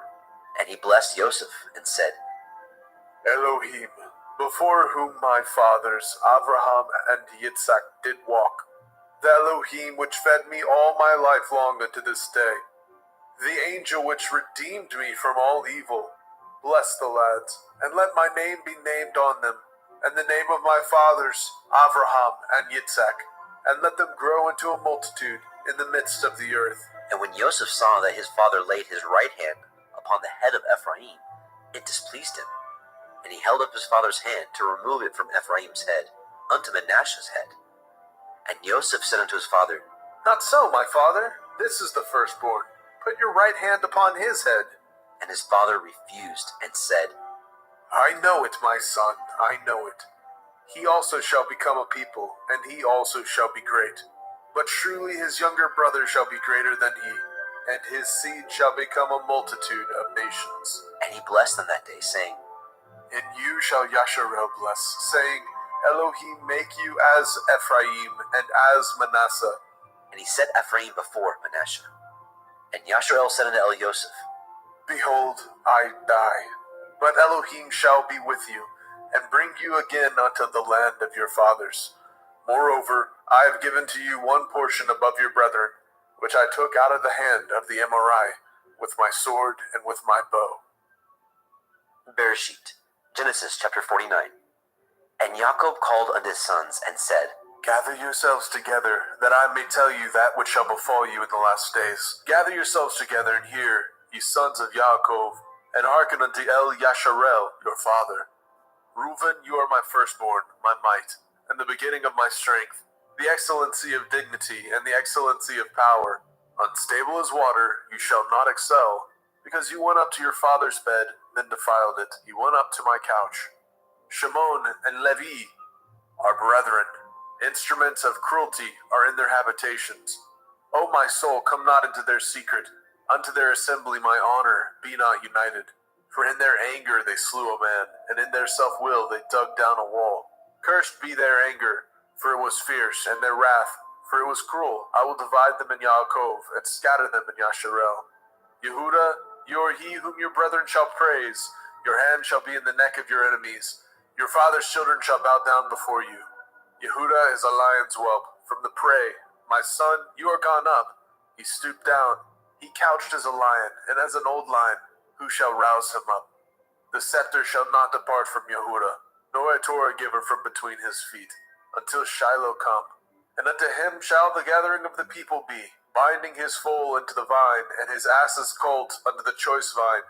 He washed his garments in wine, and his clothes in the blood of grapes. His eyes shall be red with wine, and his teeth white with milk. Zebulun shall dwell at the haven of the sea.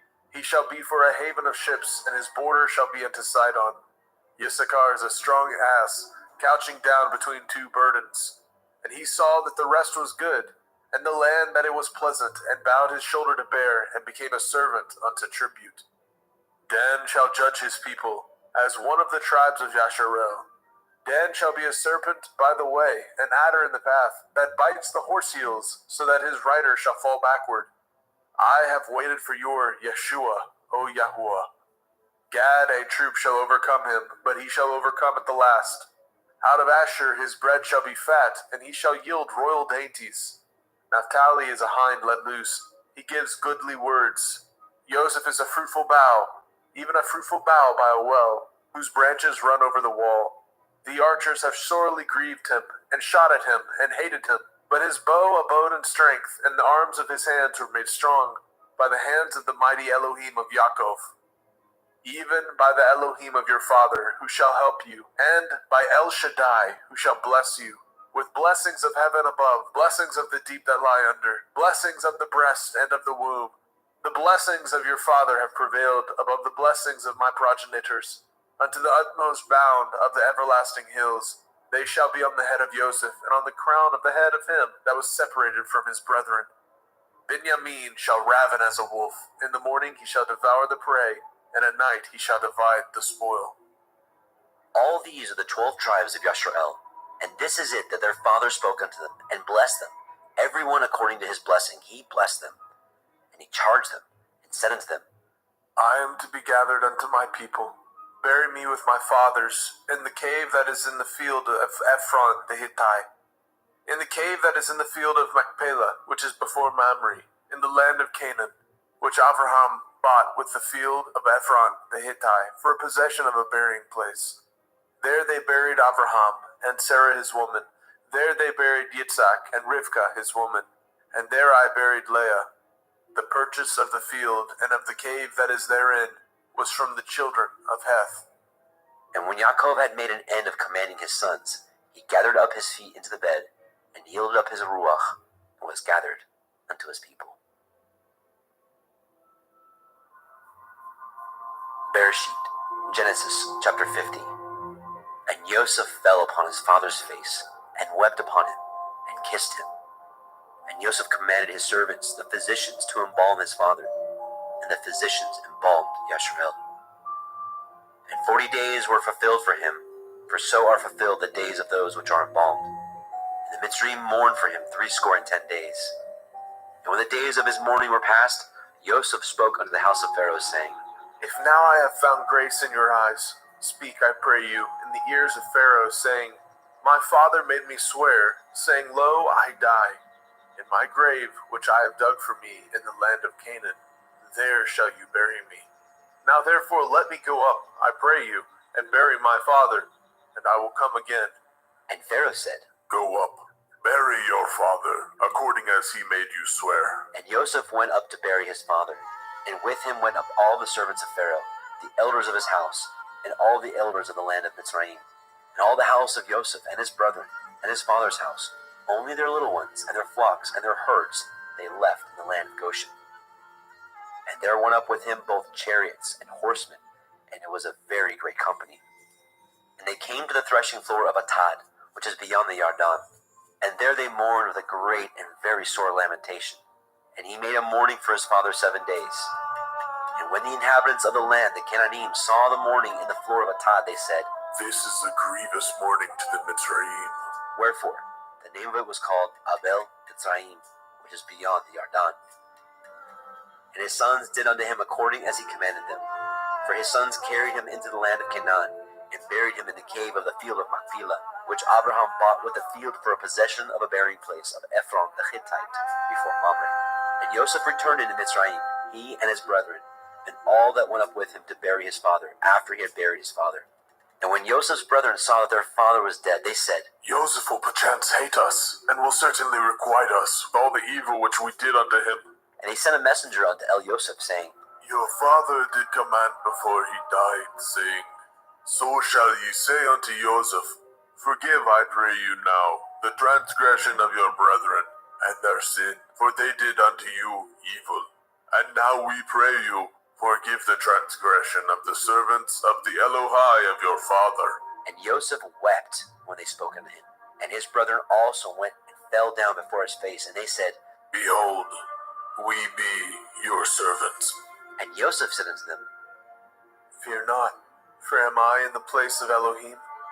But as for you, ye thought evil against me, but Elohim meant it unto good, to bring to pass, as it is this day, to save much people alive.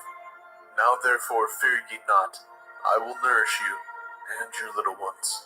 And he comforted them and spoke kindly unto them. And Joseph dwelt in Mitzrayim, he and his father's house. And Joseph lived 110 years. And Joseph saw Ephraim's children of the third generation. The children also of Machir the son of Manasseh were brought up upon Joseph's knees. And Joseph said unto his brethren, I die, and Elohim will surely visit you, and bring you out of this land unto the land which he swore to Abraham, to Yitzhak, and to Yaakov. And Joseph took an oath of the children of Yashrael, saying, Elohim will surely visit you, and ye shall carry up my bones from hence. So Joseph died, being 110 years old, and they embalmed him, and he was put in a coffin in Mitzrayim.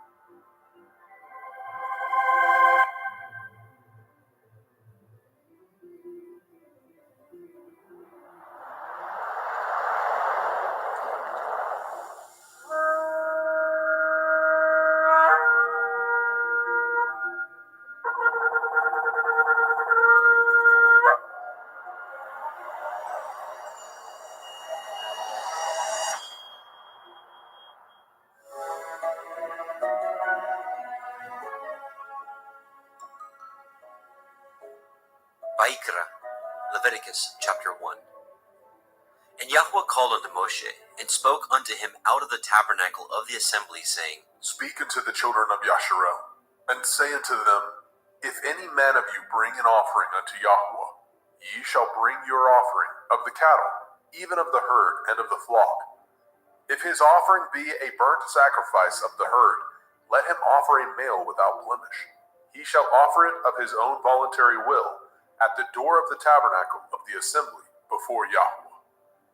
And he shall put his hand upon the head of the burnt offering, and it shall be accepted for him to make an atonement for him.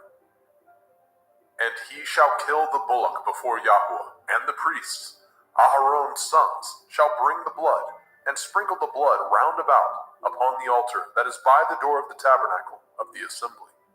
And he shall flay the burnt offering, and cut it into his pieces. And the sons of Aharon the priest shall put fire upon the altar, and lay the wood in order upon the fire. And the priests, Aharon's sons, shall lay the parts, the head, the fat, in order upon the wood that is on the fire, which is upon the altar. But his inwards and his legs shall he wash in water, and the priest shall burn all on the altar, to be a burnt sacrifice, an offering made by fire, of sweet savor unto Yahweh. And if his offering be of the flocks, namely of the sheep, or of the goats, for a burnt sacrifice, he shall bring it a male without blemish. And he shall kill it on the side of the altar northward, before Yahweh and the priest. Aharon's sons shall sprinkle his blood round about upon the altar. And he shall cut it into his pieces, with his head and his fat, and the priest shall lay them in order on the wood that is on the fire, which is upon the altar. But he shall wash the inwards of the legs with water, and the priest shall bring it all, and burn it upon the altar. It is a burnt sacrifice, an offering made by fire, of sweet savor unto Yahweh. And if the burnt sacrifice for his offering to Yahweh be of fowls, then he shall bring his offering of turtle doves, or of young pigeons. And the priest shall bring it unto the altar, and wring off his head, and burn it on the altar. and the blood thereof shall be wrung out at the side of the altar. And he shall pluck away his crop with his feathers, and cast it beside the altar on the east part, by the place of the ashes. And he shall cleave it with the wings thereof, but shall not divide it asunder. And the priest shall burn it upon the altar, upon the wood that is upon the fire. It is a burnt sacrifice, an offering made by fire, of sweet savor unto Yahweh. Vayikra, Leviticus chapter 2. And when any will offer a meat offering unto Yahweh, his offering shall be of fine flour, and he shall pour oil upon it, and put frankincense thereon. And he shall bring it to Aharon's sons, the priests, and he shall take thereout his handful of the flour thereof, and of the oil thereof, with all the frankincense thereof. And the priest shall burn the memorial of it upon the altar, to be an offering made by fire, of a sweet savor unto Yahweh. And the remnant of the meat offering shall be Aharon's and his sons. It is a thing most holy of the offerings of Yahweh, made by fire. And if you bring an oblation of meat offering, baken in the oven, it shall be matzah cakes of fine flour, mingled with oil, or matzah wafers anointed with oil. And if your oblation be a meat offering, baken in a pan, it shall be of fine flour, unleavened, mingled with oil. You shall part it in pieces, and pour oil thereon. It is a meat offering. And if your oblation be a meat offering baken in the frying pan, it shall be made of fine flour with oil. And you shall bring the meat offering that is made of these things unto Yahweh. And when it is presented unto the priest, he shall bring it unto the altar. And the priest shall take from the meat offering a memorial thereof, and shall burn it upon the altar. It is an offering made by fire, of sweet savor unto Yahweh. And that which is left of the meat offering shall be Aharon's and his sons. It is a thing most holy of the offerings of Yahweh made by fire. No meat offering which ye shall bring unto Yahweh shall be made with leaven, for ye shall burn no leaven, nor any honey, in any offering of Yahweh made by fire. As for the oblation of the firstfruits, ye shall offer them unto Yahweh, but they shall not be burnt on the altar for a sweet savor. And every oblation of your meat offering shall ye season with salt, neither shall ye suffer the salt of the covenant of your Elohim to be lacking from your meat offering. And all your offerings you shall offer salt. And if you offer a meat offering of your firstfruits unto Yahweh, you shall offer the meat offering of your firstfruits, green ears of grain dried by the fire, even grain beaten out of full ears. And you shall put oil upon it, and lay frankincense thereon. It is a meat offering. And the priest shall burn the memorial of it, part of the beaten grain thereof, and part of the oil thereof, with all the frankincense thereof. It is an offering made by fire unto Yahweh. Vayikra, Leviticus chapter 3. And if his oblation be a sacrifice of peace offering, if he offer it of the herd, whether it be a male or a female, he shall offer it without blemish before Yahweh. And he shall lay his hand upon the head of his offering, and kill it at the door of the tabernacle of the assembly. And Aharon's sons, the priests, shall sprinkle the blood upon the altar round about. And he shall offer of the sacrifice of the peace offering an offering made by fire unto Yahweh, the fat that covers the inwards, and all the fat that is upon the inwards, and the 2 kidneys, and the fat that is on them, which is by the flanks, and the caul above the liver, with the kidneys, it shall he take away. And Aharon's sons shall burn it on the altar upon the burnt sacrifice, which is upon the wood that is on the fire. It is an offering made by fire, of sweet savor unto Yahweh. And if his offering for a sacrifice of peace offering unto Yahweh be of the flock, male or female, he shall offer it without blemish. If he offer a lamb for his offering, then shall he offer before Yahweh. And he shall lay his hand upon the head of his offering, and kill it before the tabernacle of the assembly. And Aharon's sons shall sprinkle the blood thereof round about upon the altar.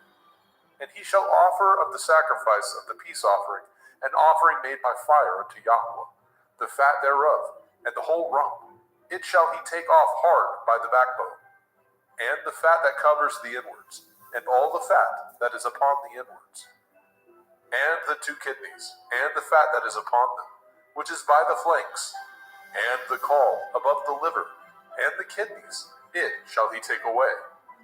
And the priest shall burn it upon the altar. It is the food of the offering made by fire unto Yahweh. And if his offering be a goat, then he shall offer it before Yahweh. And he shall lay his hand upon the head of it, and kill it before the tabernacle of the assembly. And the sons of Aharon shall sprinkle the blood thereof upon the altar round about. And he shall offer thereof his offering, even an offering made by fire unto Yahweh, the fat that covers the inwards, and all the fat that is upon the inwards, and the 2 kidneys, and the fat that is upon them, which is by the flanks, and the caul above the liver, with the kidneys, it shall he take away. And the priest shall burn them upon the altar. It is the food of the offering, made by fire for a sweet savor. All the fat is Yahweh's. It shall be a perpetual statute for your generations throughout all your dwellings, that ye eat neither fat nor blood. Vayikra, Leviticus chapter 4. And Yahweh spoke unto Moshe, saying, Speak unto the children of Yasharel, saying, If a soul shall sin through ignorance against any of the commandments of Yahweh concerning things which ought not to be done, and shall do against any of them, if the priest that is anointed do sin according to the sin of the people, then let him bring for his sin, which he has sinned, a young bullock, without blemish unto Yahweh, for a sin offering.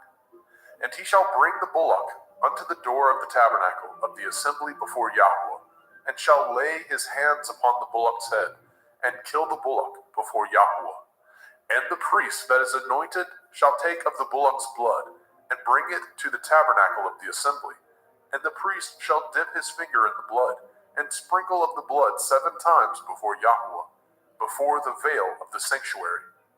And the priest shall put some of the blood upon the horns of the altar of sweet incense before Yahweh, which is in the tabernacle of the assembly, and shall pour all the blood of the bullock at the bottom of the altar of the burnt offering, which is at the door of the tabernacle of the assembly. And he shall take off from it all the fat of the bullock for the sin offering, the fat that covers the inwards, and all the fat that is upon the inwards, and the 2 kidneys, and the fat that is upon them, which is by the flanks, and the caul above the liver, with the kidneys, it shall he take away. As it was taken off from the bullock of the sacrifice of peace offerings, and the priest shall burn them upon the altar of the burnt offering. And the skin of the bullock, and all his flesh, with his head, and with his legs, and his inwards, and his dung, even the whole bullock shall he carry forth without the camp, unto a clean place, where the ashes are poured out, and burn him on the wood with fire. Where the ashes are poured out shall he be burnt. And if the whole assembly of Yasharel sin through ignorance, and the thing be hid from the eyes of the assembly, and they have done somewhat against any of the commandments of Yahweh, concerning things which should not be done, and are guilty, when the sin which they have sinned against it is known, then the assembly shall offer a young bullock for the sin, and bring him before the tabernacle of the assembly. And the elders of the assembly shall lay their hands upon the head of the bullock before Yahweh, and the bullock shall be killed before Yahweh. And the priest that is anointed shall bring of the bullock's blood to the tabernacle of the assembly.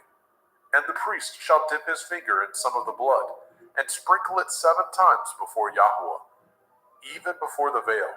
And he shall put some of the blood upon the horns of the altar, which is set before Yahweh, that is in the tabernacle of the assembly, and shall pour out all the blood at the bottom of the altar of the burnt offering, which is at the door of the tabernacle of the assembly. And he shall take all his fat from him, and burn it upon the altar. And he shall do with the bullock as he did with the bullock for a sin offering, so shall he do with this. And the priest shall make an atonement for them, and it shall be forgiven them. And he shall carry forth the bullock without the camp, and burn him as he burned the first bullock.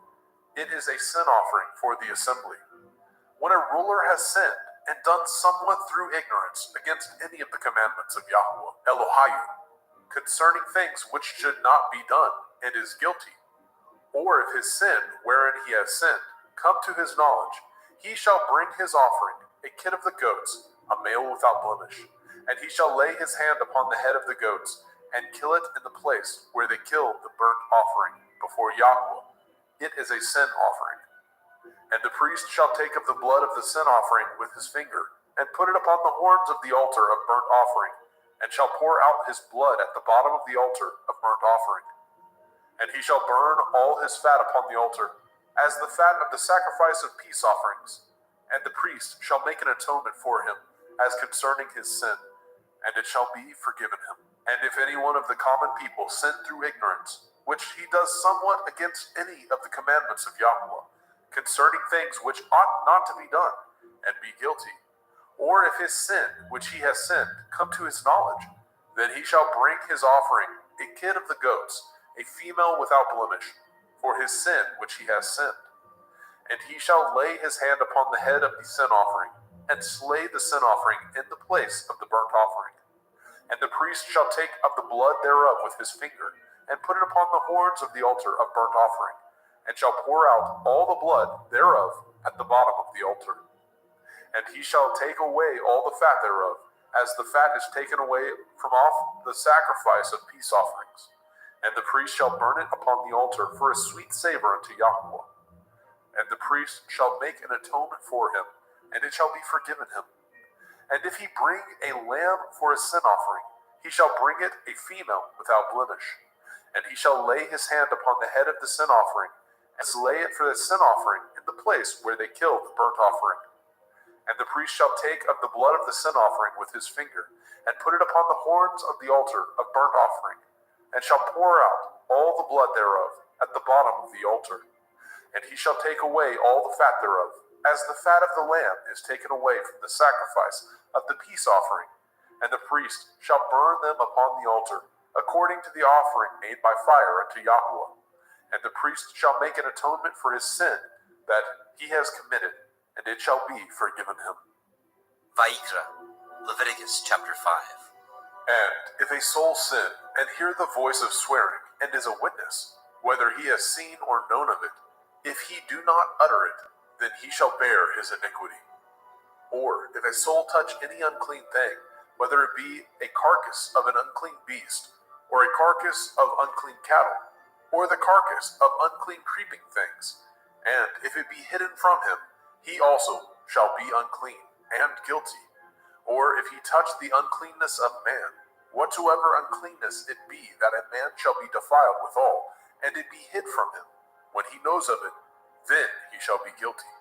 Or if a soul swear, pronouncing with his lips to do evil, or to do good, whatsoever it be that a man shall pronounce with an oath, and it be hid from him, when he knows of it, then he shall be guilty in one of these. And it shall be, when he shall be guilty in one of these things, that he shall confess that he has sinned in that thing. And he shall bring his trespass offering unto Yahweh, for his sin which he has sinned, a female from the flock, a lamb or a kid of the goats, for a sin offering, and the priest shall make an atonement for him concerning his sin. And if he is not able to bring a lamb, then he shall bring for his trespass which he has committed 2 turtle doves, or 2 young pigeons unto Yahweh, one for a sin offering, and the other for a burnt offering. And he shall bring them unto the priest, who shall offer that which is for the sin offering first, and wring off his head from his neck, but shall not divide it asunder. And he shall sprinkle of the blood of the sin offering upon the side of the altar, and the rest of the blood shall be wrung out at the bottom of the altar. It is a sin offering.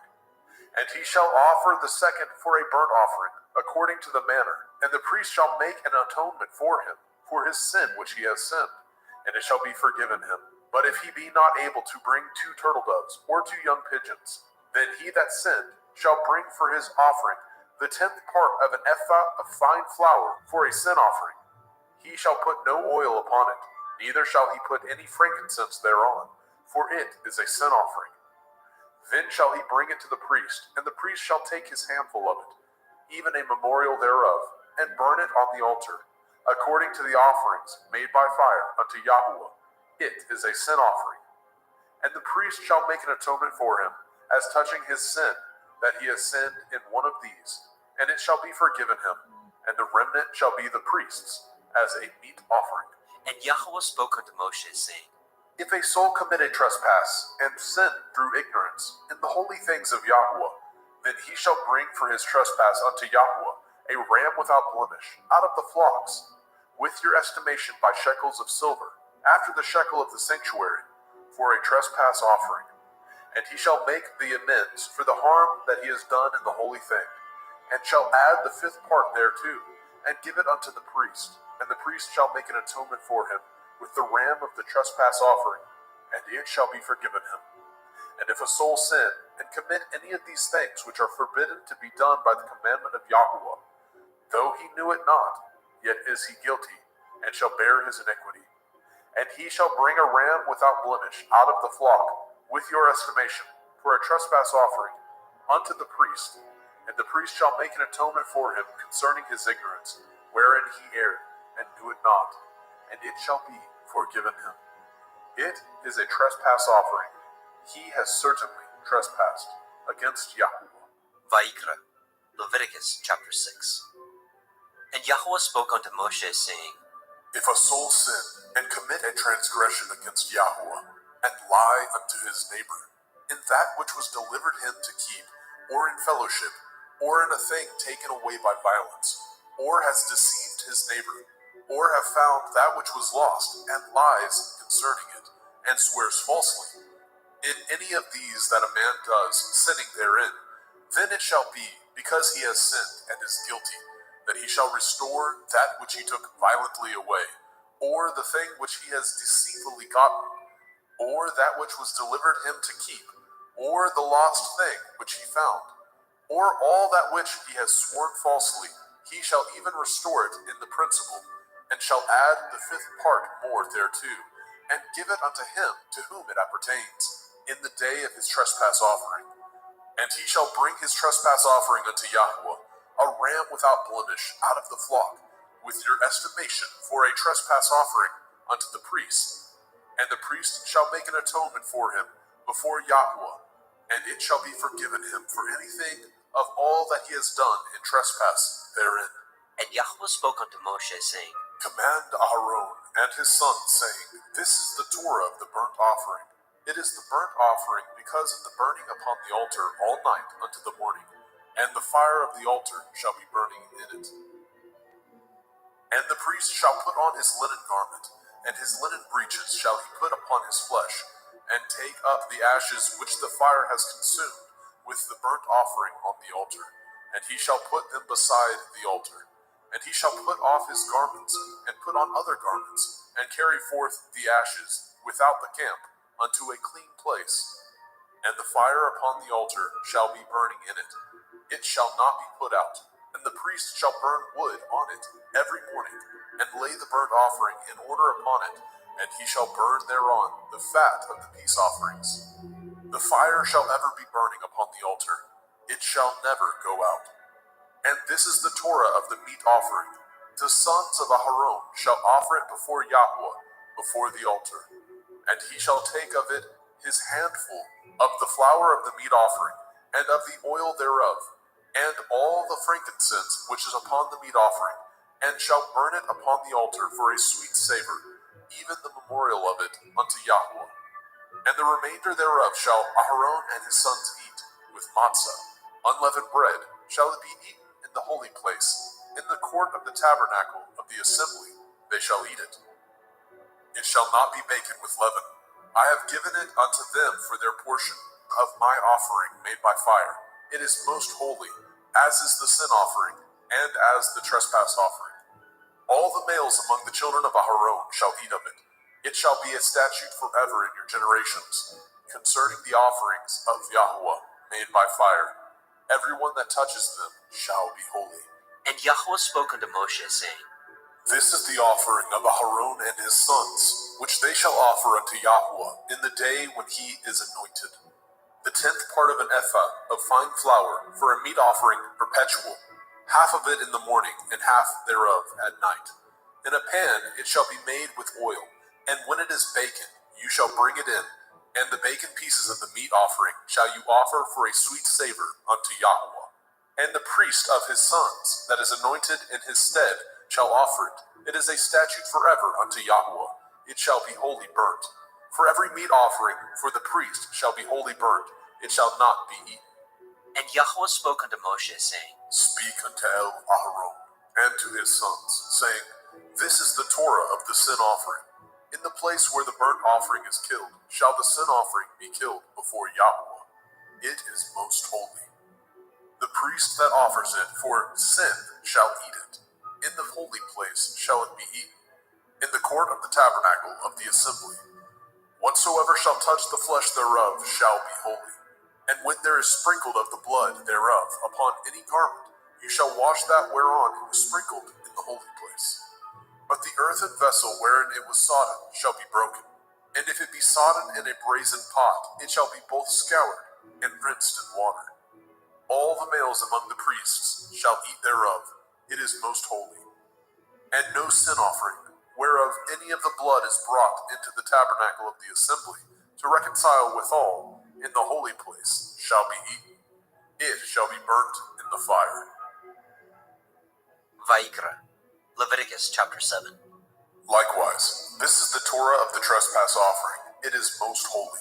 In the place where they kill the burnt offering, shall they kill the trespass offering, and the blood thereof shall he sprinkle round about upon the altar. And he shall offer it of all the fat thereof, the rump, the fat that covers the inwards, and the 2 kidneys, and the fat that is on them, which is by the flanks, and the caul that is above the liver, with the kidneys it shall he take away. And the priest shall burn them upon the altar for an offering made by fire unto Yahweh. It is a trespass offering. Every male among the priests shall eat thereof. It shall be eaten in the holy place. It is most holy. As the sin offering is, so is the trespass offering. There is one Torah for them. The priest that makes atonement therewith shall have it. And the priest that offers any man's burnt offering, even the priest shall have to himself the skin of the burnt offering which he has offered. And all the meat offering that is baken in the oven, and all that is dressed in the frying pan, and in the pan, shall be the priest's that offer it. And every meat offering mingled with oil, and dry, shall all the sons of Aharon have, one as much as another. And this is the Torah of the sacrifice of peace offerings, which he shall offer unto Yahweh. If he offer it for thanksgiving, then he shall offer with the sacrifice of thanksgiving matzah, unleavened cakes, mingled with oil, and matzah wafers, anointed with oil, and cakes mingled with oil, of fine flour, fried. Besides the cakes, he shall offer for his offering hametz, leavened bread, with the sacrifice of thanksgiving of his peace offerings. And of it he shall offer one out of the whole oblation, for a heave offering unto Yahweh, and it shall be the priest that sprinkles the blood of the peace offerings. And the flesh of the sacrifice of his peace offerings for thanksgiving shall be eaten the same day that it is offered. He shall not leave any of it until the morning. But if the sacrifice of his offering be a vow, or a voluntary offering, it shall be eaten the same day that he offers his sacrifice. On the morrow also the remainder of it shall be eaten. But the remainder of the flesh of the sacrifice on the 3rd day shall be burnt with fire.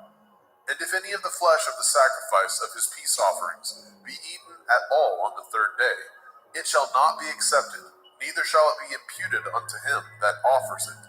It shall be an abomination, and the soul that eats of it shall bear his iniquity. And the flesh that touches any unclean thing shall not be eaten. It shall be burnt with fire. And as for the flesh, all that be clean shall eat thereof. But the soul that eats of the flesh of the sacrifice of peace offerings that pertain unto Yahweh, having his uncleanness upon him, even that soul shall be cut off from his people. Moreover, the soul that shall touch any unclean thing, as the uncleanness of man, or any unclean beast, or any abominable unclean thing, and eat of the flesh of the sacrifice of peace offerings, which pertain unto Yahweh, even that soul shall be cut off from his people. And Yahweh spoke unto Moshe, saying, Speak unto the children of Yasharel, saying, Ye shall eat no manner of fat, of ox or of sheep or of goat, and the fat of the beast that dies of itself, and the fat of that which is torn with beast, may be used in any other use, but ye shall in no wise eat of it. For whosoever eats the fat of the beast, of which men offer an offering made by fire unto Yahweh, even the soul that eats it shall be cut off from his people. Moreover, ye shall eat no manner of blood, whether it be of fowl or of beast, in any of your dwellings. Whatsoever soul it be that eats any manner of blood, even that soul shall be cut off from his people. And Yahweh spoke unto Moshe, saying, Speak unto the children of Yasharel, saying, He that offers the sacrifice of his peace offerings unto Yahweh shall bring his oblation unto Yahweh of the sacrifice of his peace offerings. His own hand shall bring the offerings of Yahweh made by fire. The fat with the breast it shall he bring, that the breast may be waved for a wave offering before Yahweh. And the priest shall burn the fat upon the altar, but the breast shall be Aharon's and his sons'. And the right shoulder shall ye give unto the priest for a heave offering of the sacrifices of your peace offerings. He among the sons of Aharon that offers the blood of the peace offerings and the fat shall have the right shoulder for his part.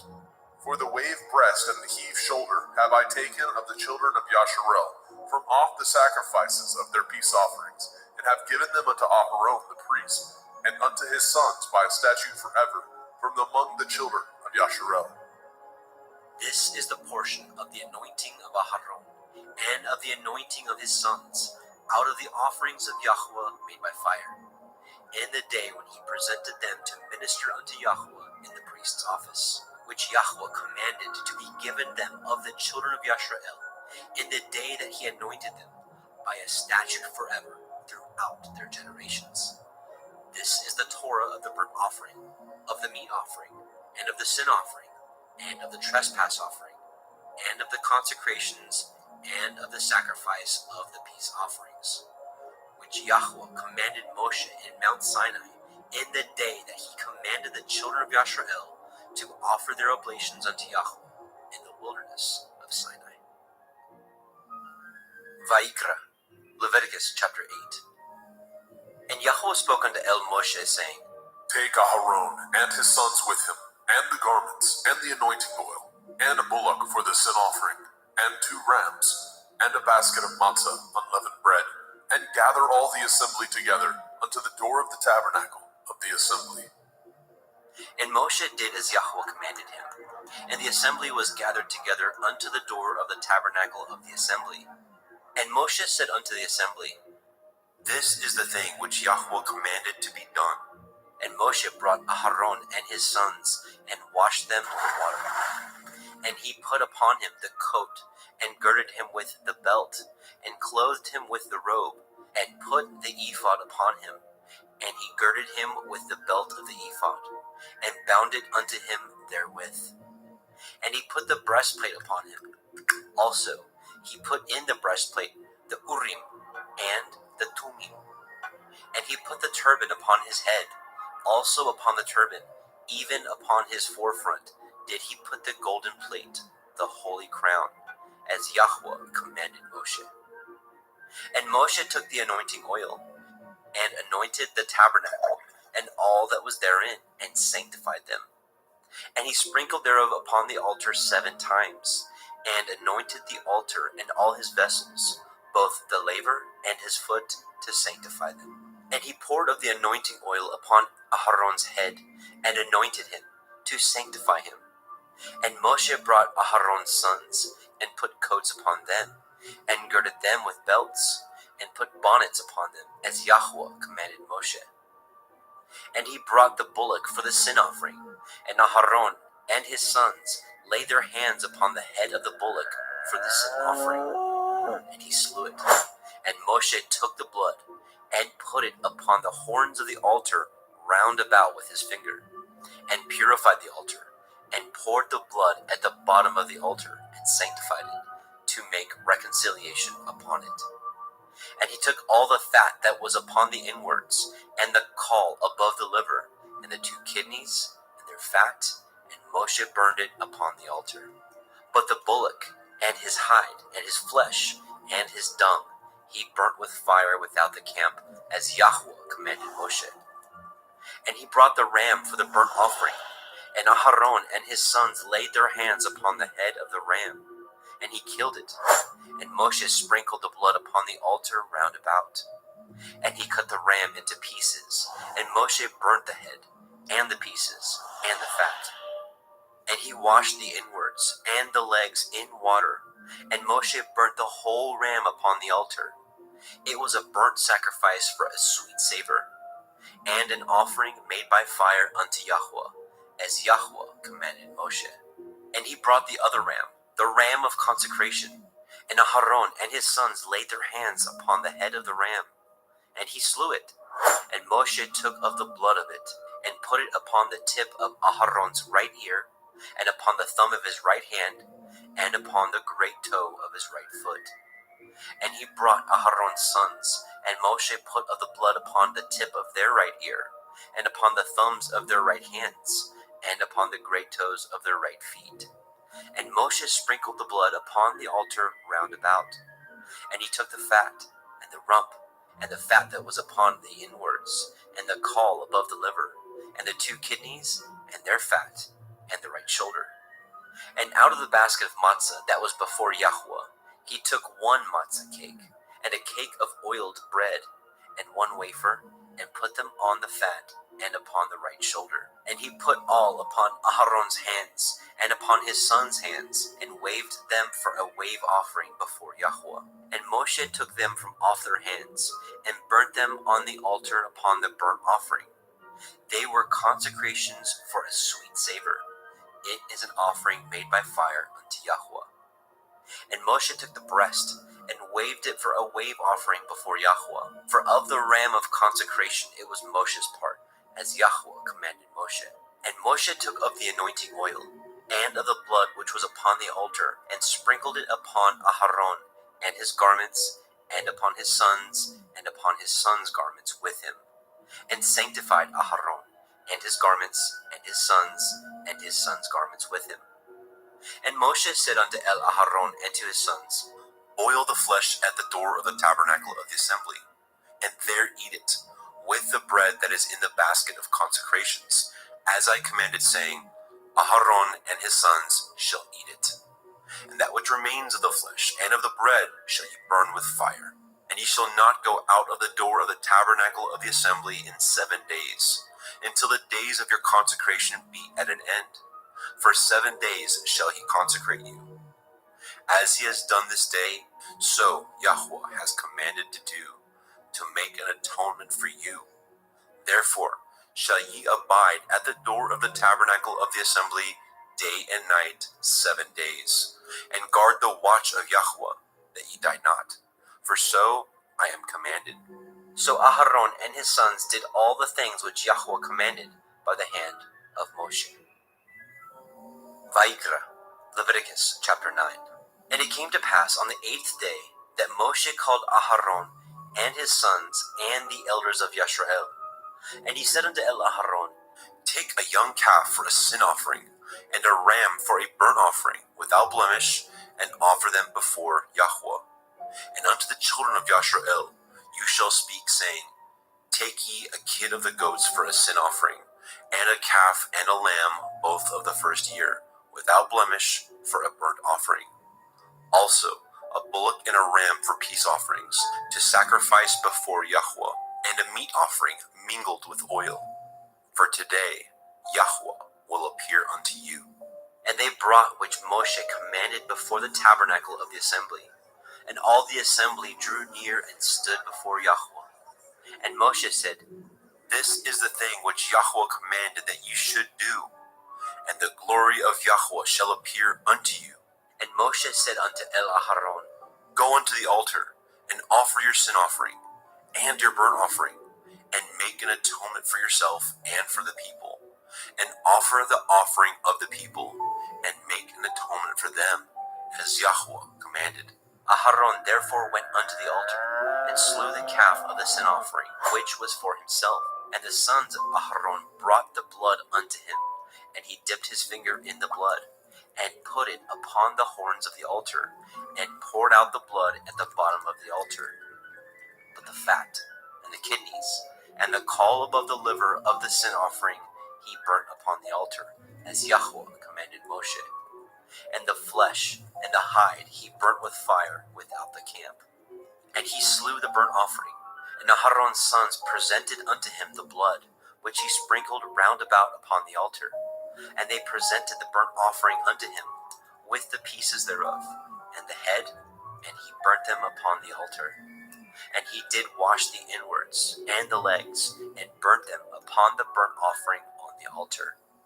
And he brought the people's offering, and took the goat, which was the sin offering for the people, and slew it, and offered it for sin as the first. And he brought the burnt offering, and offered it according to the manner.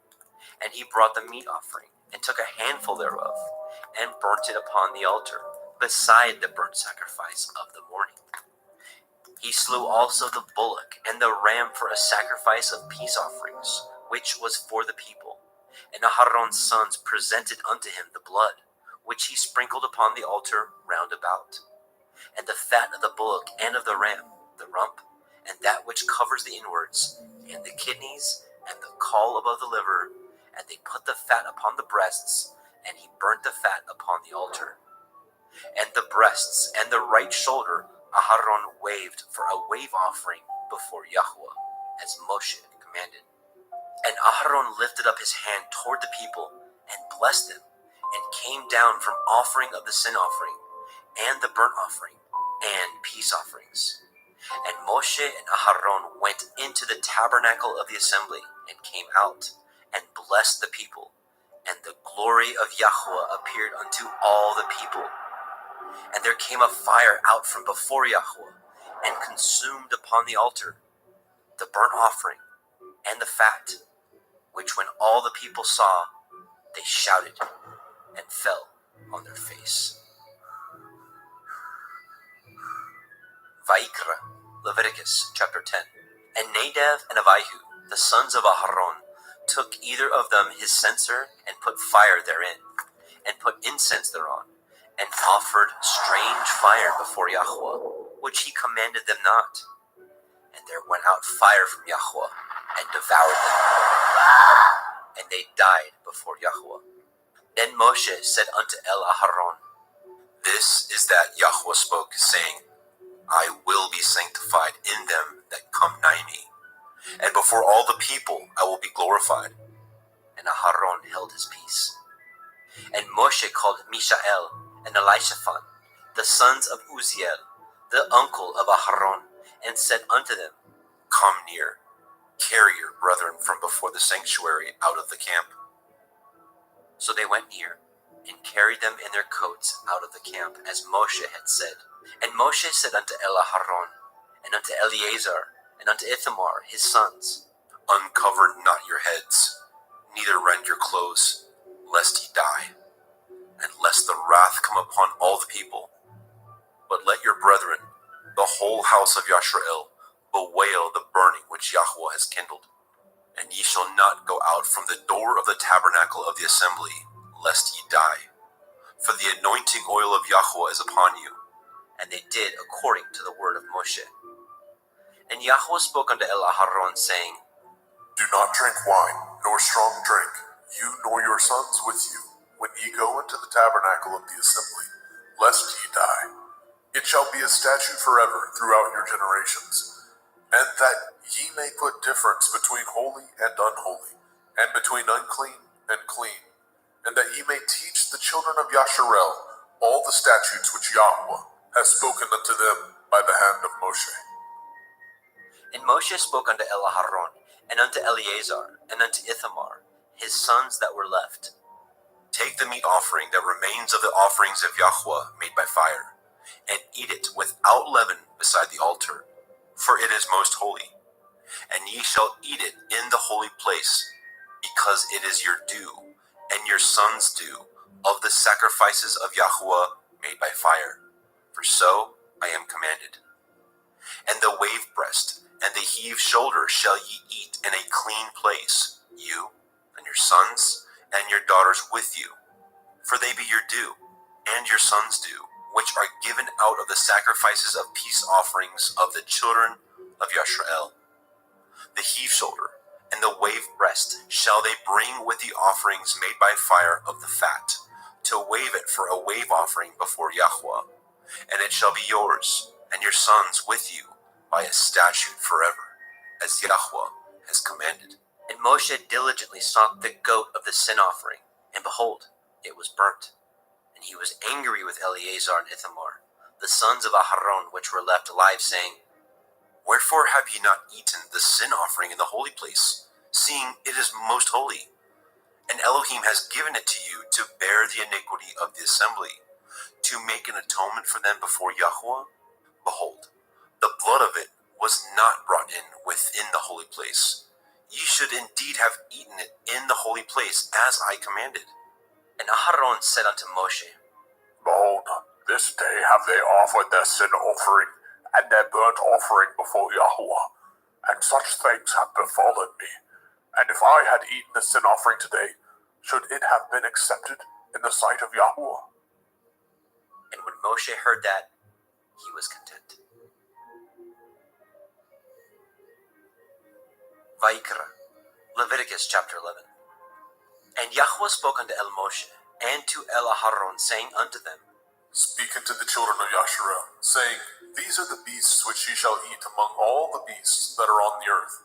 Whatsoever parts the hoof, and is cloven-footed, and chews the cud, among the beasts, that shall ye eat. Nevertheless, these shall ye not eat of them that chew the cud, or of them that divide the hoof. As the camel, because he chews the cud, but divides not the hoof, he is unclean unto you. And the coney, because he chews the cud, but divides not the hoof, he is unclean unto you. And the hare, because he chews the cud, but divides not the hoof, he is unclean unto you. And the swine, though he divide the hoof, and be cloven-footed, yet he chews not the cud, he is unclean to you. Of their flesh shall ye not eat, and their carcass shall ye not touch, they are unclean to you. These shall ye eat of all that are in the waters. Whatsoever has fins and scales in the waters, in the seas, and in the rivers, them shall you eat.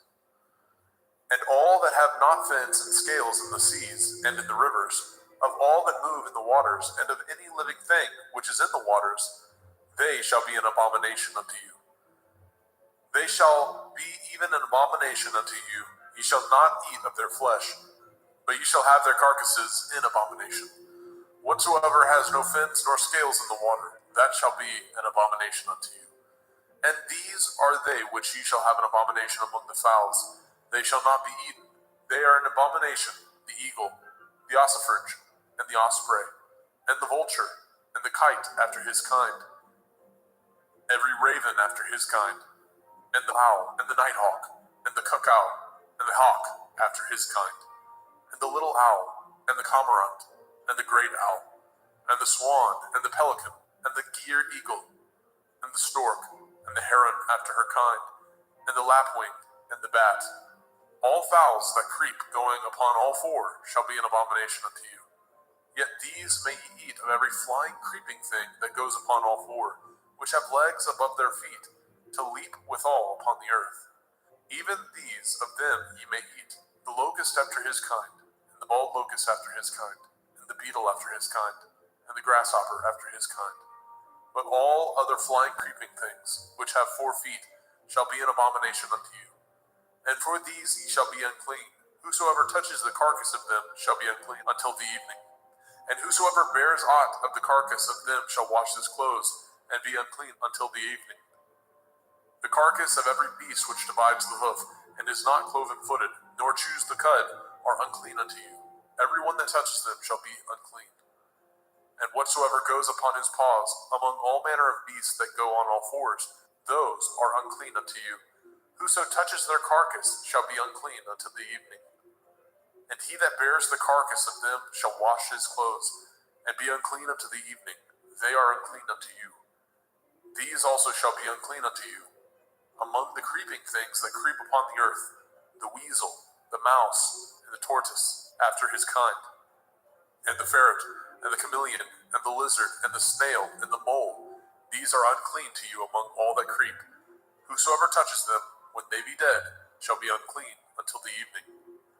And upon whatsoever any of them, when they are dead, does fall, it shall be unclean, whether it be any vessel of wood, or raiment, or skin, or sack, whatsoever vessel it be, wherein any work is done, it must be put into water, and it shall be unclean until the evening, so it shall be cleansed. And every earthen vessel, where into any of them that falls, whatsoever is in it shall be unclean, and ye shall break it. Of all meat which may be eaten, that on which such water comes shall be unclean, and all drink that may be drunk in every vessel shall be unclean. And everything whereupon any part of their carcass falls shall be unclean, whether it be oven or range for pots, they shall be broken down, for they are unclean, and shall be unclean unto you. Nevertheless, a fountain or pit, wherein there is plenty of water, shall be clean, but that which touches their carcass shall be unclean.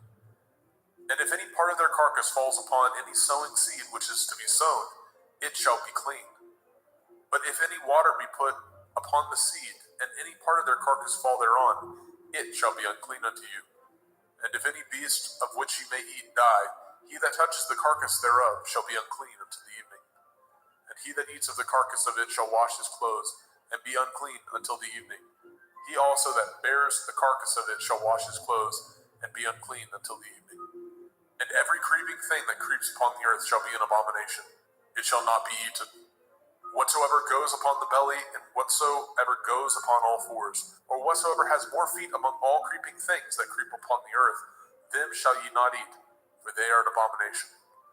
Ye shall not make yourselves abominable with any creeping thing that creeps, neither shall ye make yourselves unclean with them, that ye should be defiled thereby. For I am Yahuwah Elohim. Ye shall therefore sanctify yourselves, and ye shall be holy, for I am holy. Neither shall ye defile yourselves with any manner of creeping thing that creeps upon the earth. For I am Yahuwah, that brings you up out of the land of Mitzrayim, to be your Elohim. Ye shall therefore be holy, for I am holy. This is the Torah of the beasts, and of the fowl, and of every living creature that moves in the waters, and of every creature that creeps upon the earth, to make a difference between the unclean and the clean, and between the beast that may be eaten, and the beast that may not be eaten. Vayikra, Leviticus chapter 12. And Yahweh spoke unto Moshe, saying, Speak unto the children of Yasharel, saying, If a woman have conceived seed, and born a male child, then she shall be unclean 7 days. According to the days of the separation for her infirmity, shall she be unclean. And in the 8th day, the flesh of his foreskin shall be circumcised. And she shall then continue in the blood of her purifying 33 days. She shall touch no hallowed thing, nor come into the sanctuary, until the days of her purifying be fulfilled. But if she bear a female child, then she shall be unclean 2 weeks, as in her separation, and she shall continue in the blood of her purifying 66 days. And when the days of her purifying are fulfilled, for a son or for a daughter, she shall bring a lamb of the first year for a burnt offering, and a young pigeon, or a turtle dove, for a sin offering, unto the door of the tabernacle of the assembly, unto the priest, who shall offer it before Yahweh, and make an atonement for her, and she shall be cleansed from the issue of her blood. This is the Torah for her that has borne a male or a female. And if she be not able to bring a lamb, then she shall bring 2 turtle doves, or 2 young pigeons, the one for the burnt offering, and the other for a sin offering. And the priest shall make an atonement for her, and she shall be clean. Vayikra, Leviticus chapter 13. And Yahweh spoke unto El Moshe and El Aharon, saying, When a man shall have in the skin of his flesh a rising, a scab, or a bright spot, and it be in the skin of his flesh like the plague of leprosy, then he shall be brought unto El Aharon the priest, or unto one of his sons the priests. And the priest shall look on the plague in the skin of the flesh, and when the hair in the plague is turned white, and the plague in sight be deeper than the skin of his flesh, it is a plague of leprosy, and the priest shall look on him and pronounce him unclean. If the bright spot be white in the skin of his flesh, and in sight be not deeper than the skin, and the hair thereof be not turned white, Then the priest shall shut up him that has the plague 7 days. And the priest shall look on him the 7th day, and behold, if the plague in his sight be at a stay, and the plague spread not in the skin, then the priest shall shut him up 7 days more. And the priest shall look on him again the 7th day, and behold, if the plague be somewhat dark, and the plague spread not in the skin, the priest shall pronounce him clean. It is but a scab, and he shall wash his clothes and be clean. But if the scab spread much abroad in the skin, after that he has been seen of the priest for his cleansing, he shall be seen of the priest again. And if the priest see that, behold, the scab spreads in the skin, then the priest shall pronounce him unclean. It is a leprosy. When the plague of leprosy is in a man, then he shall be brought unto the priest. And the priest shall see him, and behold, if the rising be white in the skin, and it have turned the hair white, and there be quick raw flesh in the rising, it is an old leprosy in the skin of his flesh, and the priest shall pronounce him unclean, and shall not shut him up, for he is unclean. And if a leprosy break out abroad in the skin, and the leprosy cover all the skin of him that has the plague from his head even to his foot, wheresoever the priest looks, then the priest shall consider, and behold, if the leprosy have covered all his flesh, he shall pronounce him clean that has the plague. It is all turned white, he is clean. But when raw flesh appears in him, he shall be unclean. And the priest shall see the raw flesh and pronounce him to be unclean. For the raw flesh is unclean, it is a leprosy. Or if the raw flesh turn again, and be changed unto white, he shall come unto the priest. And the priest shall see him, and behold, if the plague be turned unto white, then the priest shall pronounce him clean that has the plague, he is clean. The flesh also, in which even in the skin thereof was a boil, and is healed.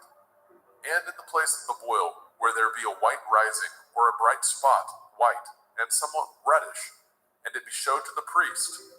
And if, when the priest sees it, behold, it be in sight lower than the skin, and the hair thereof be turned white, the priest shall pronounce him unclean. It is a plague of leprosy, broken out of the boil. But if the priest look on it, and behold, there be no white hairs therein, and if it be not lower than the skin, but be somewhat dark, then the priest shall shut him up 7 days. And if it spread much abroad in the skin, then the priest shall pronounce him unclean. It is a plague. But if the bright spot stay in his place and spread not, it is a burning boil, and the priest shall pronounce him clean. Or if there be any flesh in the skin whereof there is a hot burning, and the quick flesh that burns have a white bright spot, somewhat reddish or white, then the priest shall look upon it, and behold, if the hair in the bright spot be turned white, and it be in sight deeper than the skin, it is a leprosy broken out of the burning, wherefore the priest shall pronounce him unclean. It is the plague of leprosy. But if the priest look on it, and behold, there be no white hair in the bright spot, and it be no lower than the other skin, but be somewhat dark, then the priest shall shut him up 7 days. And the priest shall look upon him the 7th day, and if it be spread much abroad in the skin, then the priest shall pronounce him unclean. It is the plague of leprosy.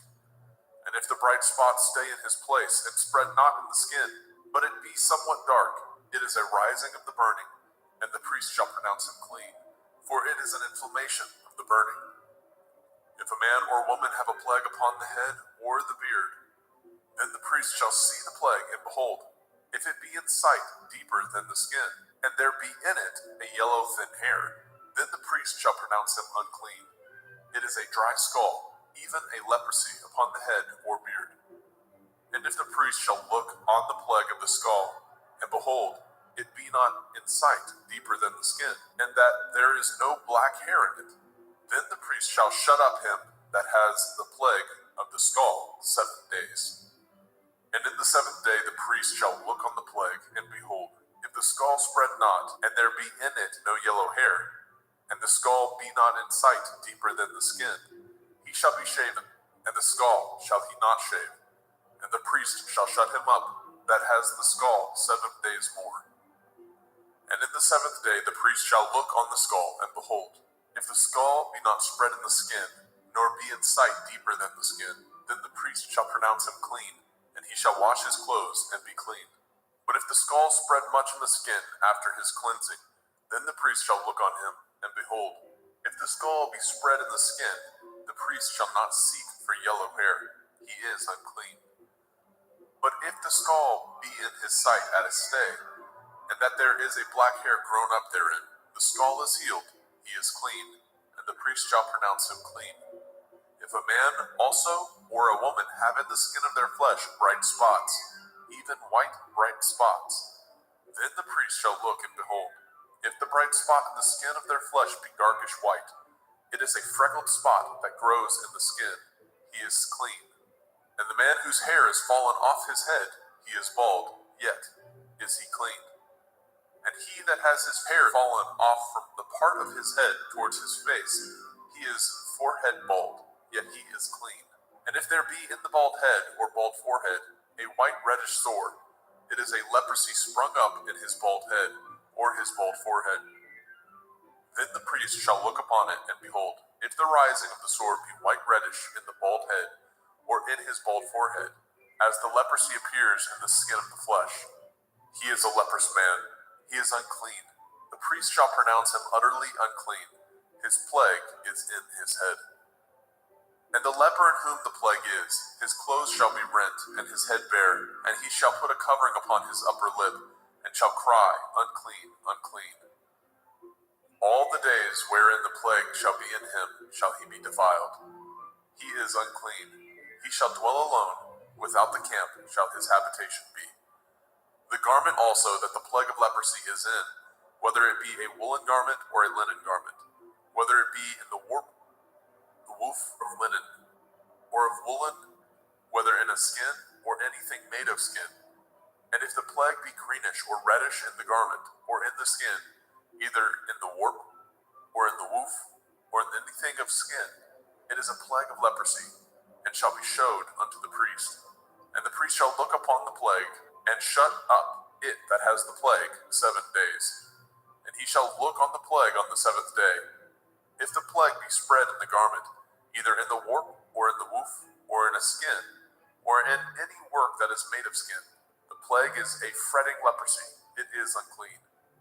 He shall therefore burn that garment, whether warp or woof, in woolen or in linen, anything of skin wherein the plague is, for it is a fretting leprosy, it shall be burnt in the fire.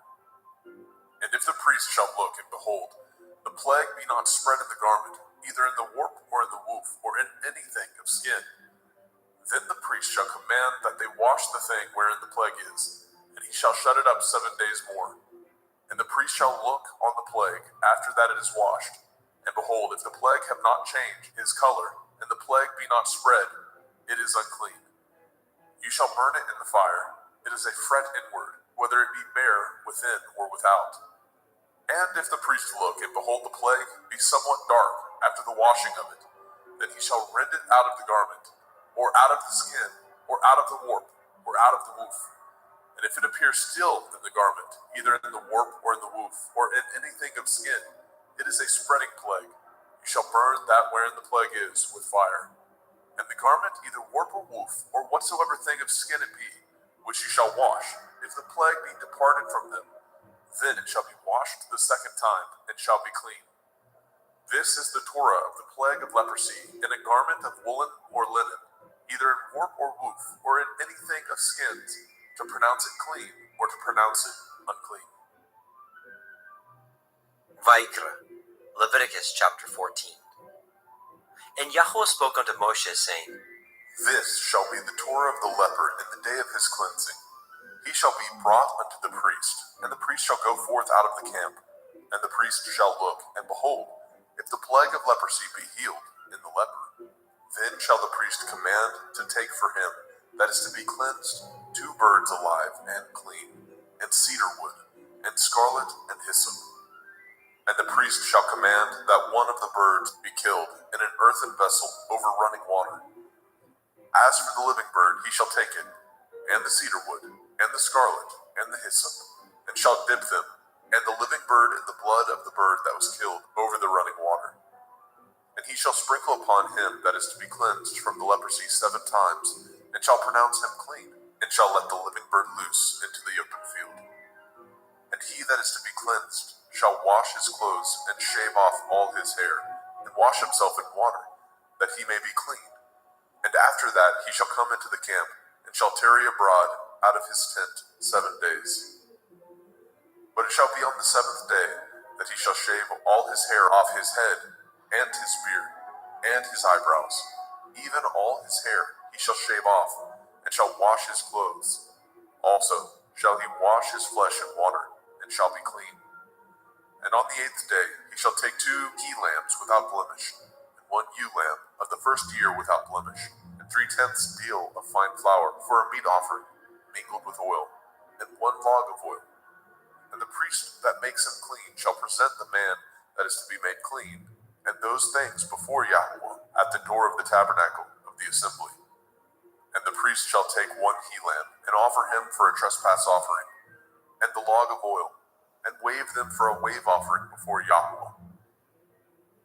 And he shall slay the lamb in the place where he shall kill the sin offering and the burnt offering in the holy place. For as the sin offering is the priest's, so is the trespass offering. It is most holy. And the priest shall take some of the blood of the trespass offering, and the priest shall put it upon the tip of the right ear of him that is to be cleansed, and upon the thumb of his right hand, and upon the great toe of his right foot. And the priest shall take some of the log of oil, and pour it into the palm of his own left hand. And the priest shall dip his right finger in the oil that is in his left hand, and shall sprinkle of the oil with his finger 7 times before Yahweh. And of the rest of the oil that is in his hand shall the priest put upon the tip of the right ear of him that is to be cleansed, and upon the thumb of his right hand, and upon the great toe of his right foot, upon the blood of the trespass offering. And the remnant of the oil that is in the priest's hand he shall pour upon the head of him that is to be cleansed, and the priest shall make an atonement for him before Yahweh. And the priest shall offer the sin offering, and make an atonement for him that is to be cleansed from his uncleanness. And afterwards he shall kill the burnt offering. And the priest shall offer the burnt offering and the meat offering upon the altar. And the priest shall make an atonement for him, and he shall be clean. And if he be poor, and cannot get so much, then he shall take 1 lamb for a trespass offering to be waved, to make an atonement for him, and 1/10 deal of fine flour mingled with oil for a meat offering, and a log of oil, and 2 turtle doves, or 2 young pigeons, such as he is able to get. And the one shall be a sin offering, and the other a burnt offering. And he shall bring them on the 8th day for his cleansing unto the priest, unto the door of the tabernacle of the assembly before Yahweh. And the priest shall take the lamb of the trespass offering, and the log of oil, and the priest shall wave them for a wave offering before Yahweh. And he shall kill the lamb of the trespass offering, and the priest shall take some of the blood of the trespass offering, and put it upon the tip of the right ear of him that is to be cleansed, and upon the thumb of his right hand, and upon the great toe of his right foot. And the priest shall pour of the oil into the palm of his own left hand. And the priest shall sprinkle with his right finger some of the oil that is in his left hand 7 times before Yahweh. And the priest shall put of that oil that is in his hand upon the tip of the right ear of him that is to be cleansed, and upon the thumb of his right hand, and upon the great toe of his right foot, upon the place of the blood of the trespass offering. And the rest of the oil that is in the priest's hand he shall put upon the head of him that is to be cleansed, to make an atonement for him before Yahweh. And he shall offer the 1 of the turtle doves, or of the young pigeons, such as he can get, even such as he is able to get, the 1 for a sin offering, and the other for a burnt offering, with the meat offering. And the priest shall make an atonement for him that is to be cleansed before Yahweh. This is the Torah of him in whom is the plague of leprosy, whose hand is not able to get that which pertains to his cleansing. And Yahweh spoke unto El Moshe and unto El Aharon, saying, When ye are come into the land of Canaan, which I give to you for a possession, and I put the plague of leprosy in a house of the land of your possession, and he that owns the house shall come and tell the priest, saying, It seems to me there is, as it were, a plague in the house. Then the priest shall command that they empty the house before the priest go into it, to see the plague, that all that is in the house be not made unclean. And afterward priest shall go in to see the house. And he shall look on the plague, and behold, if the plague be in the walls of the house, with hollow strakes, greenish or reddish, which in sight are lower than the wall, then the priest shall go out of the house to the door of the house, and shut up the house 7 days. And the priest shall come again the 7th day, and shall look, and behold, if the plague be spread in the walls of the house, then the priest shall command that they take away the stones in which the plague is, and they shall cast them into an unclean place without the city. And he shall cause the house to be scraped within round about, and they shall pour out the dust that they scrape off without the city into an unclean place. And they shall take other stones, and put them in the place of those stones, and he shall take other mortar, and shall plaster the house. And if the plague come again, and break out in the house, after that he has taken away the stones, and after he has scraped the house, and after it is plastered, then the priest shall come and look, and behold, if the plague be spread in the house, it is a fretting leprosy in the house, it is unclean. And he shall break down the house, the stones of it, and the timber thereof, and all the mortar of the house, and he shall carry them forth out of the city into an unclean place. Moreover, he that goes into the house all the while that it is shut up shall be unclean until the evening. And he that lies in the house shall wash his clothes, and he that eats in the house shall wash his clothes. And if the priest shall come in and look upon it, and behold, the plague has not spread in the house, after the house was plastered, then the priest shall pronounce the house clean, because the plague is healed. And he shall take to cleanse the house 2 birds, and cedar wood, and scarlet, and hyssop. And he shall kill the one of the birds in an earthen vessel over running water. And he shall take the cedar wood, and the hyssop, and the scarlet, and the living bird, and dip them in the blood of the slain bird, and in the running water, and sprinkle the house 7 times. And he shall cleanse the house with the blood of the bird, and with the running water, and with the living bird, and with the cedar wood, and with the hyssop, and with the scarlet. But he shall let go of the living bird out of the city into the open field, and make an atonement for the house, and it shall be clean. This is the Torah for all manner of plague, of leprosy and scald, and for the leprosy of a garment, and of a house, and for a rising, and for a scab, and for a bright spot, to teach when it is unclean, and when it is clean. This is the Torah of leprosy. Vayikra, Leviticus chapter 15.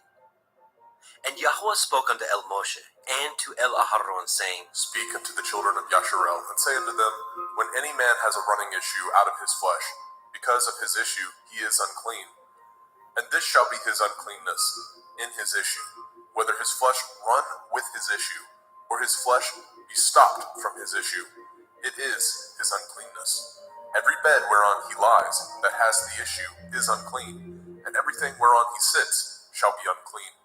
And whosoever touches his bed shall wash his clothes, and bathe himself in water, and be unclean until the evening. And he that sits on anything whereon he sat that has the issue shall wash his clothes, and bathe himself in water, and be unclean until the evening. And he that touches the flesh of him that has the issue shall wash his clothes, and bathe himself in water, and be unclean until the evening. And if he that has the issue spit upon him that is clean, then he shall wash his clothes, and bathe himself in water, and be unclean until the evening. And what saddle soever he rides upon that has the issue shall be unclean. And whosoever touches anything that was under him shall be unclean until the evening. And he that bears any of those things shall wash his clothes, and bathe himself in water, and be unclean until the evening.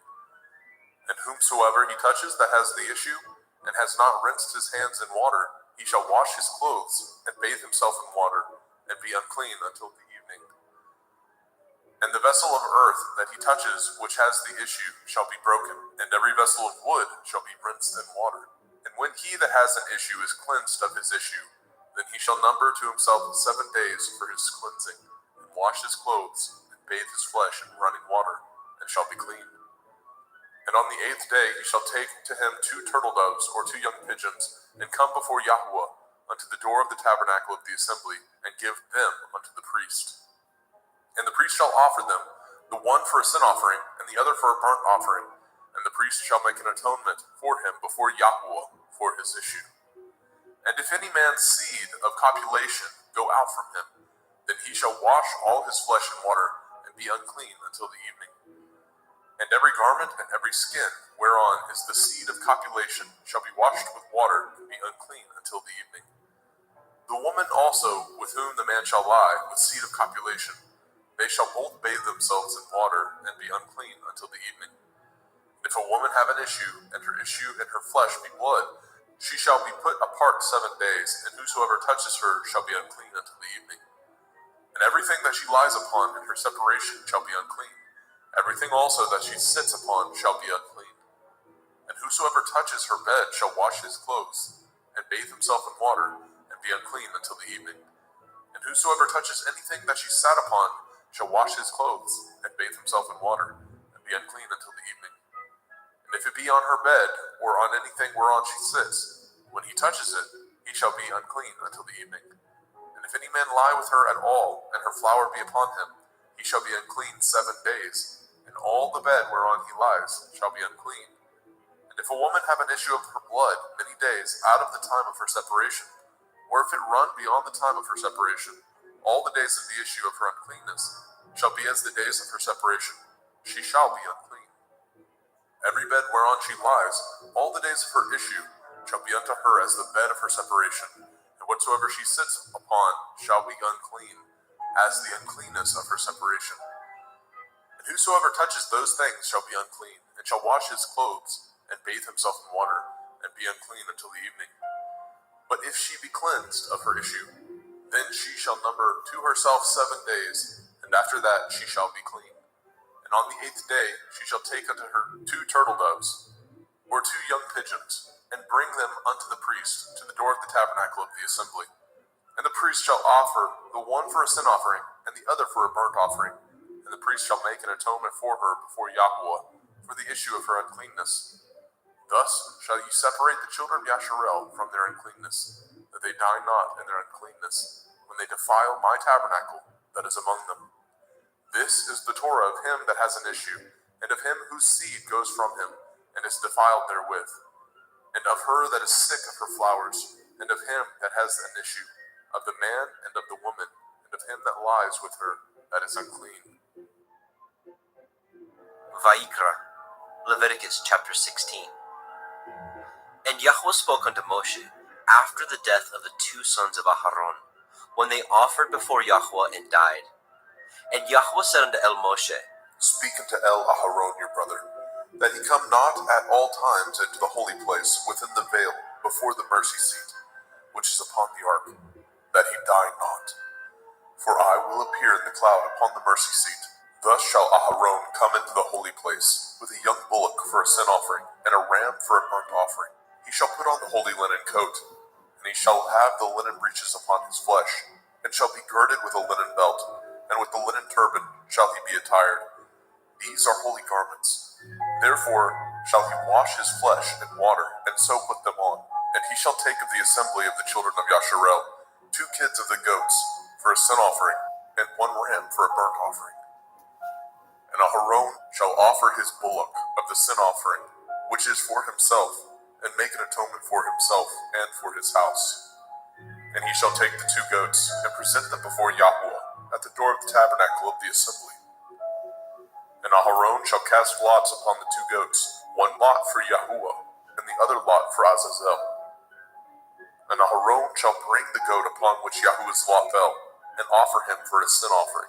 But the goat on which the lot fell to be for Azazel shall be presented alive before Yahweh, to make an atonement with him, and to let him go for Azazel into the wilderness.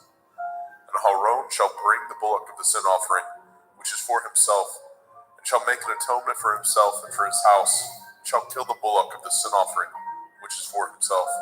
And he shall take a censer full of burning coals of fire from off the altar before Yahweh, and his hands full of sweet incense beaten small, and bring it within the veil. And he shall put the incense upon the fire before Yahweh, that the cloud of the incense may cover the mercy seat that is upon the testimony, that he die not. And he shall take of the blood of the bullock, and sprinkle it with his finger upon the mercy seat eastward. And before the mercy seat shall he sprinkle of the blood with his finger 7 times. Then shall he kill the goat of the sin offering that is for the people, and bring his blood within the veil, and do with that blood as he did with the blood of the bullock, and sprinkle it upon the mercy seat, and before the mercy seat. And he shall make an atonement for the holy place, because of the uncleanness of the children of Yasharel, and because of their transgressions, in all their sins. And so shall he do for the tabernacle of the assembly, that remains among them in the midst of their uncleanness. And there shall be no man in the tabernacle of the assembly, when he goes to make an atonement in the holy place, until he comes out, and have made an atonement for himself, and for his household, and for all the assembly of Yasharel. And he shall go out unto the altar that is before Yahweh, and make an atonement for it, and shall take of the blood of the bullock, and of the blood of the goat, and put it upon the horns of the altar round about. And he shall sprinkle the blood upon it with his finger 7 times, and cleanse it, and hallow it from the uncleanness of the children of Yasharel. And when he has made an end of reconciling the holy place, and the tabernacle of the assembly, and the altar, he shall bring the live goat. And Aharon shall lay both his hands upon the head of the live goat, and confess over him all the iniquities of the children of Yasharel, and all their transgression in all their sins, putting them upon the head of the goat, and shall send him away by the hand of a fit man into the wilderness. And the goat shall bear upon him all their iniquities, unto a land not inhabited, and he shall let go the goat in the wilderness. And Aharon shall come into the tabernacle of the assembly, and shall put off the linen garments which he put on when he went into the holy place, and shall leave them there. And he shall wash his flesh with water in the holy place, and put on his garments, and come forth, and offer his burnt offering, and the burnt offering of the people, and make an atonement for himself and for the people. And the fat of the sin offering shall he burn upon the altar. And he that let go the goat for Azazel shall wash his clothes, and bathe his flesh in water, and afterwards come into the camp. And the bullock for the sin offering, and the goat for the sin offering, and whose blood was brought in to make an atonement in the holy place, shall one carry forth without the camp, and they shall burn in the fire their skins, and their flesh, and their dung. And he that burns them shall wash his clothes, and bathe his flesh in water, and afterwards he shall come into the camp. And this shall be a statute forever unto you, that in the 7th month, on the 10th day of the month, ye shall afflict your souls, and do no work at all, whether it be one of your own country, or a stranger that sojourns among you. For on that day shall the priest make an atonement for you, to cleanse you, that ye may be clean from all your sins before Yahweh. It shall be a Sabbath of rest unto you. Ye shall afflict your souls by a statute forever, and the priest whom he shall anoint, and whom he shall consecrate to minister in the priest's office in his father's stead, shall make the atonement, and shall put on the linen clothes, even the holy garments. And he shall make an atonement for the holy sanctuary, and he shall make an atonement for the tabernacle of the assembly, and for the altar, and he shall make an atonement for the priests, and for all the people of the assembly. And this shall be an everlasting statute unto you, to make an atonement for the children of Yasharel for all their sins once a year.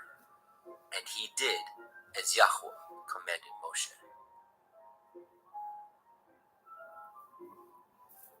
Vayikra, Leviticus chapter 17.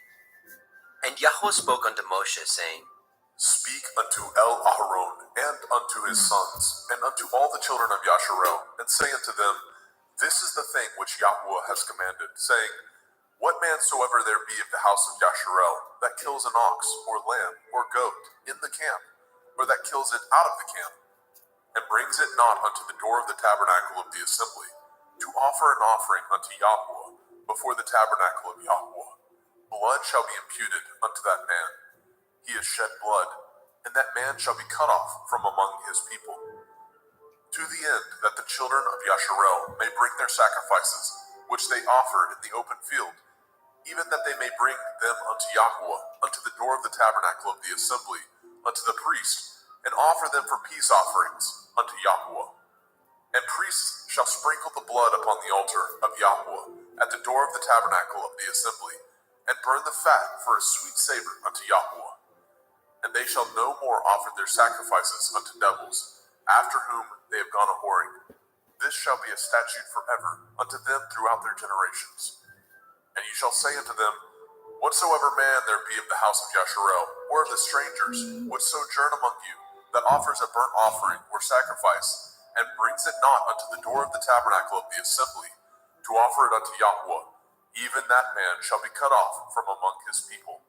And whatsoever man there be of the house of Yasharel, or of the strangers that sojourn among you, that eats any manner of blood, I will even set my face against that soul that eats the blood, and will cut him off from among his people. For the soul of the flesh is in the blood.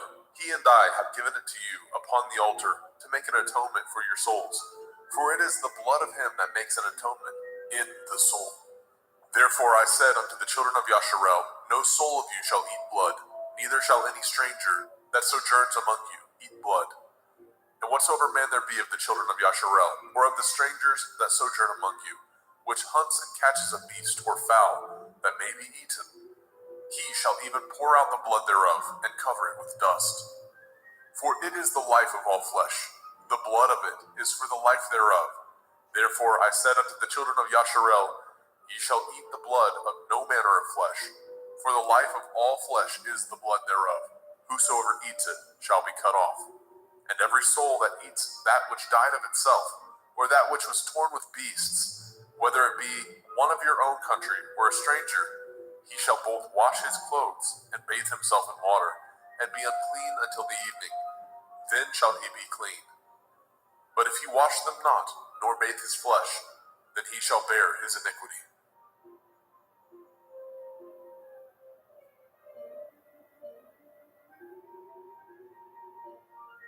Vayikra, Leviticus chapter 18.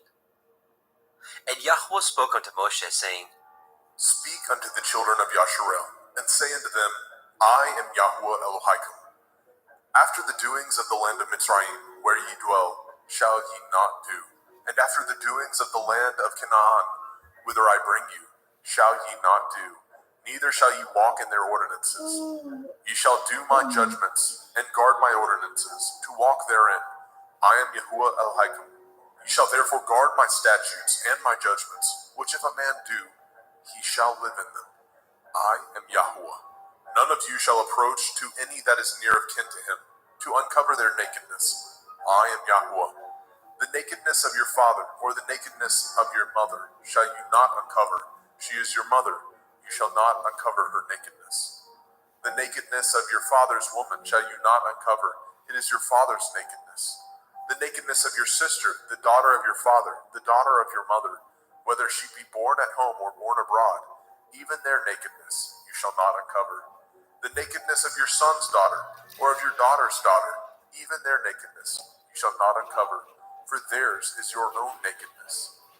The nakedness of your father's woman's daughter, begotten of your father, she is your sister, you shall not uncover her nakedness. You shall not uncover the nakedness of your father's sister, she is your father's near kinswoman. You shall not uncover the nakedness of your mother's sister, for she is your mother's near kinswoman. You shall not uncover the nakedness of your father's brother. You shall not approach to his woman, she is your aunt. You shall not uncover the nakedness of your daughter-in-law, she is your son's woman. You shall not uncover her nakedness. You shall not uncover the nakedness of your brother's woman, it is your brother's nakedness. You shall not uncover the nakedness of a woman and her daughter, neither shall you take her son's daughter, or her daughter's daughter, to uncover her nakedness, for they are your near kinswoman. It is wickedness. Neither shall you take a woman to her sister, to vex her, to uncover her nakedness, beside the other in her lifetime. Also you shall not approach unto a woman to uncover her nakedness, as long as she is put apart for her uncleanness. Moreover, you shall not lie carnally with your neighbor's woman, to defile yourself with her. And you shall not let any of your seed pass through the fire to Molech, neither shall you profane the name of your Elohim. I am Yahweh. You shall not lie with mankind as with womankind. It is an abomination. Neither shall you lie with any beast to defile yourself therewith. Neither shall any woman stand before a beast to lie down thereto. It is confusion. Defile not ye yourselves in any of these things, for in all these the nations are defiled, which I cast out before you. And the land is defiled, therefore I do visit the iniquity thereof upon it, and the land itself vomits out her inhabitants. Ye shall therefore guard my statutes and my judgments, and shall not commit any of these abominations, neither any of your own nation, nor any stranger that sojourns among you. For all these abominations have the men of the land done, which were before you, and the land is defiled, that the land spew not you out also, when ye defile it, as it spewed out the nations that were before you. For whosoever shall commit any of these abominations, even the souls that commit them shall be cut off from among their people. Therefore shall ye guard my ordinance, that ye commit not any of these abominable customs, which were committed before you, and that ye defile not yourselves therein. I am Yahuwah Elohaikum.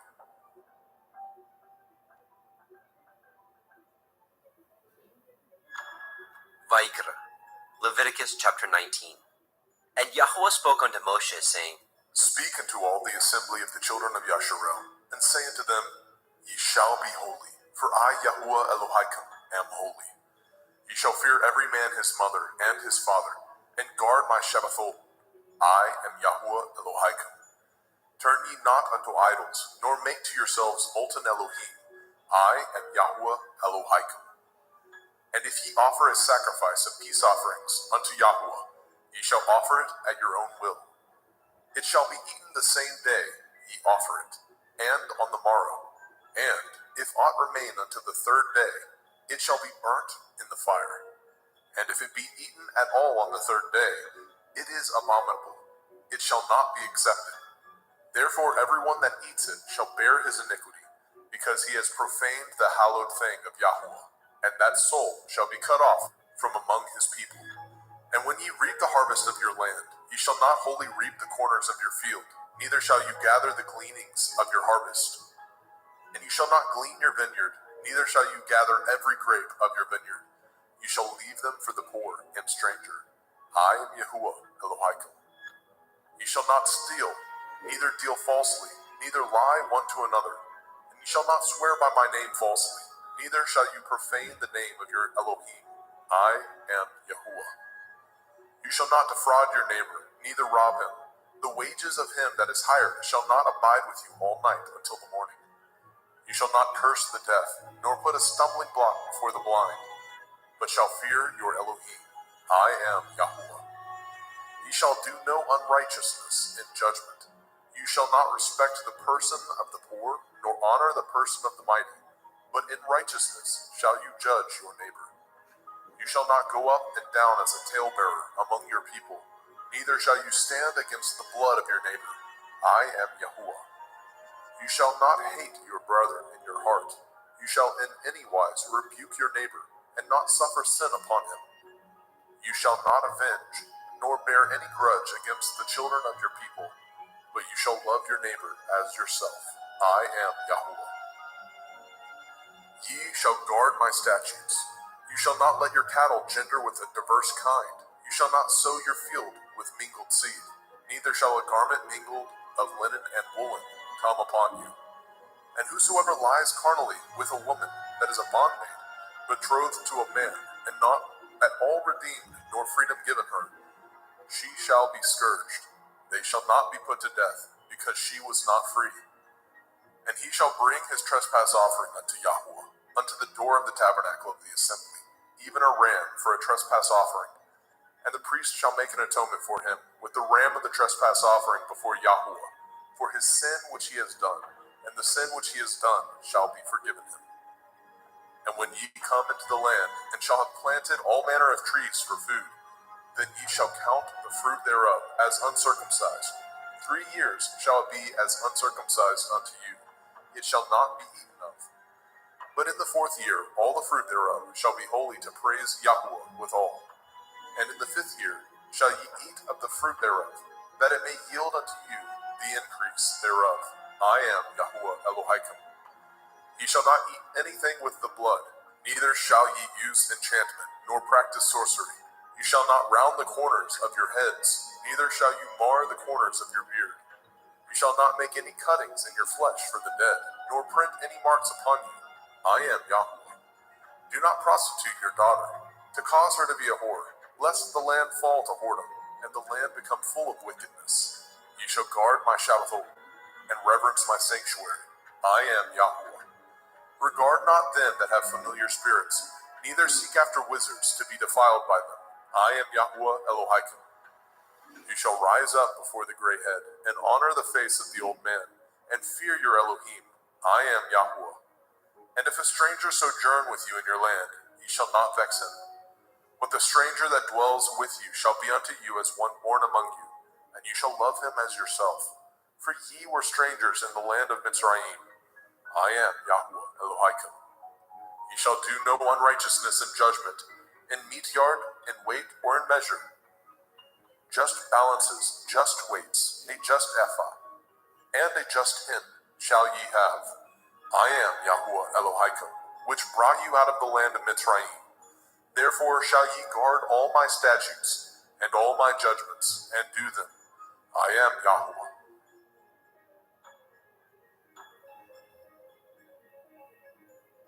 Vayikra, Leviticus chapter 20. And Yahweh spoke unto Moshe, saying, Again you shall say to the children of Yasharel, whosoever he be of the children of Yasharel, or of the strangers that sojourn in Yasharel, that gives any of his seed unto Molech, he shall surely be put to death. The people of the land shall stone him with stones. And I will set my face against that man, and I will cut him off from among his people, because he has given of his seed unto Molech, to defile my sanctuary, and to profane my holy name. And if the people of the land do any ways hide their eyes from the man, when he gives of his seed unto Molech, and kill him not, then I will set my face against that man, and against his family, and will cut him off, and all that go a-whoring after him, to commit whoredom with Molech, from among their people. And the soul that turns after such as have familiar spirits, and after wizards, to go a-whoring after them, I will even set my face against that soul, and will cut him off from among his people. Sanctify yourselves, therefore, and be ye holy, for I am Yahweh Elohim, and ye shall guard my statutes, and do them. I am Yahweh Mekodishkim. For everyone that curses his father or his mother shall surely be put to death. He has cursed his father or his mother, his blood shall be upon him. And the man that breaks wedlock with another man's woman, even he that breaks wedlock with his neighbor's woman, the man and the woman that breaks wedlock shall surely be put to death. And the man that lies with his father's woman has uncovered his father's nakedness. Both of them shall surely be put to death. Their blood shall be upon them. And if a man lie with his daughter-in-law, both of them shall surely be put to death. They have wrought confusion. Their blood shall be upon them. If a man also lie with mankind, as he lies with a woman, both of them have committed an abomination. They shall surely be put to death. Their blood shall be upon them. And if a man take a woman and her mother, it is wickedness. They shall be burnt with fire, both he and they, that there be no wickedness among you. And if a man lie with a beast, he shall surely be put to death, and ye shall slay the beast. And if a woman approach unto any beast, and lie down thereto, you shall kill the woman and the beast. They shall surely be put to death. Their blood shall be upon them. And if a man shall take his sister, his father's daughter, or his mother's daughter, and see her nakedness, and she see his nakedness, it is a wicked thing, and they shall be cut off in the sight of their people. He has uncovered his sister's nakedness, he shall bear his iniquity.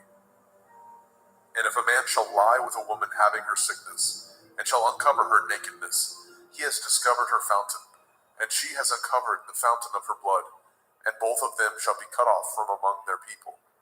And you shall not uncover the nakedness of your mother's sister, nor of your father's sister, for he uncovers his near kin, they shall bear their iniquity.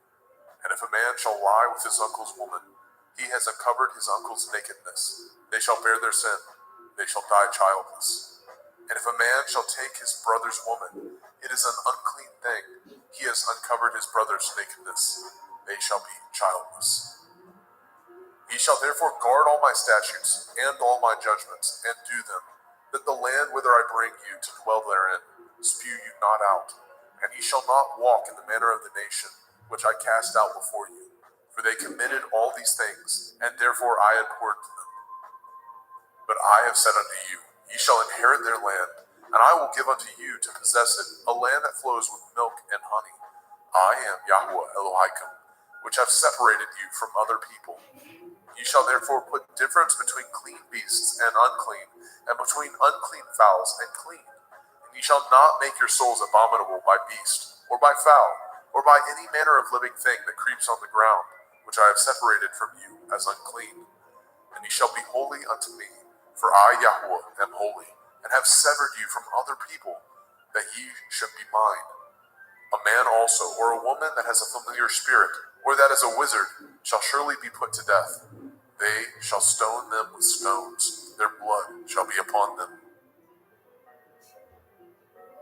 Vayikra, Leviticus chapter 21. And Yahweh said unto Moshe, Speak unto the priests, the sons of Aharon, and say unto them, There shall none be defiled for the dead among his people. But for his kin, that is near unto him, that is, for his mother, and for his father, and for his son, and for his daughter, and for his brother, and for his sister a virgin, that is nigh unto him, which has had no man, for her may he be defiled. But he shall not defile himself, being a chief among his people, to profane himself. They shall not make baldness upon their head, neither shall they shave off the corners of their beard, nor make any cuttings in their flesh. They shall be holy unto their Elohim, and not profane the name of their Elohim. For the offerings of Yahweh made by fire, and the bread of their Elohim they do offer. Therefore they shall be holy.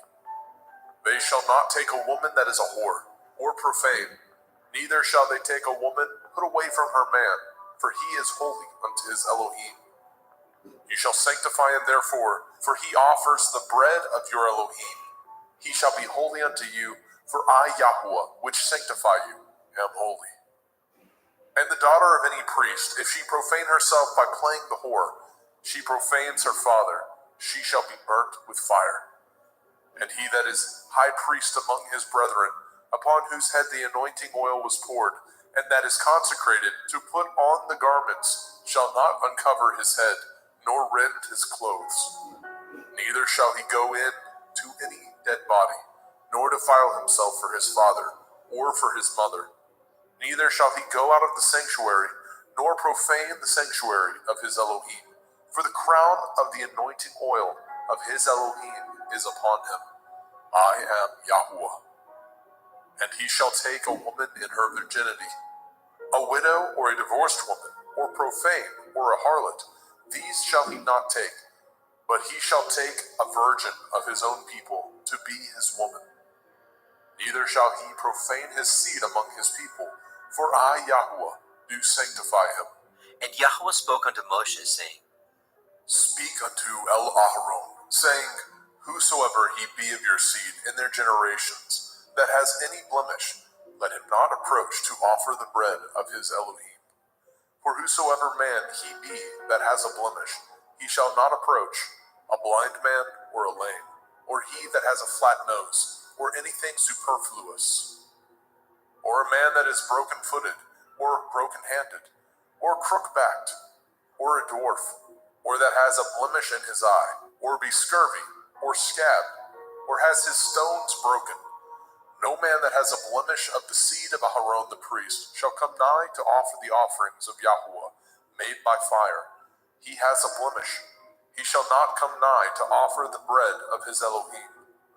He shall not eat the bread of his Elohim, both of the most holy and of the holy.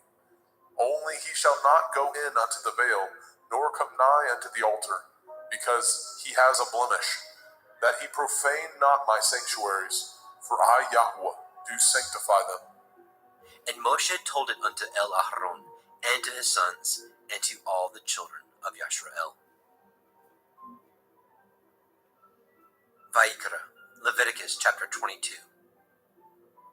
And Yahweh spoke unto Moshe, saying, Speak unto El-Aharon and to his sons, that they separate themselves from the holy things of the children of Yashrael, and that they profane not my holy name in those things, which they hallow unto me. I am Yahweh. Say unto them, Whosoever he be of all your seed among your generations, that goes unto the holy things, which the children of Yasharel hallow unto Yahweh, having his uncleanness upon him, that soul shall be cut off from my presence. I am Yahweh.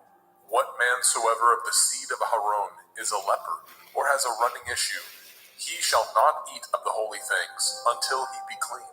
And whoso touches anything that is unclean by the dead, or a man whose seed goes from him, or whosoever touches any creeping thing whereby he may be made unclean, or a man of whom he may take uncleanness, whatsoever uncleanness he has, the soul which has touched any such thing shall be unclean until evening, and shall not eat of the holy things, unless he wash his flesh with water. And when the sun is down, he shall be clean, and shall afterward eat of the holy things, because it is his food. That which dies of itself, or is torn with beasts, he shall not eat, to defile himself therewith. I am Yahweh. They shall therefore guard my ordinance, lest they bear sin for it, and die therefore. If they profane it, I, Yahweh, do sanctify them. There shall no stranger eat of the holy thing. A sojourner of the priest, or a hired servant, shall not eat of the holy thing. But if the priest buy any soul with his money, he shall eat of it. And he that is born in his house, they shall eat of his meat. If the priest's daughter also be married unto a stranger, she may not eat of an offering of the holy things.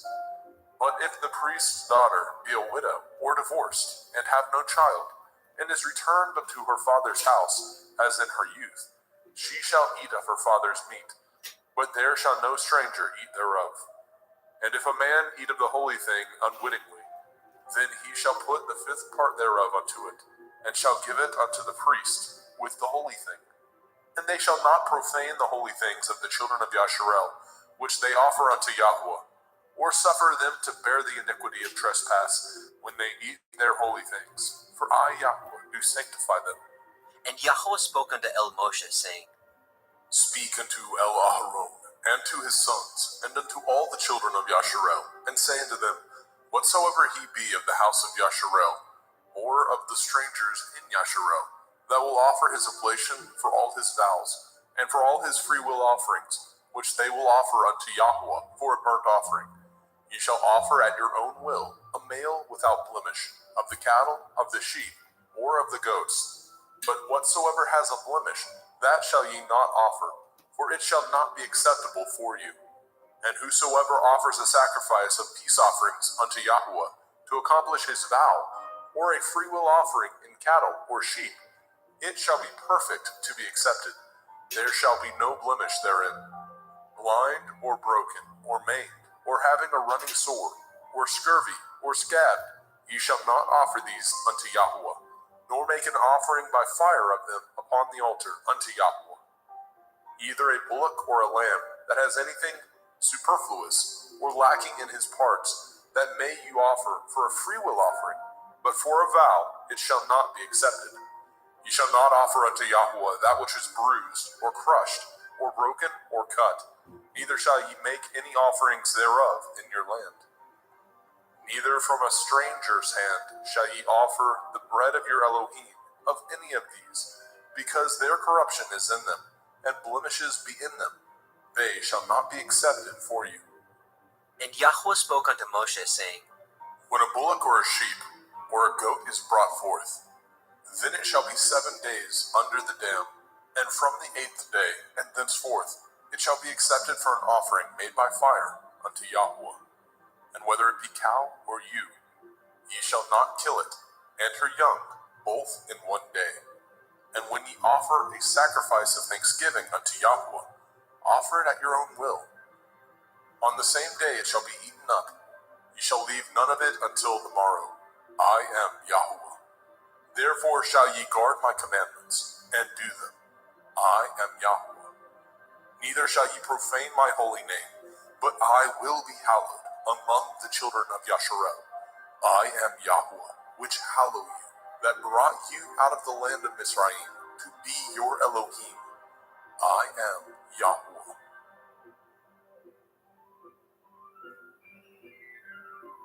Vayikra, Leviticus chapter 23. And Yahweh spoke unto Moshe, saying, Speak unto the children of Yasharel, and say unto them concerning the feasts of Yahuwah, which ye shall proclaim to be holy assemblies, even these are my feasts. 6 days shall work be done, but the 7th day is the Sabbath of rest, a holy assembly. Ye shall do no work therein. It is the Sabbath of Yahuwah in all your dwellings. These are the feasts of Yahuwah, even holy assemblies, which ye shall proclaim in their appointed times. In the 14th day of the 1st month at evening is Yahuwah's Pesach. And on the 15th day of the same month is the feast of Matzah unto Yahuwah. 7 days ye must eat matzah, unleavened bread. In the 1st day ye shall have a holy assembly. Ye shall do no servile work therein, but ye shall offer an offering made by fire unto Yahuwah 7 days. In the 7th day is a holy assembly. Ye shall do no servile work therein. And Yahuwah spoke unto Moshe, saying, Speak unto the children of Yasharel, and say unto them, When ye are come into the land which I give unto you, and shall reap the harvest thereof, then ye shall bring a sheaf of the first fruits of your harvest unto the priest. And he shall wave the sheaf before Yahuwah, to be accepted for you. On the morrow after the Sabbath, the priest shall wave it. And ye shall offer that day when ye wave the sheaf, a he-lamb without blemish, of the 1st year, for a burnt offering unto Yahuwah. And the meat offering thereof shall be 2/10 deals of fine flour mingled with oil, an offering made by fire unto Yahuwah, for a sweet savor. And the drink offering thereof shall be of wine, the 4th part of a hin. And ye shall eat neither bread, nor parched grain, nor green ears, until the selfsame day that ye have brought an offering unto your Elohim. It shall be a statute forever throughout your generations, in all your dwellings. And ye shall count unto you from the morrow after the Sabbath, from the day that ye brought the sheaf of the wave offering, 7 Shavuot. Sabbaths shall be complete. Even unto the morrow after the 7th Sabbath shall ye number 50 days, and ye shall offer a new meat offering unto Yahuwah. Ye shall bring out of your habitations 2 wave loaves of 2/10 deals. They shall be of fine flour. They shall be baken with leaven. They are the first fruits unto Yahuwah. And ye shall offer with the bread 7 lambs, without blemish of the 1st year, and 1 bullock, and 2 rams. They shall be for a burnt offering unto Yahuwah, with their meat offering and their drink offerings, even an offering made by fire of sweet savor unto Yahuwah. Then ye shall sacrifice 1 kid of the goats for a sin offering, and 2 lambs of the 1st year for a sacrifice of peace offerings. And the priest shall wave them with the bread of the first fruits for a wave offering before Yahuwah. With the 2 lambs, they shall be holy to Yahuwah for the priest. And ye shall proclaim on the selfsame day that it may be a holy assembly unto you. Ye shall do no servile work therein. It shall be a statute forever in your dwellings throughout your generations. And when ye reap the harvest of your land, you shall not make clean riddance of the corners of your field when you reap. Neither shall you gather any gleanings of your harvest. You shall leave them unto the poor and to the stranger. I am Yahuwah Elohim. And Yahuwah spoke unto Moshe, saying, Speak unto the children of Yasharel, saying, In the 7th month, on the 1st day of the month, shall ye have a Sabbath, a memorial of blowing of shofarot, Yom Teruah, the Feast of Trumpets, the day of the awakening blast, a holy assembly. Ye shall do no servile work therein, but ye shall offer an offering made by fire unto Yahuwah. And Yahuwah spoke unto Moshe, saying, Also on the 10th day of this 7th month is Yom Kippurim, the day of atonement. It shall be a holy assembly unto you, and ye shall afflict your souls, and offer an offering made by fire unto Yahuwah. And ye shall do no work in that same day, for it is Yom Kippurim, to make an atonement for you before Yahuwah Elohim. For whatsoever soul it be that shall not be afflicted in that same day, he shall be cut off from among his people. And whatsoever soul it be that does any work in that same day, the same soul will I destroy from among his people. Ye shall do no manner of work. It shall be a statute forever throughout your generations in all your dwellings. It shall be unto you a Sabbath of rest, and ye shall afflict your souls in the 9th day of the month at evening. From evening unto evening shall ye celebrate your Sabbath. And Yahweh spoke unto Moshe, saying, Speak unto the children of Yasharel, saying, The 15th day of this 7th month shall be the feast of Sukkot, tabernacles, for 7 days unto Yahweh. On the first day shall be a holy assembly. Ye shall do no servile work therein. 7 days ye shall offer an offering made by fire unto Yahweh. On the 8th day shall be a holy assembly unto you, and ye shall offer an offering made by fire unto Yahweh. It is a solemn assembly, and ye shall do no servile work therein. These are the feasts of Yahweh, which ye shall proclaim to be holy assemblies, to offer an offering made by fire unto Yahweh, a burnt offering and a meat offering, a sacrifice and drink offerings, everything upon his day. Besides the Shavuot, Sabbaths of Yahweh, and beside your gifts, and beside all your vows, and beside all your freewill offerings, which ye give unto Yahweh. Also in the 15th day of the 7th month, when ye have gathered in the fruit of the land, ye shall keep a feast unto Yahweh 7 days. On the first day shall be a Sabbath, and on the 8th day shall be a Sabbath.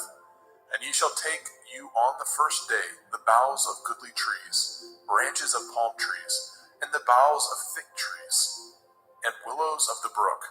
And ye shall rejoice before Yahweh Elohim 7 days. And ye shall keep it a feast unto Yahweh 7 days in the year. It shall be a statute forever in your generations. Ye shall celebrate it in the 7th month. Ye shall dwell in sukkahs, booths, 7 days. All that are Yasharel born shall dwell in sukkahs.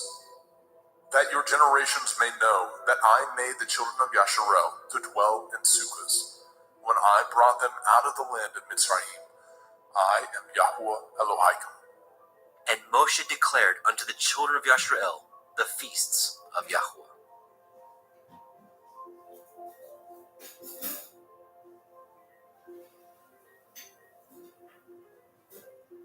Vayikra, Leviticus chapter 24. And Yahweh spoke unto Moshe, saying, Command the children of Yasharel that they bring unto you pure olive oil, beaten for the light, to cause the lamps to burn continually, without the veil of the testimony. In the tabernacle of the assembly shall Aharon order it from the evening unto the morning before Yahweh continually. It shall be a statute forever in your generations. He shall order the lamps upon the pure menorah, 7-branched candlestick, before Yahweh continually. And you shall take fine flour, and bake 12 cakes thereof. 2/10 deals shall be in 1 cake. And you shall set them in 2 rows, 6 on a row, upon the pure table, before Yahweh.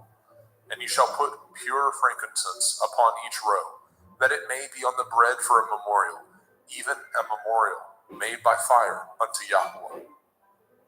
Every Sabbath he shall set it in order before Yahweh continually, being taken from the children of Yasharel by an everlasting covenant. And it shall be Aharon and his sons, and they shall eat it in the holy place, for it is most holy unto him of the offerings of Yahweh made by fire, by a perpetual statute.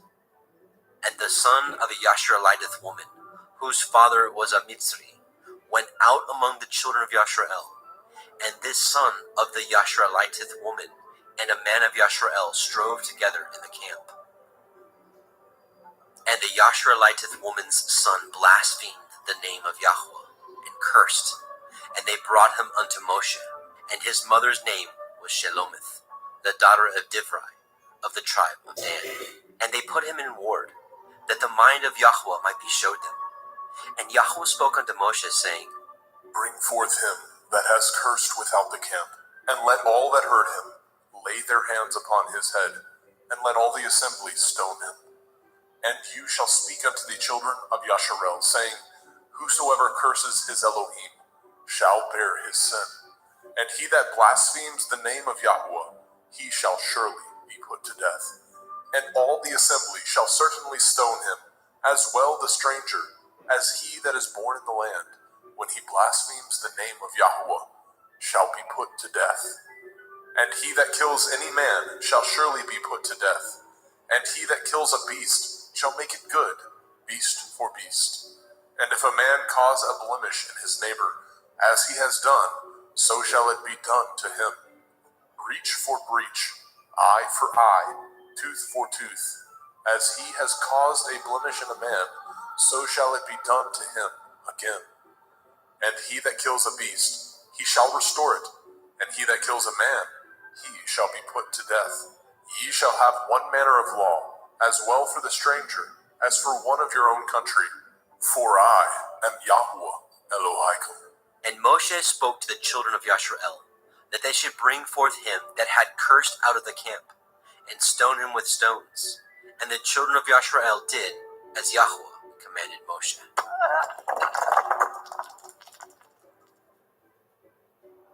Vayikra, Leviticus chapter 25. And Yahweh spoke unto Moshe in Mount Sinai, saying, Speak unto the children of Yasharel, and say unto them, When ye come into the land which I give you, then shall the land keep a Sabbath unto Yahweh. 6 years you shall sow your field, and 6 years you shall prune your vineyard, and gather in the fruit thereof. But in the 7th year shall be a Sabbath of rest unto the land, a Sabbath for Yahweh. You shall neither sow your field, nor prune your vineyard.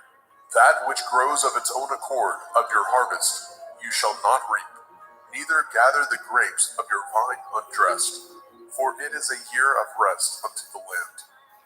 And the Sabbath of the land shall be food for you and for your servant, and for your maid, and for your hired servant, and for your stranger that sojourns with you, and for your cattle, and for the beasts that are in your land, shall all the increase thereof be meat. And you shall number 7 Shabbathot, Sabbaths of years unto you, 7 times 7 years, and the space of the 7 Shabbathot of years shall be unto you 49 years. Then shall you cause the shofar of the Jubilee to sound on the 10th day of the 7th month, in Yom Kippurim, the Day of Atonement. Shall ye make the shofar sound throughout all your land. And ye shall hallow the 50th year, and proclaim liberty throughout all the land unto all the inhabitants thereof. It shall be a jubilee unto you, and ye shall return every man unto his possession, and ye shall return every man unto his family. A jubilee shall that 50th year be unto you. Ye shall not sow, neither reap that which grows of itself in it, nor gather the grapes in it of your vine undressed. For it is the Jubilee, it shall be holy unto you. Ye shall eat the increase thereof out of the field. In the year of this Jubilee, ye shall return every man unto his possession. And if ye sell aught unto your neighbor, or buy aught of your neighbor's hand, ye shall not oppress one another. According to the number of years after the Jubilee, you shall buy of your neighbor, and according unto the number of years of the fruits, he shall sell unto you. According to the multitude of years, you shall increase the price thereof, and according to the fewness of years, you shall diminish the price of it. For according to the number of the years of the fruits, he sells unto you. Ye shall not therefore oppress one another, but you shall fear your Elohim, for I am Yahweh Elohim. Wherefore ye shall do my statutes, and guard my judgments, and do them, and ye shall dwell in the land in safety. And the land shall yield her fruit, and ye shall eat your fill, and dwell therein in safety. And if ye say, What shall we eat the 7th year? Behold, we shall not sow, nor gather in our increase. Then I will command my blessing upon you in the 6th year, and it shall bring forth fruit for 3 years. And ye shall sow the 8th year, and eat yet of old fruit until the 9th year. Until her fruits come in, ye shall eat of the old store.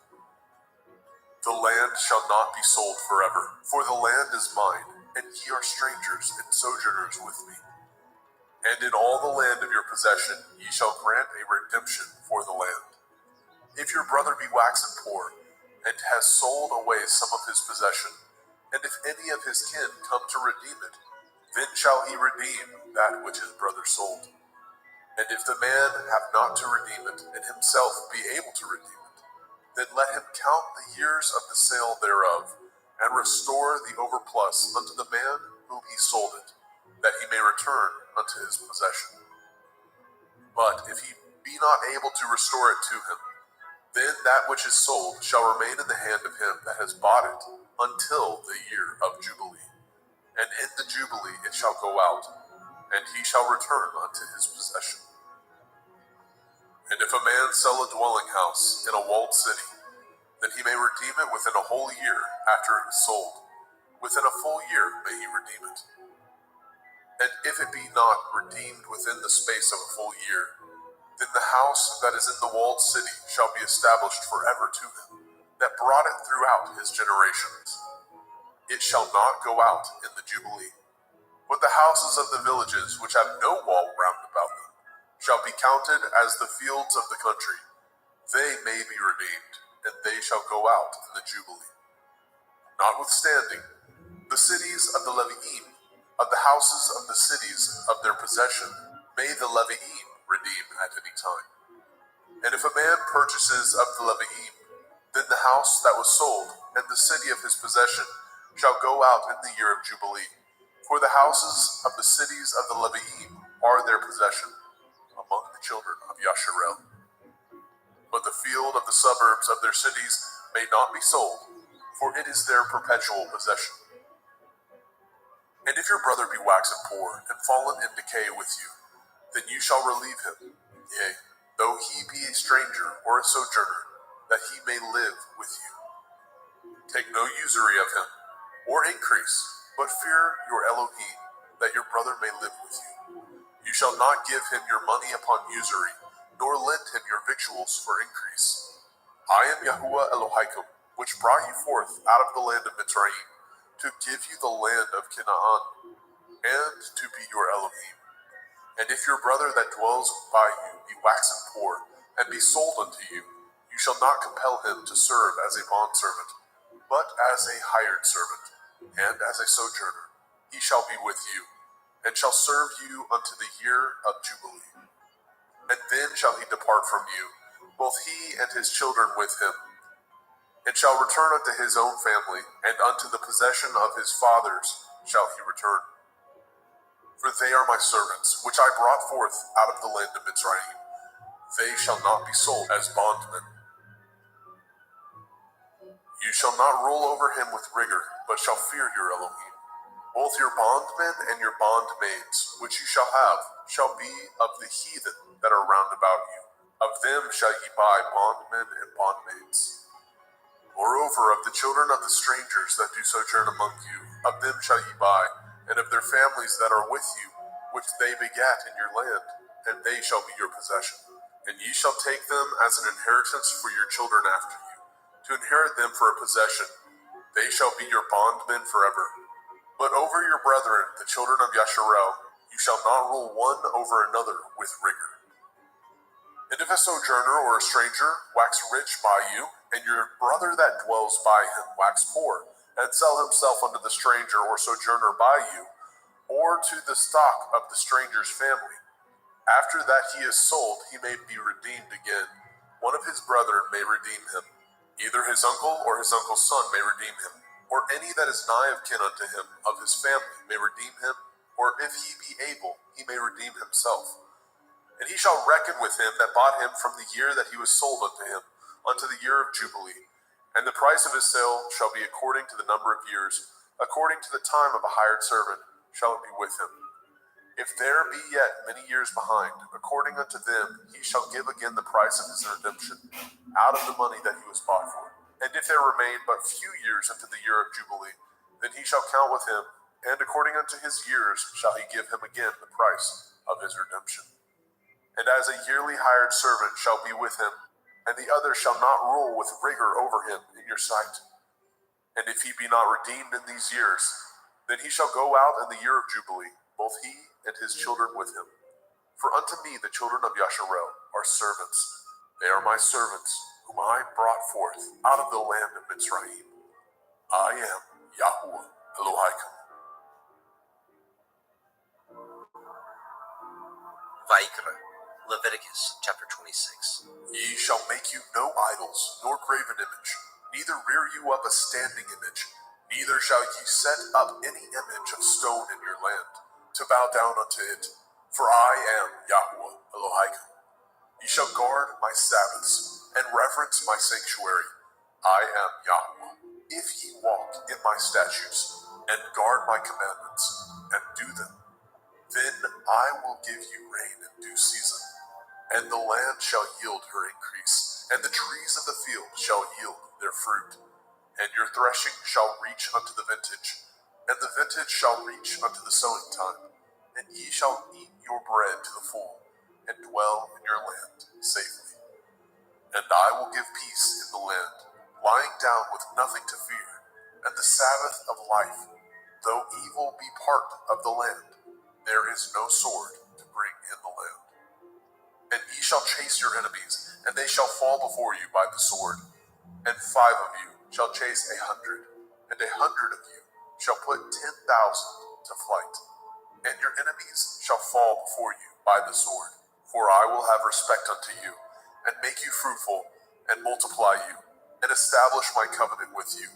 And ye shall eat old store, and bring forth the old because of the new. And I will set my tabernacle among you, and my soul shall not abhor you. And I will walk among you, and will be your Elohim, and ye shall be my people.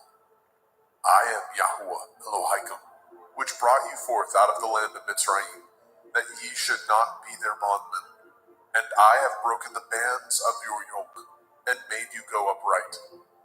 But if ye will not hearken unto me, and will not do all these commandments, and if ye shall despise my statutes, or if your soul abhor my judgments, so that ye will not do all my commandments, but that ye break my covenant, I also will do this unto you. I will even appoint over you terror, consumption, and the burning ague, that shall consume the eyes, and cause sorrow of heart, and ye shall sow your seed in vain, for your enemies shall eat it. And I will set my face against you, and ye shall be slain before your enemies. They that hate you shall reign over you, and ye shall flee when none pursues you. And if ye will not yet for all this hearken unto me, then I will punish you 7 times more for your sins. And I will break the pride of your power, and I will make your heaven as iron, and your earth as brass. And your strength shall be spent in vain, for your land shall not yield her increase, neither shall the trees of the land yield their fruits. And if ye walk contrary unto me, and will not hearken unto me, I will bring 7 times more plagues upon you according to your sins. I will also send wild beasts among you, which shall rob you of your children, and destroy your cattle, and make you few in number, and your highways shall be desolate. And if ye will not be reformed by me by these things, but will walk contrary unto me, then will I walk contrary unto you, and will punish you yet 7 times for your sins. And I will bring a sword upon you, that shall avenge the quarrel of my covenant. And when ye are gathered together within your cities, I will send the pestilence among you, and ye shall be delivered into the hand of the enemy. And when I have broken the staff of your bread, 10 women shall bake your bread in one oven, and they shall deliver you your bread again by weight, and ye shall eat, and not be satisfied. And if ye will not for all this hearken unto me, but walk contrary unto me, then I will walk contrary unto you also in fury, and I, even I, will chastise you 7 times for your sins. And ye shall eat the flesh of your sons, and the flesh of your daughters shall ye eat. And I will destroy your high places, and cut down your images, and cast your carcasses upon the carcasses of your idols, and my soul shall abhor you. And I will make your cities waste, and bring your sanctuaries unto desolation. And I will not smell the savor of your sweet odors. And I will bring the land unto desolation, and your enemies which dwell therein shall be astonished at it. And I will scatter you among the heathen, and will draw out my sword after you, and your land shall be desolate, and your cities waste. Then shall the land enjoy her Shabbathot, as long as it lies desolate, and ye be in your enemy's land. Even then shall the land rest, and enjoy her Shabbathot. As long as it lies desolate, it shall rest, because it did not rest in your Shabbathot, when ye dwelt upon it. And upon them that are left alive of you, I will send a faintness into their hearts, in the land of their enemies, and the sound of a shaken leaf shall chase them, and they shall flee as fleeing from a sword, and they shall fall when none pursues. And they shall fall one upon another, as it were before a sword, when none pursues, and ye have no power to stand before your enemies. And ye shall perish among the heathen, and the land of your enemies shall eat you up. And they that are left of you shall pine away in their iniquity, in your enemies' lands, and also in the iniquities of their fathers shall they pine away with them. If they shall confess their iniquity, and the iniquity of their fathers, with their transgressions which they transgressed against me, and that also they have walked contrary unto me, and that I also have walked contrary unto them, and have brought them into the land of their enemies, if then their uncircumcised heart be humble, and they then accept of the punishment of their iniquity, then I will remember my covenant with Yaakov, and also my covenant with Yitzhak, and also my covenant with Abraham will I remember, and I will remember the land. The land also shall be left of them, and shall enjoy her Shabbathot, while she lies desolate without them. And they shall accept of the punishment of their iniquity, because they despised my judgments, and because their soul abhorred my statutes. And yet, for all that, when they be in the land of their enemies, I will not cast them away, neither will I abhor them, to destroy them utterly, and to break my covenant with them. For I am Yahweh Elohim. But I will for their sakes remember the covenant of their ancestors, whom I brought forth out of the land of Mitzrayim, in the sight of the heathen, that I might be their Elohim. I am Yahweh. These are the commandments and judgments and Torah, which Yahweh made between him and the children of Yashrael in Mount Sinai by the hand of Moshe.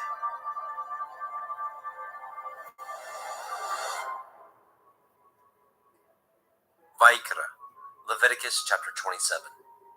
And Yahweh spoke unto Moshe, saying, Speak unto the children of Yasharel, and say unto them, When a man shall make a singular vow, the persons shall be for Yahuwah by your estimation. And your estimation shall be of the male from 20 years old, even unto 60 years old. Even your estimation shall be 50 shekels of silver, after the shekel of the sanctuary. And if it be a female, then your estimation shall be 30 shekels. And if it be from 5 years old, even unto 20 years old, then your estimation shall be of the male 20 shekels, and for the female 10 shekels. And if it be from a month old, even unto 5 years old, then your estimation shall be of the male 5 shekels of silver, and for the female your estimation shall be 3 shekels of silver.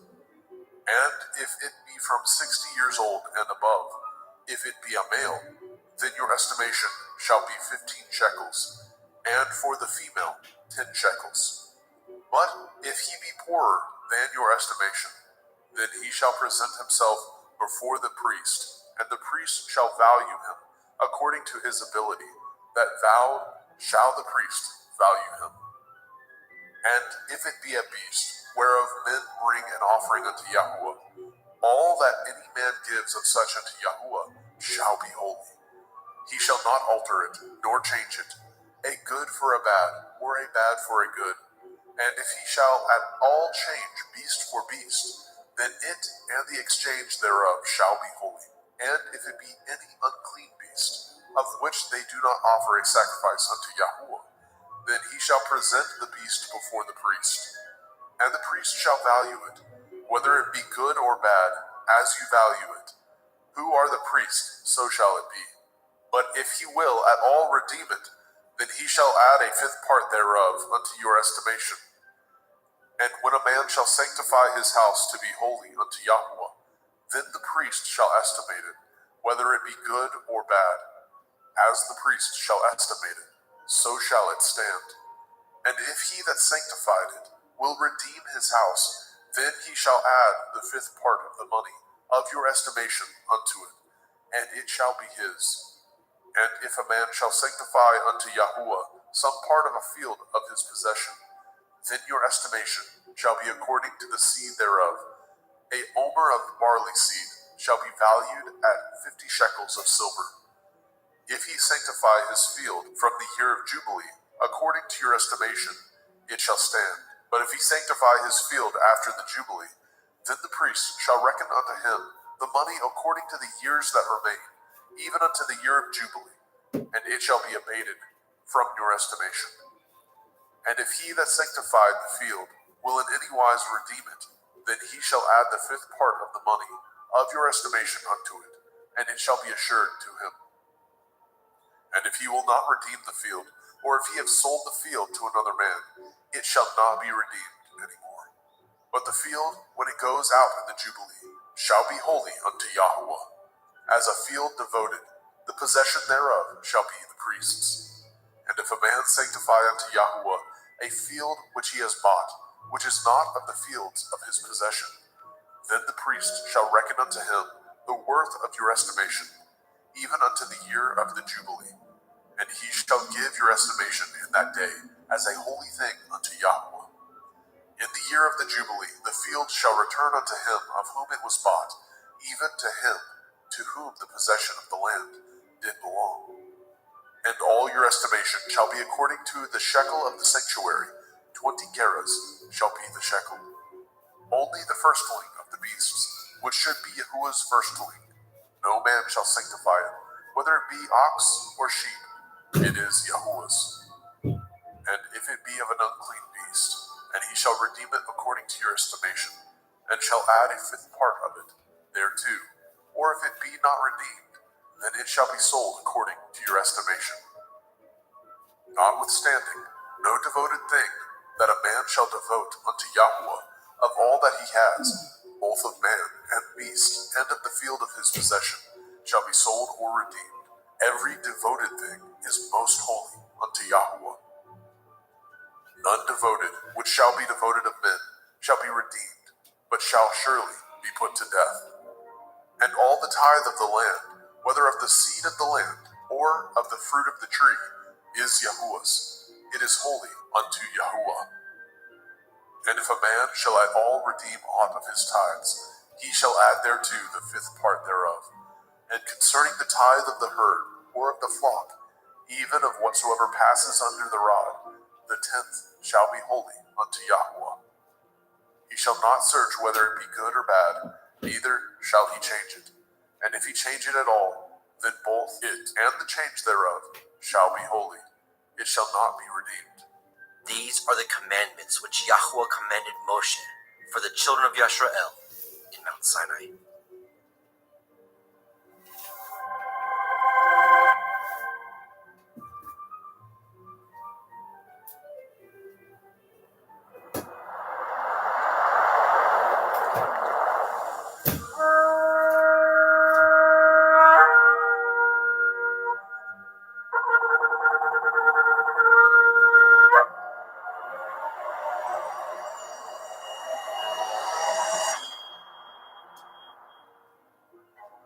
Bemidbar, Numbers, chapter 1.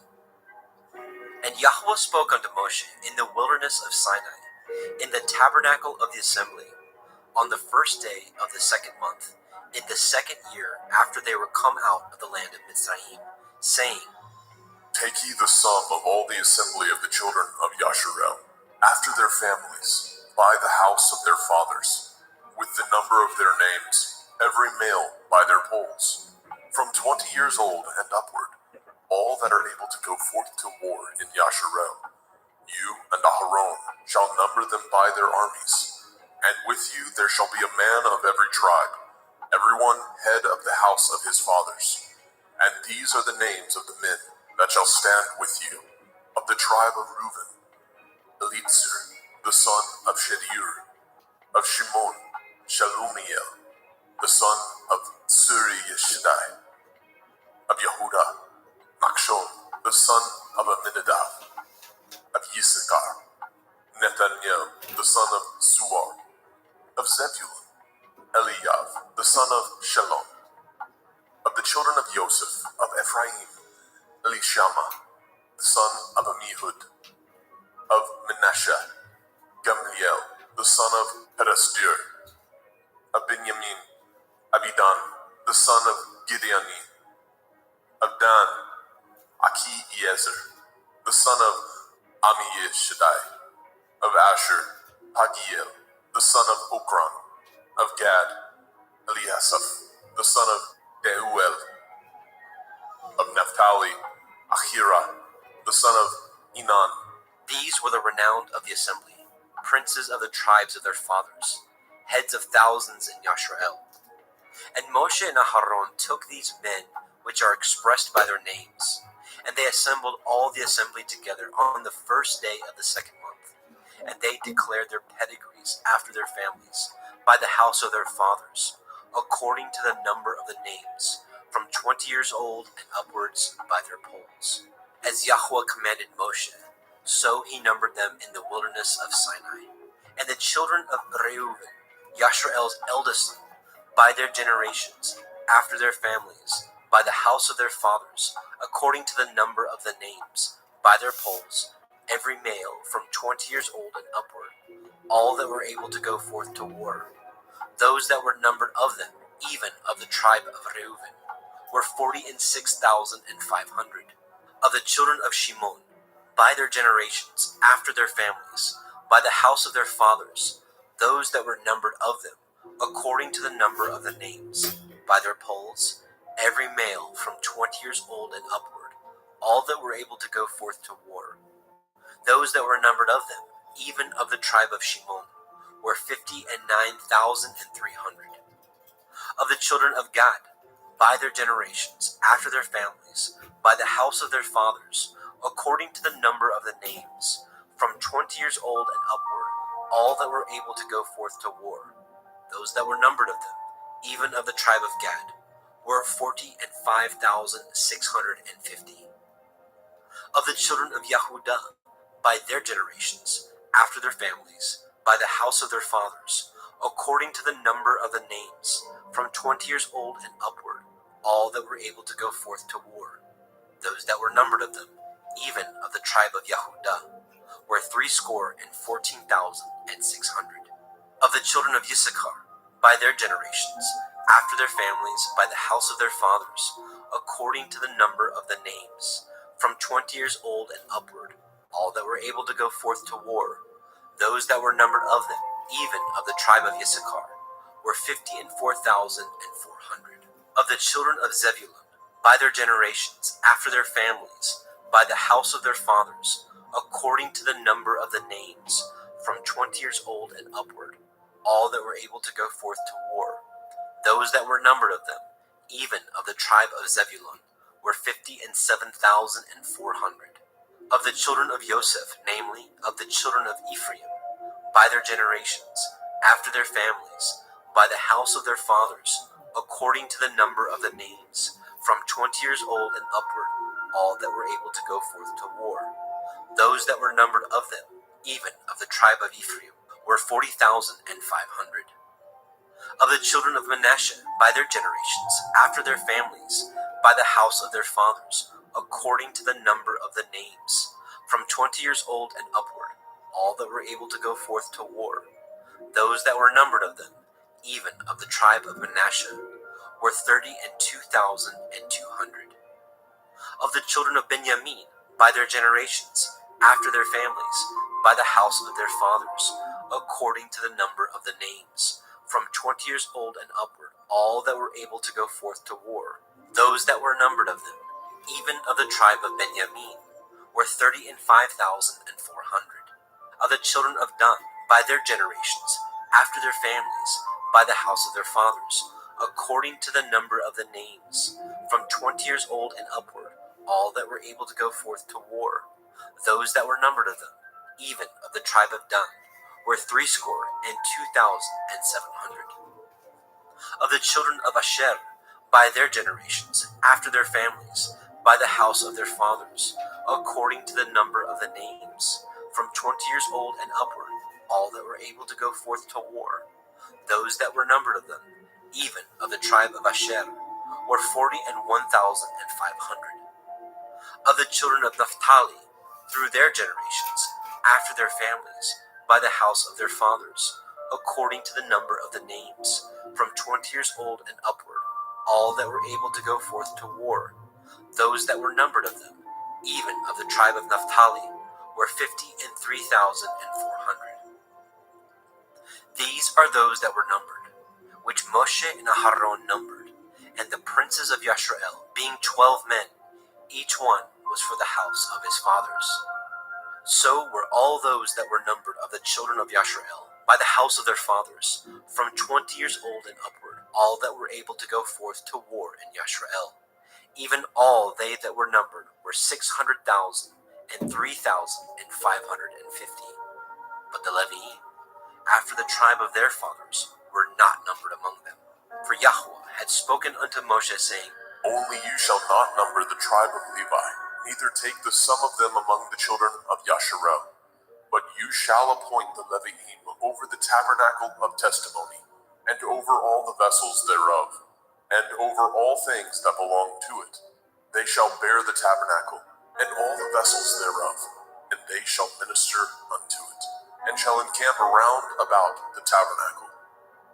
And when the tabernacle sets forth, the Leviim shall take it down, and when the tabernacle is to be pitched, the Leviim shall set it up, and the stranger that comes nigh shall be put to death. And the children of Yasharel shall pitch their tents, every man by his own camp, and every man by his own standard, throughout their hosts. But the Leviim shall pitch round about the tabernacle of testimony, that there be no wrath upon the assembly of the children of Yasharel. And the Leviim shall guard the watch of the tabernacle of testimony. And the children of Yasharel did according to all that Yahweh commanded Moshe. So did they.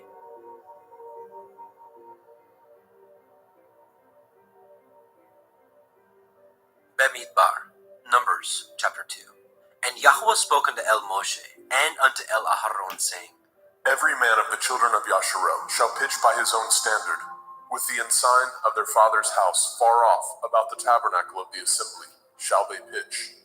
And on the east side, towards the rising of the sun, shall they of the standard of the camp of Yehudah pitch throughout their armies. And Nachshon, the son of Aminadab, shall be captain of the children of Yehudah. And his host, and those that were numbered of them, were 314,600. And those that do pitch next to him shall be the tribe of Issachar. And Nathaniel, the son of Zuar, shall be captain of the children of Issachar. And his host, and those that were numbered thereof, were 54,400. Then the tribe of Zebulun, and Eliav, the son of Chelon, shall be the captain of the children of Zebulun. And his host, and those that were numbered thereof, were 57,400. All that were numbered in the camp of Yehudah were 100,000 and 6,400 throughout their armies. These shall first set forth. On the south side shall be the standard of the camp of Reuven, according to their armies. And the captain of the children of Reuven shall be Elitzur, the son of Shedeur. And his host, and those that were numbered thereof, were 46,500. And those which pitch by him shall be the tribe of Shimon. And the captain of the children of Shimon shall be Shelumiel, the son of Surishadai. And his host, and those that were numbered of them, were 59,300. Then the tribe of Gad, and the captain of the sons of Gad shall be Eliasaph, the son of Reuel. And his host, and those that were numbered of them, were 45,650. All that were numbered in the camp of Reuben were 100,050 and 1,450 throughout their armies. And they shall set forth in the second rank.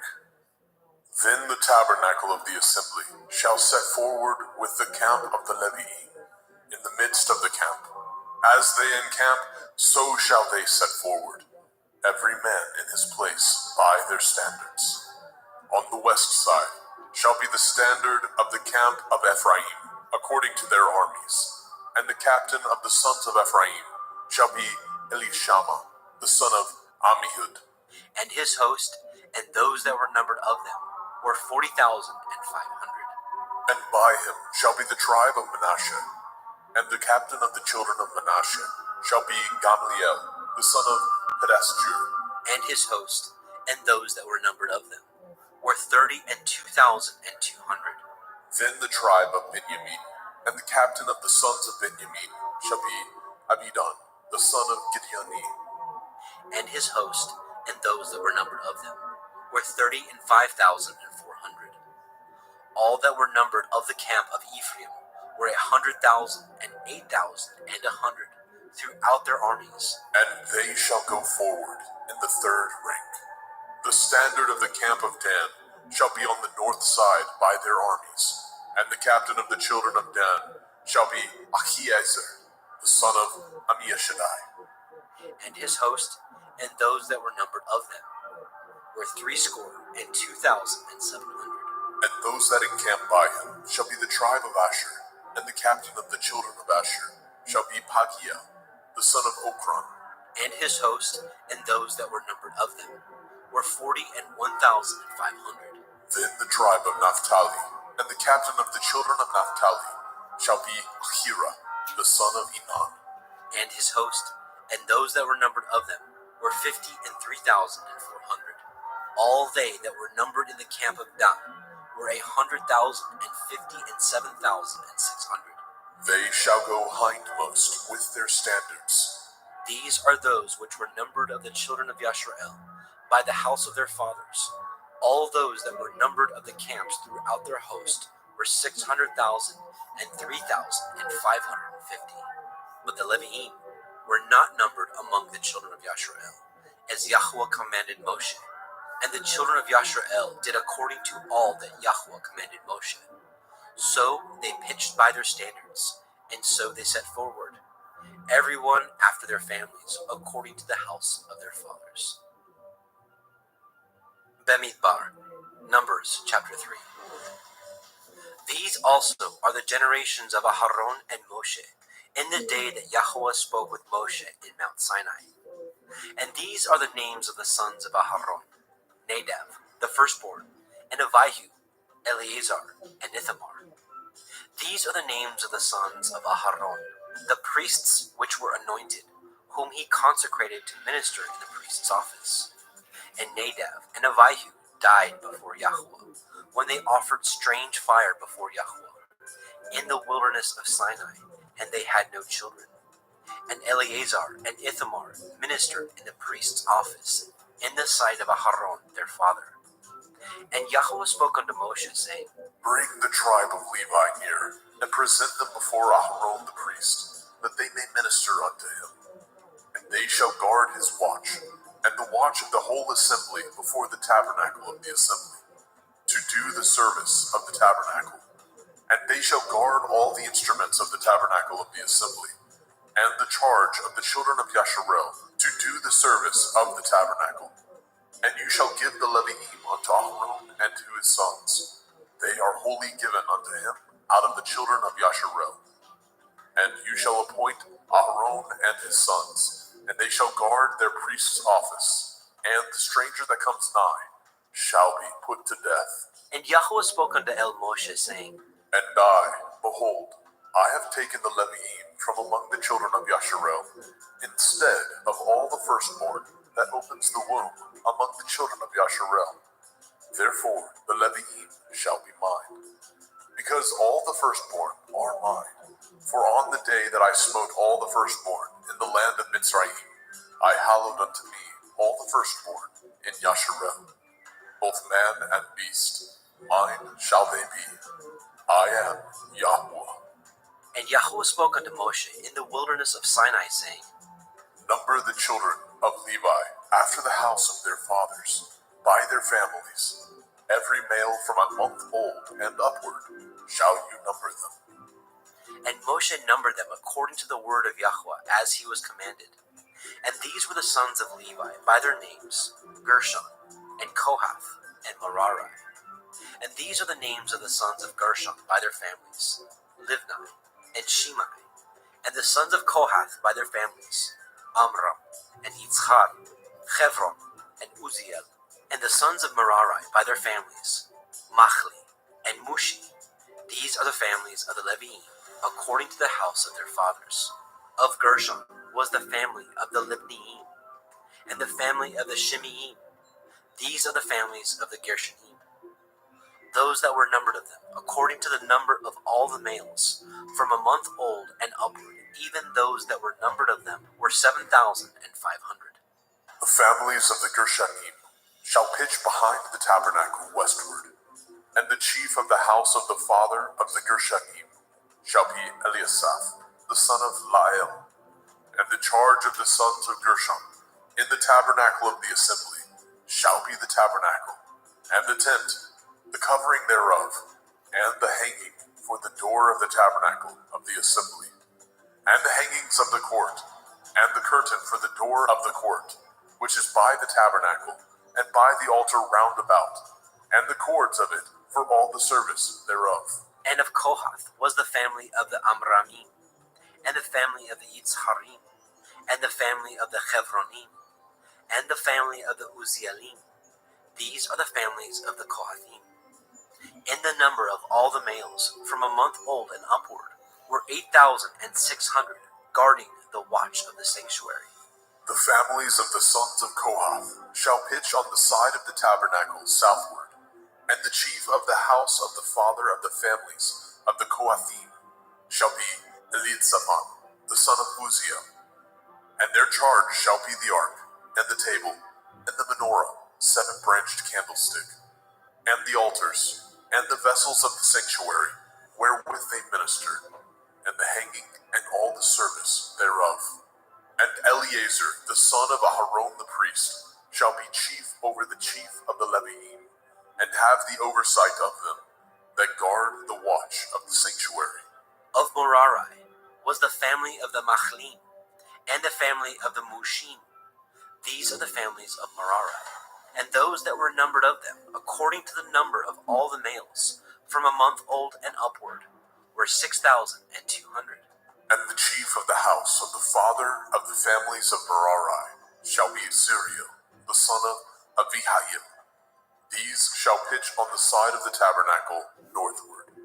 And under the custody and charge of the sons of Merari shall be the boards of the tabernacle, and the bars thereof, and the pillars thereof, and the sockets thereof, and all the vessels thereof, and all that serves thereto, and the pillars of the court round about, and their sockets, and their pins, and their cords.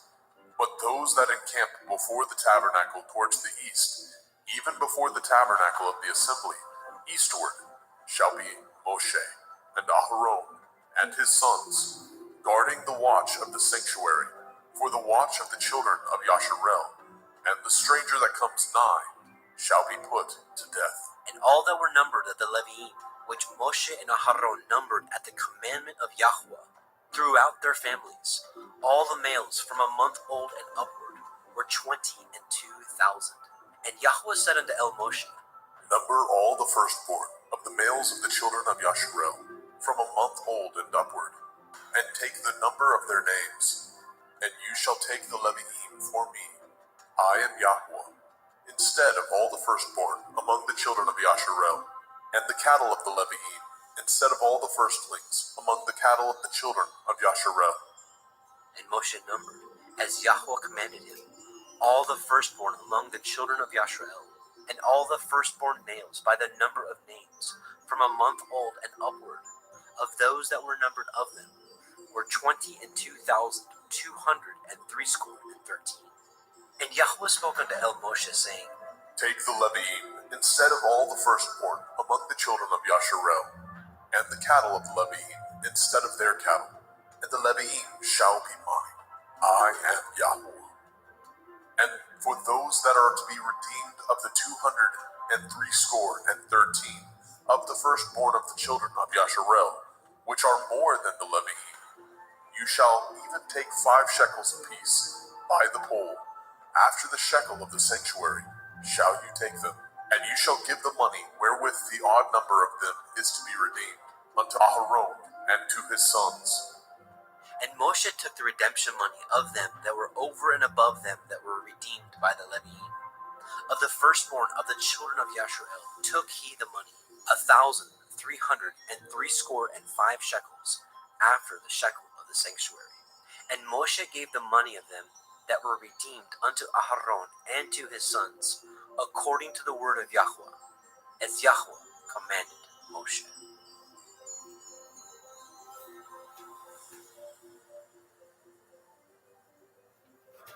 Bamidbar, Numbers chapter 4. And Yahweh spoke unto El Moshe and unto El Aharon, saying, Take the sum of the sons of Kohath from among the sons of Levi, after their families, by the house of their fathers, from 30 years old and upward, even until 50 years old, all that enter into the host, to do the work in the tabernacle of the assembly. This shall be the service of the sons of Kohath in the tabernacle of the assembly, about the most holy things.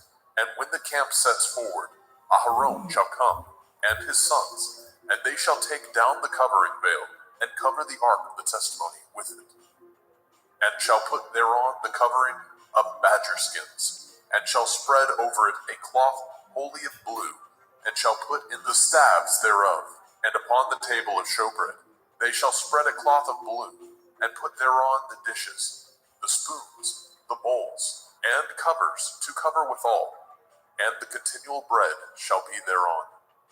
And they shall spread upon them a cloth of scarlet, and cover the same with a covering of badger skins, and shall put in the staves thereof. And they shall take a cloth of blue, and cover the menorah, 7-branched candlestick, of the light, and his lamps, and his tongs, and his snuff dishes, and all the oil vessels thereof, wherewith they minister unto it. And they shall put it, and all the vessels thereof, within a covering of badger skins, and shall put it upon a bar. And upon the golden altar they shall spread a cloth of blue, and cover it with a covering of badger skins, and shall put the staves thereof. And they shall take all the instruments of ministry, wherewith they minister in the sanctuary, and put them in a cloth of blue, and cover them with a covering of badger skins, and shall put them on a bar. And they shall take away the ashes from the altar, and spread a purple cloth thereon. And they shall put upon all the vessels thereof, wherewith they minister about it, even the censers, the flesh hooks, the shovels, the basins, all the vessels of the altar. And they shall spread upon it a covering of badger skins, and put to the staves of it. And when Aharon and his sons have made an end of covering the sanctuary, and all the vessels of the sanctuary, as the camp is to set forward, after that the sons of Kohath shall come to bear it, but they shall not touch any holy thing, lest they die. These things are the burden of the sons of Kohath in the tabernacle of the assembly. And to the office of Eleazar, the son of Aharon, the priest, pertains the oil for the light, and the sweet incense, and the daily meat offering, and the anointing oil, and the oversight of all the tabernacle, and of all that therein is, in the sanctuary, and in the vessels thereof. And Yahweh spoke unto El Moshe and unto El Aharon, saying, Cut ye not off the tribe of the families of the Kohathim from among the Levi'im, but thus do unto them, that they may live and not die. When they approach unto the most holy things, Aharon and his sons shall go in, and appoint them every one to his service and to his burden. But they shall not go in to see when the holy things are covered, lest they die. And Yahweh spoke unto El Moshe, saying, Take also the sum of the sons of Gershon, throughout the houses of their fathers, by their families, from 30 years old and upward, until 50 years old, shall you number them. All that enter in to perform the service, to do the work in the tabernacle of the assembly. This is the service of the families of the Gershonim, to serve and for burdens. And they shall bear the curtains of the tabernacle, and the tabernacle of the assembly, his covering, and the covering of the badger skins that is above upon it, and the hanging for the door of the tabernacle of the assembly, and the hangings of the court, and the hangings for the door of the gate of the court, which is by the tabernacle, and by the altar round about, and their cords, and all the instruments of their service, and all that is made for them, so shall they serve. At the appointment of Aharon and his sons shall be all the service of the sons of the Gershonim, in all their burdens, and in all their service, and he shall appoint unto them in charge all their burdens. This is the service of the families of the sons of Gershon in the tabernacle of the assembly, and their charge shall be under the hand of Ithamar, the son of Aharon, the priest. As for the sons of Merari, you shall number them after their families, by the house of their fathers. From 30 years old and upward, even unto 50 years old, shall you number them. Everyone that enters into the service to do the work of the tabernacle of the assembly. And this is the charge of their burden, according to all their service in the tabernacle of the assembly, the boards of the tabernacle, and the bars thereof, and the pillars thereof, and sockets thereof, and the pillars of the court round about, and their sockets, and their pins, and their cords, with all their instruments, and with all their service, and by name ye shall reckon the instruments of the charge of their burden. This is the service of the families of the sons of Merari, according to all their service in the tabernacle of the assembly, under the hand of Ithamar, the son of Aharon, the priest. And Moshe and Aharon and the chief of the assembly numbered the sons of the Kohathim after their families, and after the house of their fathers, from 30 years old and upward, even unto 50 years old, everyone that enters into the service, for the work in the tabernacle of the assembly. And those that were numbered of them by their families were 2,750. These were they that were numbered of the families of the Kohathim, all that might do service in the tabernacle of the assembly, which Moshe and Aharon did number according to the commandment of Yahweh by the hand of Moshe. And those that were numbered of the sons of Gershon throughout their families, and by the house of their fathers, from 30 years old and upward, even unto 50 years old, everyone that enters into the service for the work in the tabernacle of the assembly. Even those that were numbered of them throughout their families, by the house of their fathers, were 2,630. These are they that were numbered of the families of the sons of Gershon, of all that might do service in the tabernacle of the assembly, whom Moshe and Aharon did number according to the commandment of Yahweh. And those that were numbered of the families of the sons of Merari, throughout their families, by the house of their fathers, from 30 years old and upward, even unto 50 years old, everyone that entered into the service for the work in the tabernacle of the assembly. Even those that were numbered of them after their families were 3,200. These be those that were numbered of the families of the sons of Merari, whom Moshe and Aharon numbered according to the word of Yahweh by the hand of Moshe.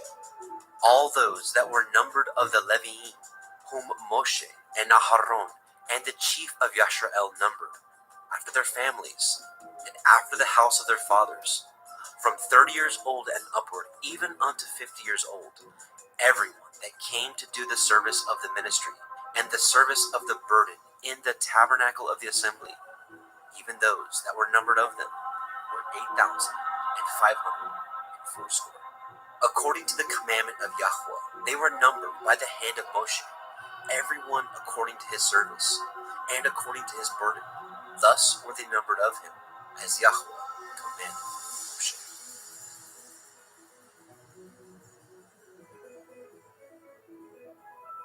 Bamidbar, Numbers, chapter 5. And Yahweh spoke unto El Moshe, saying, Command the children of Yasharel that they put out of the camp every leper, and everyone that has an issue, whosoever is defiled by the dead.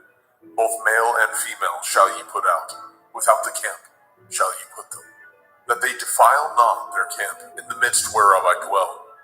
And the children of Yashrael did so, and put them out without the camp, as Yahweh spoke unto Moshe. So did the children of Yashrael. And Yahweh spoke unto Moshe, saying, Speak unto the children of Yasharel, when a man or woman shall commit any sin that men commit, to do a trespass against Yahweh, and that person be guilty, then they shall confess their sin which they have done, and he shall recompense his trespass with the principal thereof, and add unto it the fifth part thereof, and give it unto him against whom he has trespassed. But if the man have no kinsman to recompense the trespass unto, let the trespass be recompensed unto Yahweh, even to the priest, beside the ram of the atonement, whereby an atonement shall be made for him. And every offering of all the holy things of the children of Yasharel, which they bring unto the priest, shall be his. And every man's hallowed thing shall be his. Whatsoever any man gives the priest, it shall be his. And Yahweh spoke unto Moshe, saying, Speak unto the children of Yasharel, and say unto them, If any man's woman go aside and commit a trespass against him, and a man lie with her carnally, and it be hid from the eyes of her man, and be kept close, and she be defiled, and there be no witness against her, neither she be taken with the manner, and the ruach of jealousy come upon him, and he be jealous of his woman, and she be defiled, or if the ruach of jealousy come upon him, and he be jealous of his woman, and she be not defiled, then shall the man bring his woman unto the priest, and he shall bring her offering for her, the 10th part of an ephah of barley meal.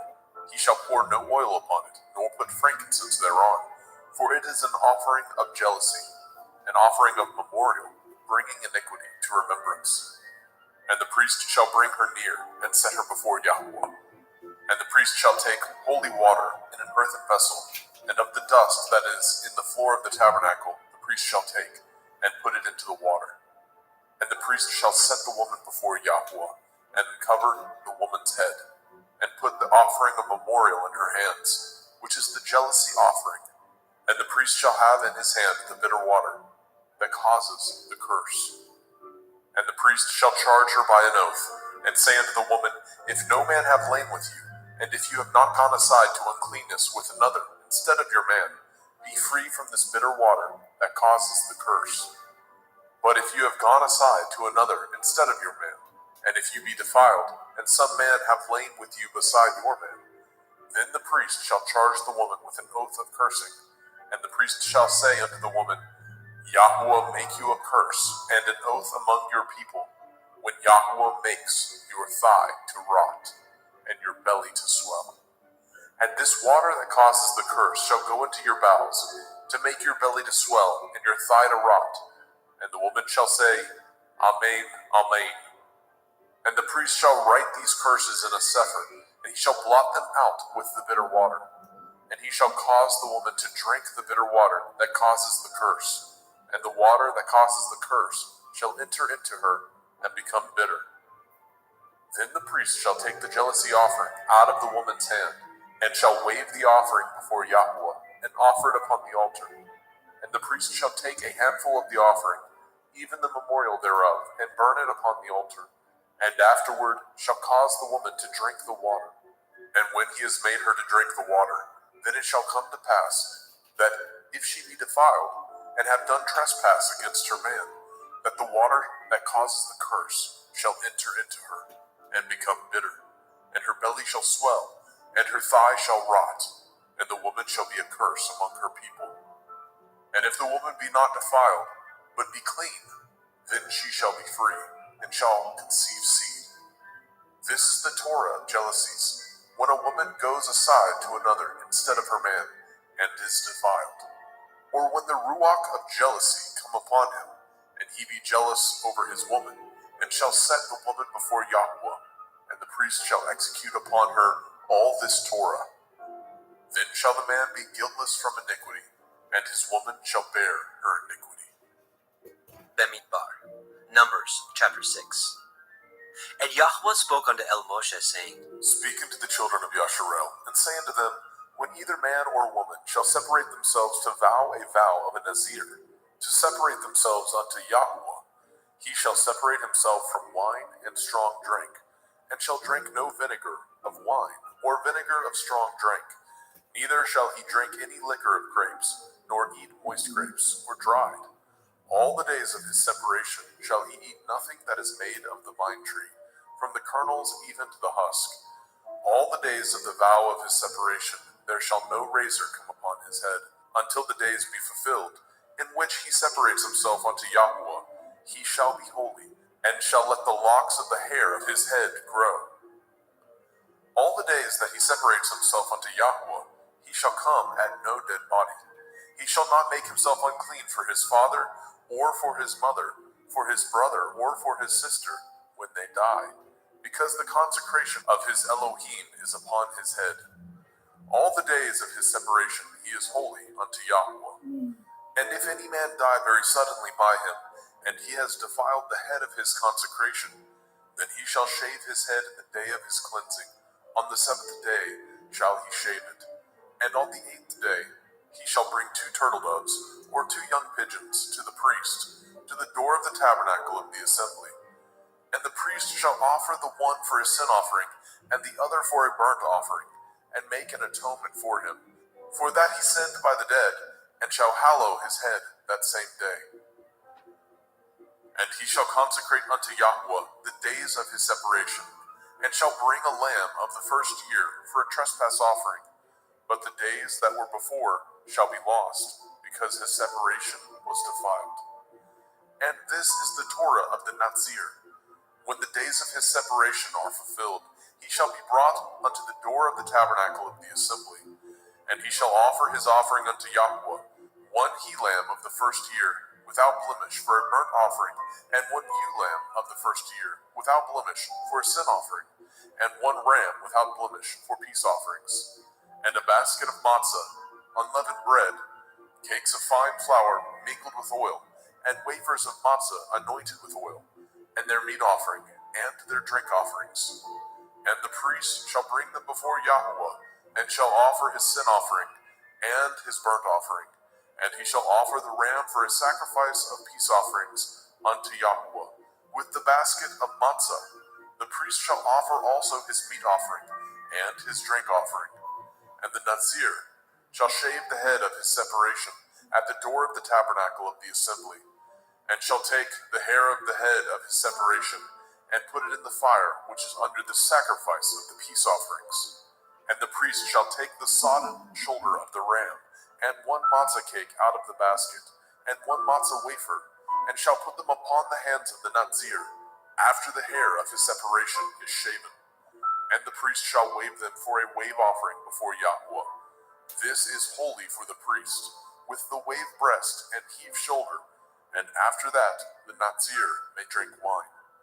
This is the Torah of the Nazir, who has vowed, and of his offering unto Yahweh for his separation, beside that his hand shall get, according to the vow which he vowed, so he must do after the Torah of his separation. And Yahweh spoke unto Moshe, saying, Speak unto Aharon and unto his sons, saying, On this wise ye shall bless the children of Yasharel, saying unto them, Yahweh bless you and guard you.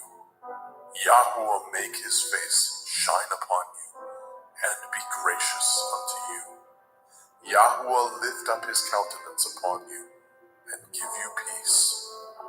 And they shall put my name upon the children of Yasharel, and I will bless them.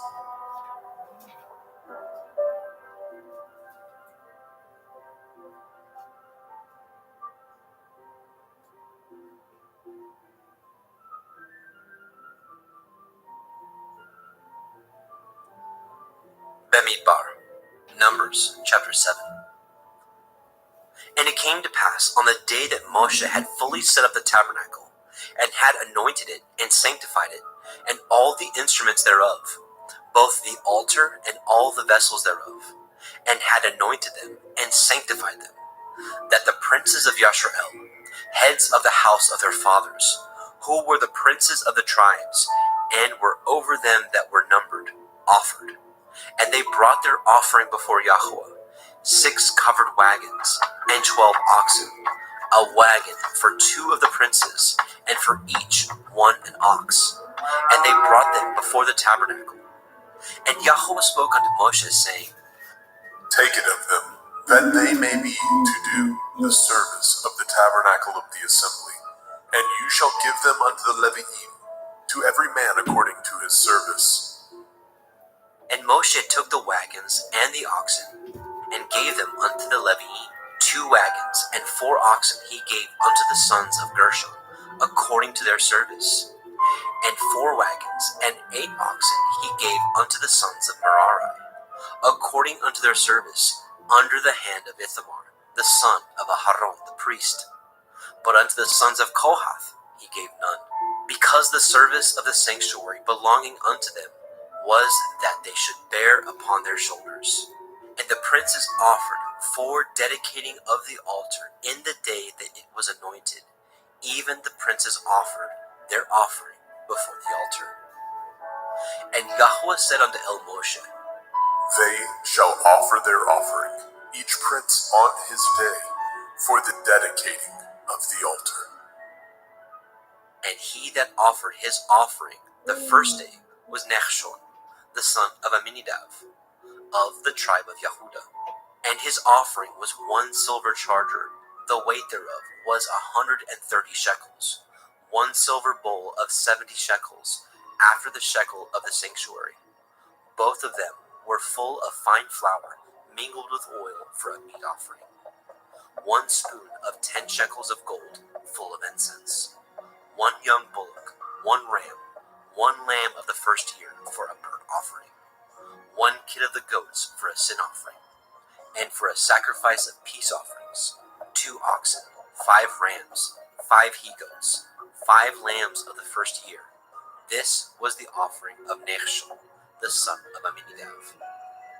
On the second day, Nethanel, the son of Tzuar, prince of Issachar, did offer. He offered for his offering 1 silver charger, the weight whereof was 130 shekels, 1 silver bowl of 70 shekels, after the shekel of the sanctuary, both of them full of fine flour, mingled with oil for a meat offering. 1 spoon of gold of 10 shekels, full of incense. 1 young bullock, 1 ram, 1 lamb of the first year for a burnt offering. 1 kid of the goats for a sin offering. And for a sacrifice of peace offerings, 2 oxen, 5 rams, 5 he-goats, 5 lambs of the first year. This was the offering of Nethanel, the son of Tzuar. On the third day, Eliav, the son of Chelon, prince of the children of Zebulun, did offer. His offering was 1 silver charger, the weight whereof was 130 shekels, 1 silver bowl of 70 shekels, after the shekel of the sanctuary. Both of them full of fine flour, mingled with oil for a meat offering. 1 golden spoon of 10 shekels, full of incense. 1 young bullock, 1 ram, 1 lamb of the first year for a burnt offering. 1 kid of the goats for a sin offering. And for a sacrifice of peace offerings, 2 oxen, 5 rams, 5 he-goats, 5 lambs of the first year. This was the offering of Eliav, the son of Chelon. On the fourth day, Elitzur, the son of Shedur, prince of the children of Reuben, did offer. His offering was 1 silver charger of the weight of 130 shekels, 1 silver bowl of 70 shekels, after the shekel of the sanctuary, both of them full of fine flour, mingled with oil for a meat offering. 1 golden spoon of 10 shekels, full of incense. 1 young bullock, 1 ram, 1 lamb of the first year for a burnt offering. 1 kid of the goats for a sin offering.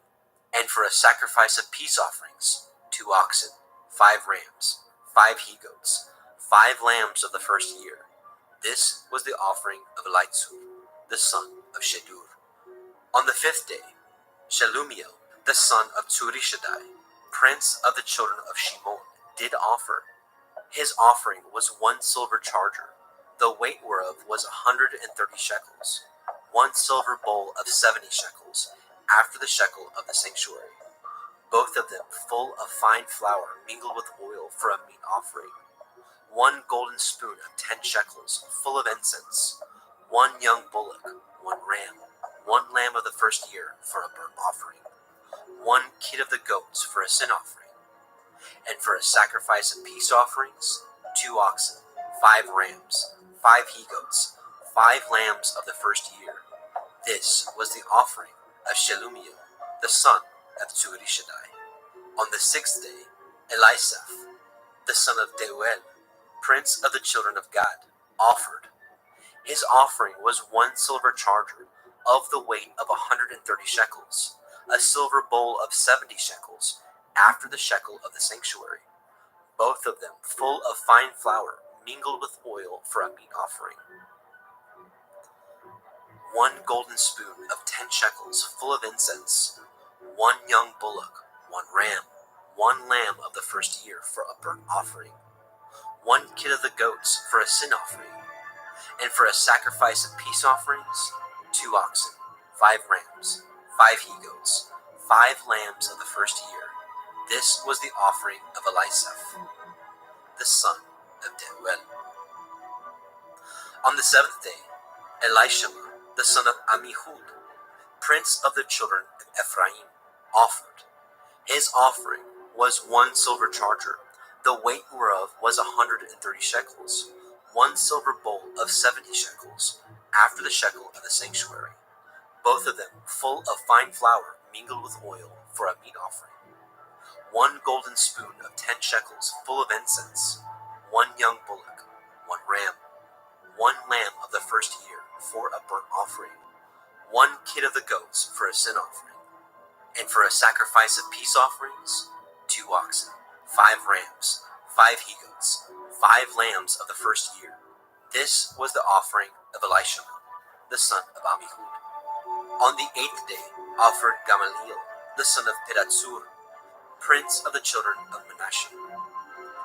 His offering was 1 silver charger of the weight of 130 shekels, 1 silver bowl of 70 shekels, after the shekel of the sanctuary, both of them full of fine flour mingled with oil for a meat offering. 1 golden spoon of 10 shekels full of incense, 1 young bullock, 1 ram, 1 lamb of the first year for a burnt offering.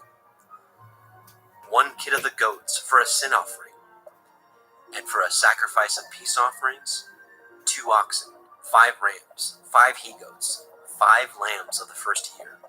This was the offering of Gamaliel, the son of Pedahzur.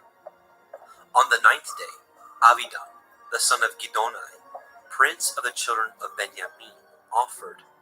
His offering was 1 silver charger, the weight whereof was 130 shekels, 1 silver bowl of 70 shekels, after the shekel of the sanctuary, both of them full of fine flour mingled with oil for a meat offering.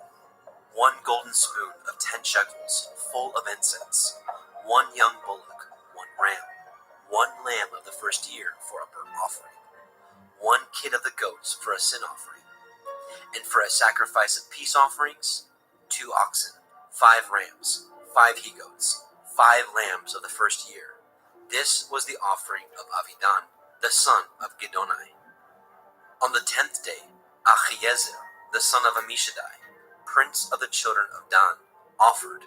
His offering was 1 silver charger, the weight whereof was 130 shekels, 1 silver bowl of 70 shekels, after the shekel of the sanctuary, both of them full of fine flour mingled with oil for a meat offering. 1 golden spoon of 10 shekels full of incense, 1 young bullock, 1 ram, 1 lamb of the first year for a burnt offering, 1 kid of the goats for a sin offering, and for a sacrifice of peace offerings, 2 oxen, 5 rams, 5 he-goats, 5 lambs of the first year. This was the offering of Achiezer, the son of Ammishaddai. On the 11th day, Pagiel, the son of Ocran, prince of the children of Asher, offered. His offering was 1 silver charger, the weight whereof was 130 shekels, 1 silver bowl of 70 shekels, after the shekel of the sanctuary, both of them full of fine flour mingled with oil for a meat offering.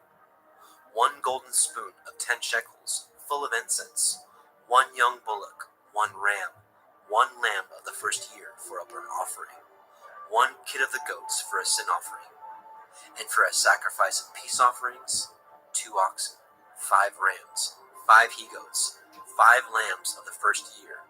This was the offering of Pagiel, the son of Okran. On the 12th day, Achira, the son of Enan, prince of the children of Naphtali, offered. His offering was 1 silver charger, the weight whereof was 130 shekels, 1 silver bowl of 70 shekels, after the shekel of the sanctuary, both of them full of fine flour mingled with oil for a meat offering. 1 golden spoon of 10 shekels, full of incense, 1 young bullock, 1 ram, 1 lamb of the first year for a burnt offering, 1 kid of the goats for a sin offering, and for a sacrifice of peace offerings, 2 oxen, 5 rams, 5 he-goats, 5 lambs of the first year. This was the offering of Achira, the son of Enan.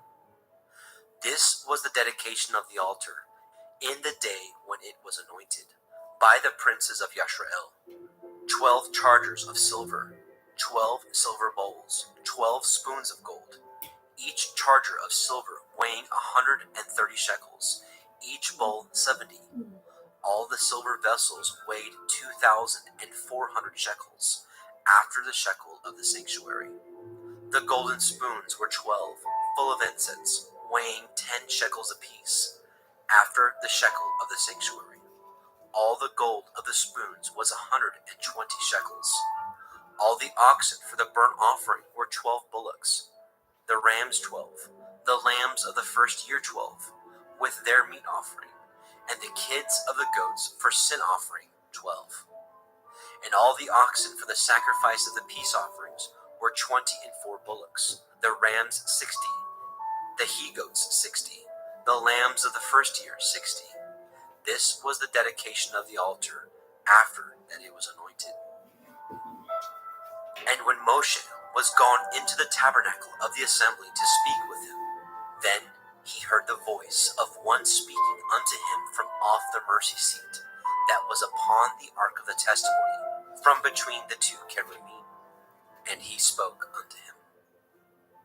Bamidbar, Numbers chapter 8.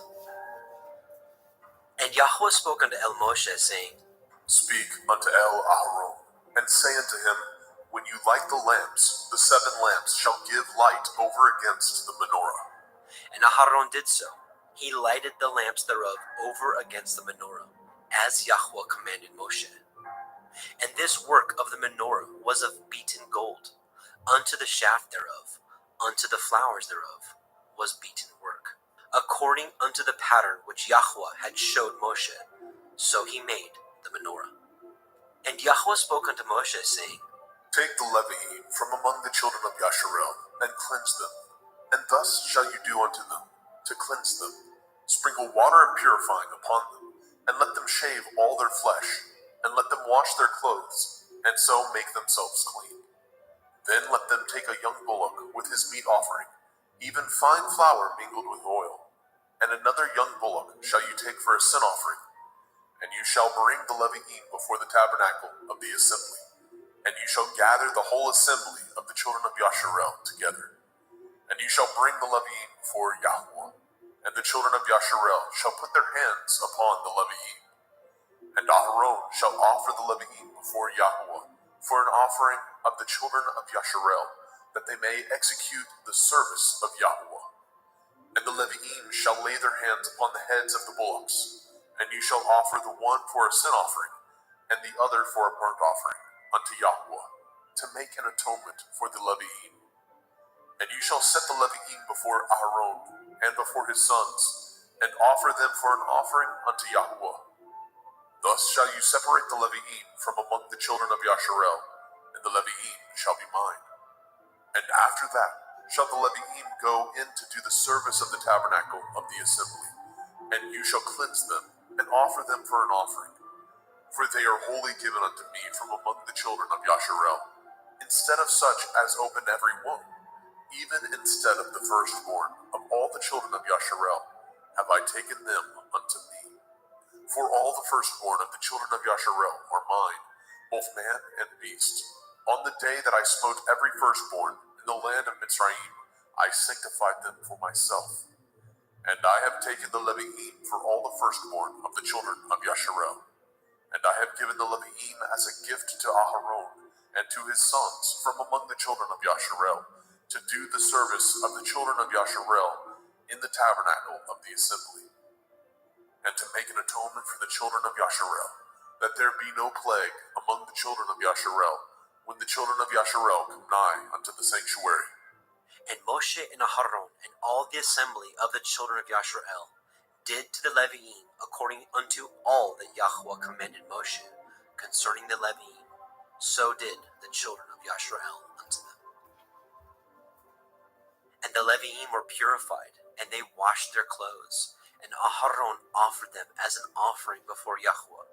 And Aharon made an atonement for them to cleanse them. And after that went the Levi'im in to do their service in the tabernacle of the assembly before Aharon, and before his sons, as Yahweh had commanded Moshe concerning the Levi'im, so did they unto them. And Yahweh spoke unto Moshe, saying, This is that belongs unto the Levi'im, from 20 and 5 years old and upward. They shall go in to wait upon the service of the tabernacle of the assembly. And from the age of 50 years they shall cease waiting upon the service thereof, and shall serve no more, but shall minister with their brethren in the tabernacle of the assembly, to guard the watch, and shall do no service. Thus shall you do unto the Levi'im touching their charge. Bemidbar, Numbers chapter 9. And Yahweh spoke unto El Moshe in the wilderness of Sinai, in the first month of the second year, after they were come out of the land of Mitzrayim, saying, Let the children of Yasharel also keep the Pesach at his appointed time, in the 14th day of this month at evening. Ye shall keep it in his appointed time, according to all the rites of it, and according to all the ceremonies thereof, shall ye keep it. And Moshe spoke unto the children of Yasharel, that they should keep the Pesach. And they kept the Pesach on the 14th day of the first month at evening, in the wilderness of Sinai, according to all that Yahweh commanded Moshe. So did the children of Yasharel. And there were certain men who were defiled by the dead body of a man, that they could not keep the Pesach on that day. And they came before Moshe, and before Aharon on that day. And those men said unto him, We are defiled by the dead body of a man, wherefore are we kept back, and we may not offer an offering of Yahuwah on his appointed season among the children of Yasharel. And Moshe said unto them, Stand still, and I will hear what Yahweh will command concerning you. And Yahweh spoke unto Moshe, saying, Speak unto the children of Yasharel, saying, If any man of you, or of your posterity, shall be unclean by reason of a dead body, or be in a journey afar off, yet he shall keep the Pesach unto Yahweh. The 14th day of the second month at evening they shall keep it, and eat it with matzah and bitter herbs. They shall leave none of it unto the morning, nor break any bone of it. According to all the ordinances of the Pesach, they shall keep it. But the man that is clean, and is not in a journey, and forbears to keep the Pesach, even the same soul shall be cut off from among his people, because he brought not the offering of Yahweh in his appointed season. That man shall bear his sin. And if a stranger shall sojourn among you, and will keep the Pesach unto Yahweh, according to the ordinance of the Pesach, and according to the manner thereof, so shall he do. Ye shall have one ordinance both for the stranger, and for him that was born in the land. And on the day that the tabernacle was reared up, the cloud covered the tabernacle, namely, the tent of the testimony. And at evening there was upon the tabernacle, as it were, the appearance of fire, until the morning. So it was always. The cloud covered it by day, and the appearance of fire by night. And when the cloud was taken up from the tabernacle, then after that the children of Yasharel journeyed. And in the place where the cloud abode, there the children of Yashrael pitched their tents. At the commandment of Yahweh, the children of Yashrael journeyed, and at the commandment of Yahweh they pitched. As long as the cloud abode upon the tabernacle, they rested in their tents. And when the cloud tarried long upon the tabernacle many days, then the children of Yashrael did guard the watch of Yahweh, and journeyed not. And so it was, when the cloud was a few days upon the tabernacle, according to the commandment of Yahweh, they abode in their tents, and according to the commandment of Yahweh they journeyed. And so it was, when the cloud abode from evening unto the morning, and that the cloud was taken up in the morning, then they journeyed. Whether it was by day or by night that the cloud was taken up, they journeyed. Or whether it were 2 days, or a month, or a year, that the cloud tarried upon the tabernacle, remaining thereon, the children of Yashrael abode in their tents, and journeyed not. But when it was taken up, they journeyed. At the commandment of Yahweh they rested in their tents, and at the commandment of Yahweh they journeyed.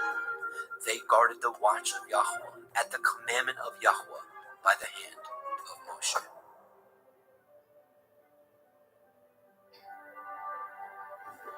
Bemidbar, Numbers chapter 10. And Yahweh spoke unto El Moshe, saying, Make you 2 trumpets of silver, of a whole piece shall you make them, that you may use them for the calling of the assembly, and for the journeying of the camps. And when they shall blow them, all the assembly shall assemble themselves to you at the door of the tabernacle of the assembly. And if they blow but with 1 trumpet, then the princes, which are heads of the thousands of Yasharel, shall gather themselves unto you. When ye blow an alarm, then the camps that lie on the east part shall go forward. When ye blow an alarm the 2nd time, then the camps that lie on the south side shall take their journey. They shall blow an alarm for their journeys. But when the assembly is to be gathered together, ye shall blow, but ye shall not sound an alarm. And the sons of Aharon the priest shall blow with the trumpets, and they shall be to you for an ordinance forever throughout your generations. And if ye go to war in your land against the enemy that oppresses you, and ye shall blow an alarm with the trumpets, and ye shall be remembered before Yahuwah Elohim, and ye shall be saved from your enemies. Also in the day of your gladness, and in your solemn days, and in the beginnings of your months, ye shall blow with the trumpets over your burnt offerings, and over the sacrifices of your peace offerings, that they may be to you for a memorial before your Elohim.